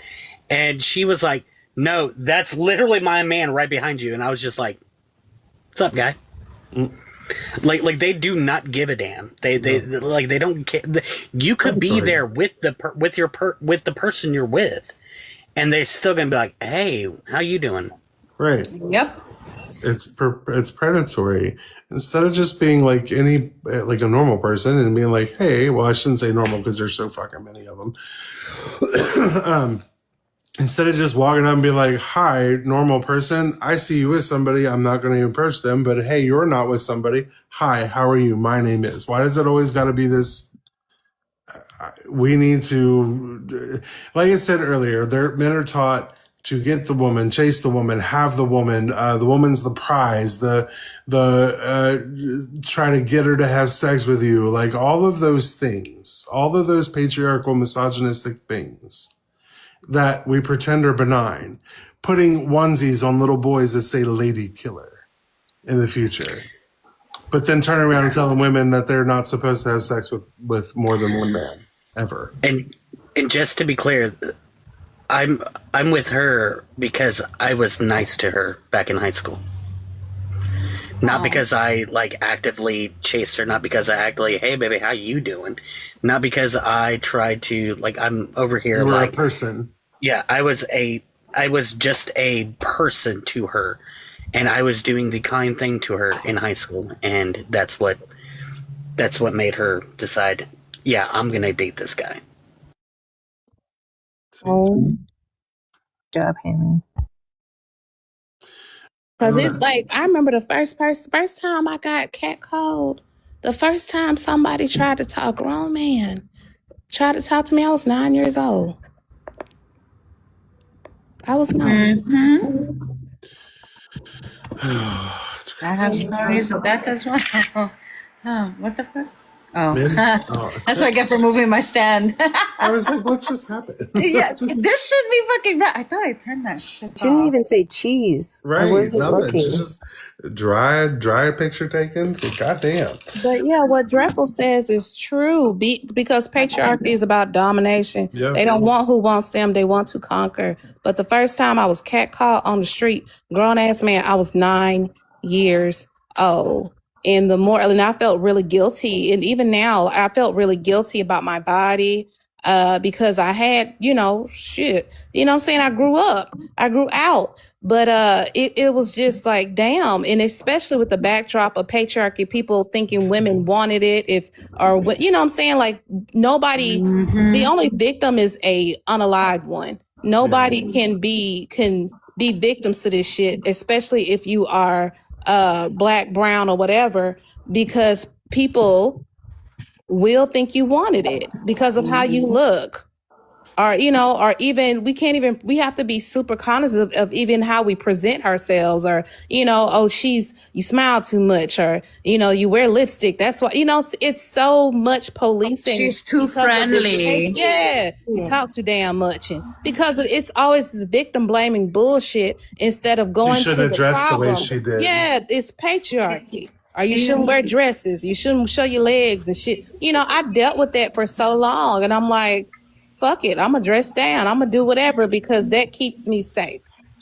Annie, do you know the I don't know if you've seen the video, but the woman who said that even dressing modestly is dressing for the male gaze because that's what he wants. He wants the modest girl, the modest woman. Then that tells me he's attracted to that. Why am I conforming to anybody else's gaze except my own? Right. I should dress comfortably. It's why whenever the woman who had unalived the person who was trying to commit SA on her, I shared a video of this other one who's like, how do you know his neck didn't want to, be that way? What was his neck wearing that caused her to do that to him? Because it's like, these are the same lines you give to somebody whenever, that these men out here give to people whenever it's about women. You're like, well, what was she wearing? How do you know she didn't want that? How do you know this? How do you know that? It's like, well, so that same logic should apply whenever somebody who is in the act of getting SA'd, if they unalived that person, that same logic should apply, right? Listen, and full circle to that dumbass Bible, right? Because imagine writing in there, she didn't scream loud enough.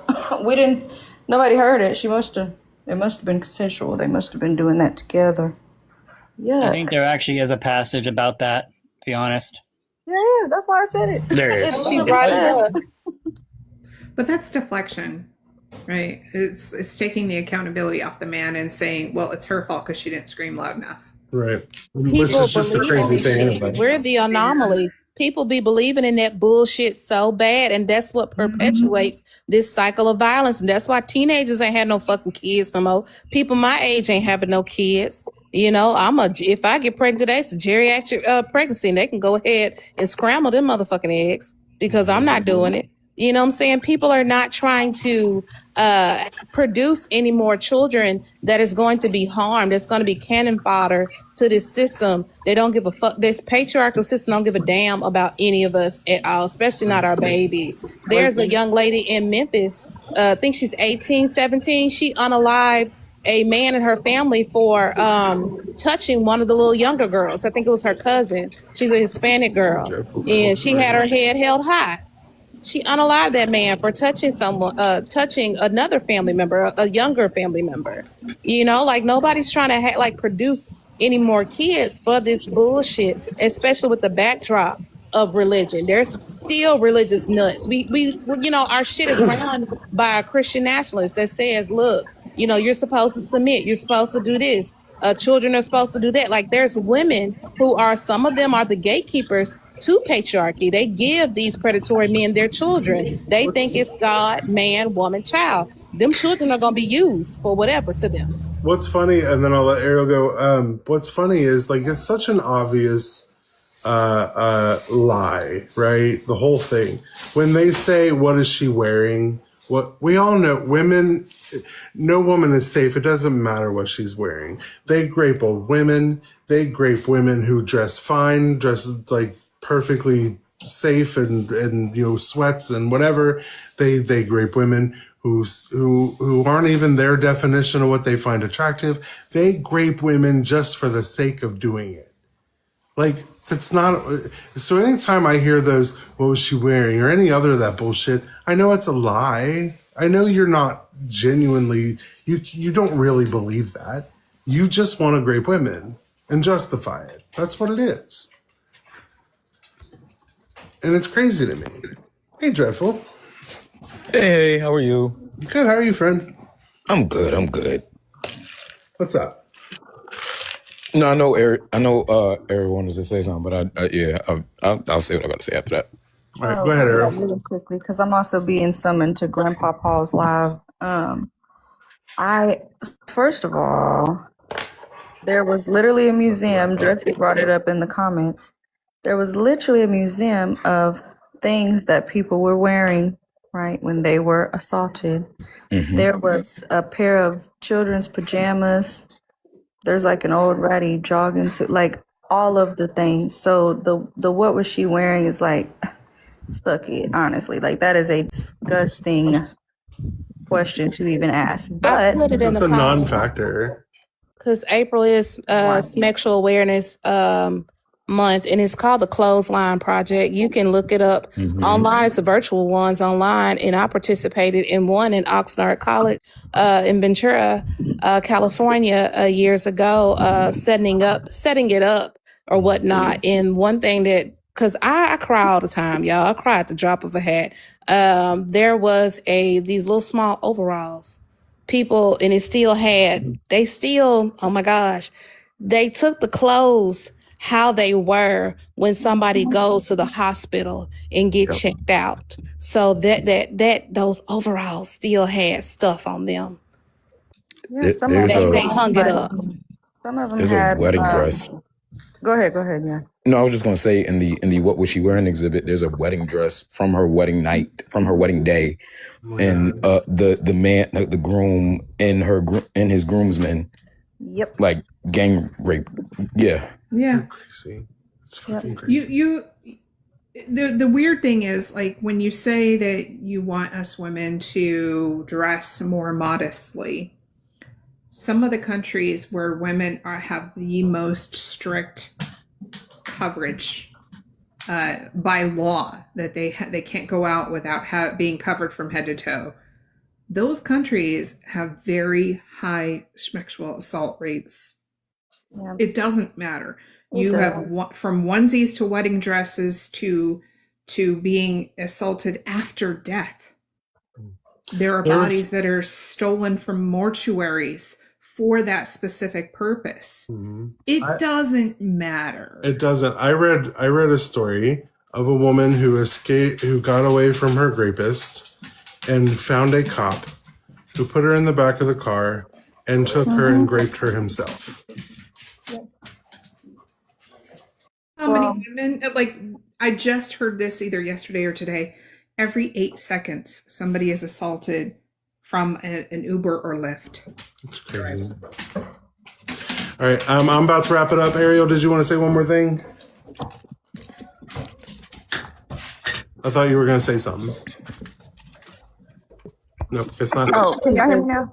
Yeah, I can hear you. Go ahead. Okay, I don't know what happened. I was saying I do fear, in a good way, I do fear that people are getting very tired and very anxious. And I saw somebody put in the comments, why is this accepted as normal behavior? But I can literally feel like the buzz in the air. Like, I'm not joking. I can feel us getting ready to, and I'll use this as an example, but because I don't, want to say nothing violent or crazy. No, I get you. The people right now that are the people that burned down that warehouse, all you had to do was pay us a livable wage. And then I saw another one. They fired her, and she went in there and opened up the wine vat and spilled all that millions of dollars, spilled it on the floor because people It'll are keep happening. We're tired. done. We're And over I feel like that's how women, maybe it's just me, but listen, I agree with that comment that why is this accepted as a normal behavior? But I can feel myself getting more and more like hairpin triggered, right? Like, I will spit on you, bitch. I'm going to start embarrassing the shit. But the problem, which is what's gonna have to happen, because they won't stop being violent. And when I fight back, you're gonna get violent, and I'm gonna unalive you. Like, I can feel it headed there. Because what else are we supposed to do? Right at this point, and we need to. I think you're right. We need to start over. I think that women and gay people and trans people should just restart everything. I just wanted to come up and just quickly say that just on your backdrop. Yes. That the reality is like we and when I say we, I'm talking about like straight men. We have to do better, right? Collectively, we have to do better. Yeah. But like I think a lot of the time, there are so many women and non-men who have essay stories, and I think a lot of men, again, I'm just using us as a grouping, but I think a lot of men tend to view rape specifically as what they see in movies, and that while that can happen, where it's like, somebody in a dark alley, some boogeyman in a dark alley beating people, we need to realize like most victims know their victimizer, right?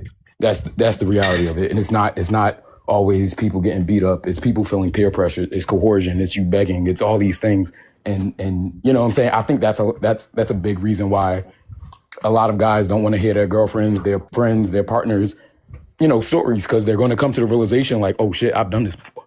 Yeah. I've begged before. I've been that person before. You know what I mean? And so it's always us, even with the trans women, the fear of the somebody pretending to be trans to get in the bathroom. If they're pretending to be trans, they're straight. They're a man. They're a cis man. Yeah. If they're pretending, if they're pretending to be trans to get in the bathroom, they're a cis man. Still a cis man, yeah. They're still a cis straight man. And what fucks me up about that whole thing is like that does not make our women safer, because now when we have these bathroom laws that you got to go to the gender assigned at birth. Okay, cool. Now there's a bunch of men who look like me walking into the bathroom. Yeah, trans men who look like me, and then that same man who was pretending to be trans to be a trans woman could just be a lot of violence. There's going to be a lot of violence. Yeah. Yeah. I agree. 93% of assault. I know this because I had to, all these statistics was drilled in my fucking head for my degrees. 93% of all rapes are intrafamilial. That's the word. It's intrafamilial. It's within the family, and it transcends sex. It transcends gender. It could be a boy child or a girl child, but boys are more reluctant to come forward, but they do get assaulted as well. And I piggyback off what Ariel said. She's great intuition. I think everybody is waking up, especially, I see the shift in the Black community, and I hope that people really internalize what's going on now with all the prevalence of DV and seeing a Black woman almost unalived every day. If not a Black woman, it's her kids. If not her kids, they kidnap, things like that. This is it's not an anomaly. This shit is happening to real people, and we need to talk about it a lot. It needs to constantly be in conversation. We need to be empathetic to what other people are going on, and never think it cannot be you. Don't be discriminatory to LGBTQIA plus, because I guarantee you know somebody who's LGBTQIA plus. Like, these are things that we need to talk about. We need to have in the forefront, and I respect that the Three Crosses, I don't know his name.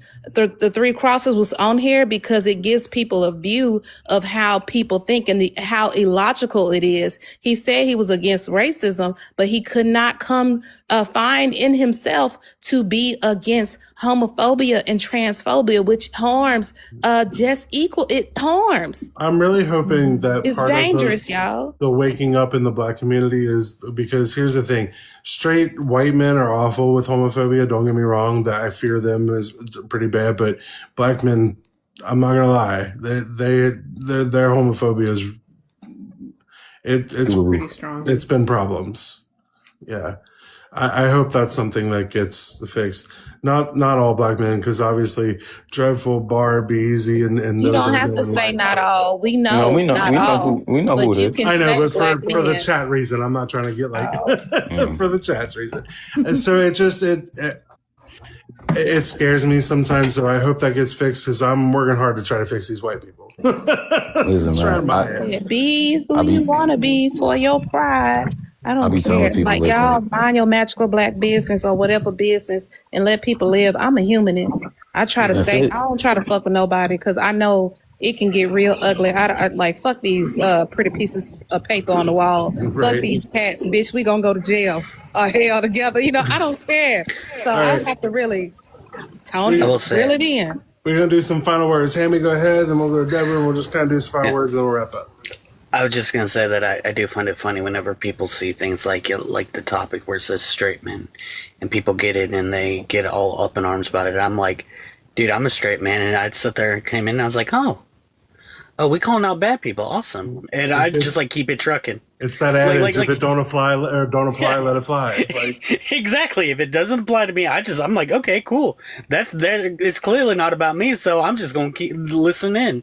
Right. And other people though, they scroll and they're like, oh my god, I dare must you. say something. Right. Deborah. Can I cede my time? And if you have time at the end, play that song? Because it's exactly everything we were talking about. Sure. Tris. I am, like Ariel said, seeing a lot more, at least verbal pushback and a lot more of kind of collective educating. Like I said, KGR is doing lives on herbs and the different ways to cultivate them and what they're good for, you know, arming people with education. I had an unfortunate incident in my teens that put me into motivation to learn self-defense, and I'm very comfortable with the vulnerabilities of the human body and could very likely unalive someone who didn't have a pew-pew on me. You know, there's limitations, but I think women, it would do well to, you know, just do your best to know how to take out a human. And I think women and gay men, and women Right? in general, that includes lesbians and gay men, know those and vulnerabilities. trans women should take self-defense. Get I your really do. tasers if you can in your state. Maybe even get an education on a pew-pew. We're just at that time to where we can't beg men to straighten out other men in time to protect ourselves. So let's arm ourselves with knowledge and tools for sure. And I see us doing that and standing up, and it's really inspiring for my kids' future for sure. Yeah. Dreadful. Yeah, just unpack. We all got stuff to unpack, man. You live in a racist, misogynistic, homophobic country. We, you know what I'm saying? We all we internalize that shit, whether, you know, you're in the community or out, right? You internalize all that shit, and, you know, it's just an everyday thing you got to work on. As far as protecting women, the idea, like, I know a lot of men believe this idea that, you know, you're supposed to protect only the woman that your wife or your kids, basically the woman that, you know, you go in, or the girls that came out of your, you know what I mean? Yeah. And my thing is this, you don't know who listening to your conversations. These red pill podcasts and shit like that, who promote shit like that. You got to understand, if the next generation hear you say only protect the woman you sleeping with or a part of your family, and they see your daughter on the block getting harmed, getting harassed, and they don't speak up because you told them not to, you do not protect your woman in your life. Like, this come back full circle. So, you know, protect all women. That's really it. Protect all marginalized people. I get that. Thank you, Fred. Chelsea. Y'all gonna learn to start calling me Annie. God damn it. Everybody, Chelsea. Well, what if I wanted to keep this alias? What if I wanted people to call me Annie? Fine, Why? Annie. Easy. Annie. Gall. Get your gun, Annie. Let's go. Okay, well, happy birthday to all the Tauruses, the bulls, not the billy goats. April is Sexual Awareness Assault Month. Please look up the Clothesline Project. If ever you are in a situation, calm yourself down and start knocking people in the throat, punching people in the throat. And when they reaching for their throat, punch them in the nether regions and run. That's what I tell people. That's the easiest thing. If you don't know how to do anything else, then punch. 1, 2, get it. Throat crotch. Yeah, Keep doing that's it. all. That's all. Or just want to get both of them. You know, it's important to be empathetic to your fellow man and fellow woman. Don't ever think it can't be you or wouldn't be you. We are living in a society that is very, very strange. It's very dangerous for us all. We've seen what happened to the young 12-year-old girl in Florida with the 4, did you hear? with the 4 middle schoolers, male middle schoolers. Did you hear Yep, about it? I heard about that. Yeah. Okay, well, there was a 12-year-old girl. She was raped by 4 middle schoolers. They shoved rocks down her throat and took turns raping her. And the black community is calling for those 4 little boys to be tried as adults, as they should be. People are fucking fed up. But they brutally raped that young girl that they had 8th graders now. You fucked up your whole life. That's how bad and pervasive this red pill bullshit is. Like, we have to look at the effects of patriarchy and what it has done to ourselves and also our babies. You know, like Dreadful said, you never know. And Dugald, I wasn't paying attention because I was trying to watch the beauty. You never know who listening to you. You never know who watching you. You know, be very cognizant of your language, what you say, what you spew, the hatred that you spew. You never know who LGBTQ IA plus. You know, one day I'm gonna get there. I want to be somebody one day. But you never know. But yeah, love, peace, and chicken grease. All right, Hanji, and then I'm gonna play I say Deborah's that's song. true. No, the change is happening. It's already starting. We're fucking fed up. In Parliament, out in the street, people are being more vocal. People are not taking no more shit. I feel the men need to be lonelier. We gotta keep this going, ladies. Don't give up. Getting there. We are seeing a rise in defense of women.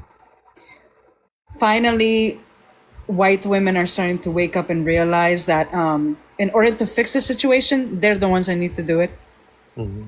They are part of that demographic, not us. That is not our job. We weren't raised in those societies, in those ways of thinking. So we are never going to know. And I say we because, I mean, come on. Us black women, brown women, it's not our fight. Even though we have our own, and now they're starting to learn and wake up and realize, okay, there's a lot of shit we need to get rid of. Like, we're handling our own. White people need to do the same. Like, enough is enough. We barely handled out. It's fucked up on everybody end. Mm-hmm. Like, I just saw people online trying to blame or victim blame Dr. Fairfax. She lost her life to her husband, or Ashley Janae. Like, people are fucked up. Like, I've had people shame me for shit I've gone through, and then lo and behold, months later, they're going through the same bullshit. Like, across all barriers. Like, we have to have empathy for one another and realize how this patriarchy, how these isms has truly fucked us up. Like, it's fucked up everybody. It's just different. Like, this shit is fucked up, y'all. All right, I'm gonna play Deborah's song, and then after that, we're gonna close up, and everybody go raid either Be Easy or Godless Engineer. Can you all hear it?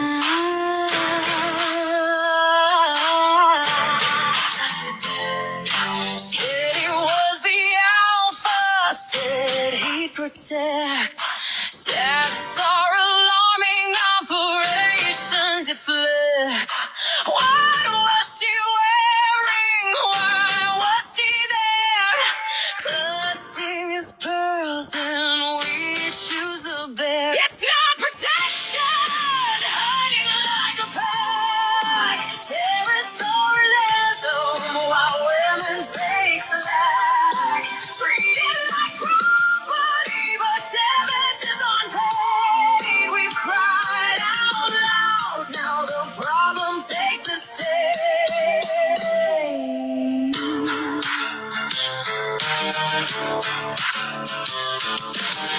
My time alone is my private education. He says submit is just humiliation. I'm teaching blows cause they can't handle rejection. Riding his coattails of 34 convictions. It's not protection, living like a pug. Territorialism while women take slack. Treated like property, but damages aren't paid. We've cried out loud, now the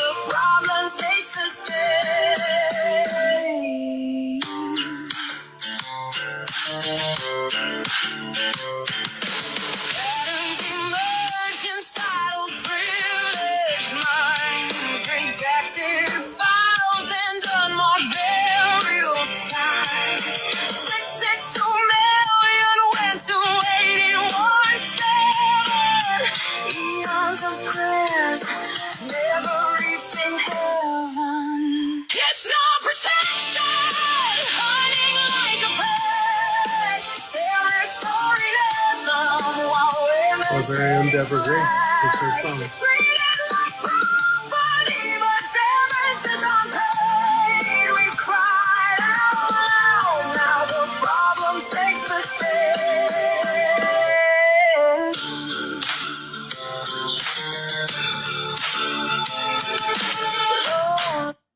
Oh, sorry. This is not an epidemic when violence is at the hands of men. A drastic change we take for our protection until balance is brought in and inequality is seen.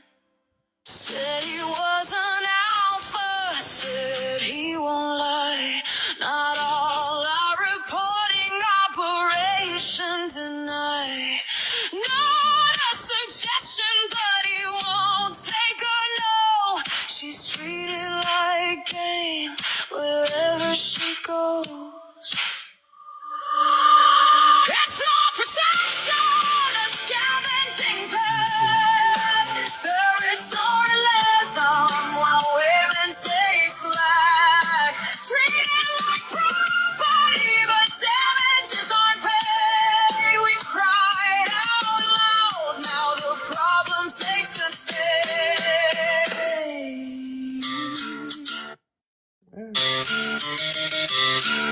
There we go. That was awesome. I love Love that. it. Where can I get the song? It's on YouTube right now. Well, no, it's a private link. I have YouTube. I be on YouTube. Oh, it's private. It's a private link. I'm gonna put a background music video to it, and I'll drop it either tonight or tomorrow. Yeah, I like that. was I really like good. that. When it dropped, you know what song it reminded me of? What's When that? it dropped. Oh, a little bit like baby, True Blood's theme baby. song there at the Because end. when it came on, that little beat, it sounded very Britney Spears-esque. And I was like, I I can hear a like little it bit of that. already. I can hear a little bit of that. You hear it like when it first dropped, like it's the beat when it first dropped. I feel like there's a little bit of True Blood twang in there too. I just felt that. All right, y'all. I will be back tomorrow for my birthday live. Hanji, what time am I going? Yay! What time am I going to be on tomorrow, Hanji? Is she around the phone? We could start early. How early? Either 10 or 11 Oh, Eastern. you trying to do all day? Why not? Fuck it. All right, fine. I'll be on. Get your gifts ready. Make sure y'all give the bulldogs, not the billy goats, but the bulls that come in stampeding. Yeah, with some tars. All right, I will be back tomorrow then at, we'll say 11. We'll do 11. Okay. All right, I'll see y'all tomorrow at 11. And I'll be here up and early. we're gonna do a whole bunch of stuff. We're gonna tell some white people to get out of Christianity. We're gonna do a lot of stuff. We're gonna do a lot of stuff. All right,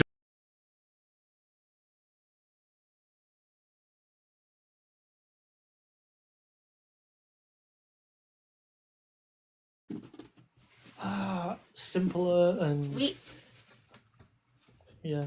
I think that there's some truth to the fact that I mean that like you're familiar with the concept of like approaching like the singularity, right? Yeah. Yeah, go on. Like the technological singularity, that is. Oh, no, I've not heard of that. Well, yeah, like the point in time where basically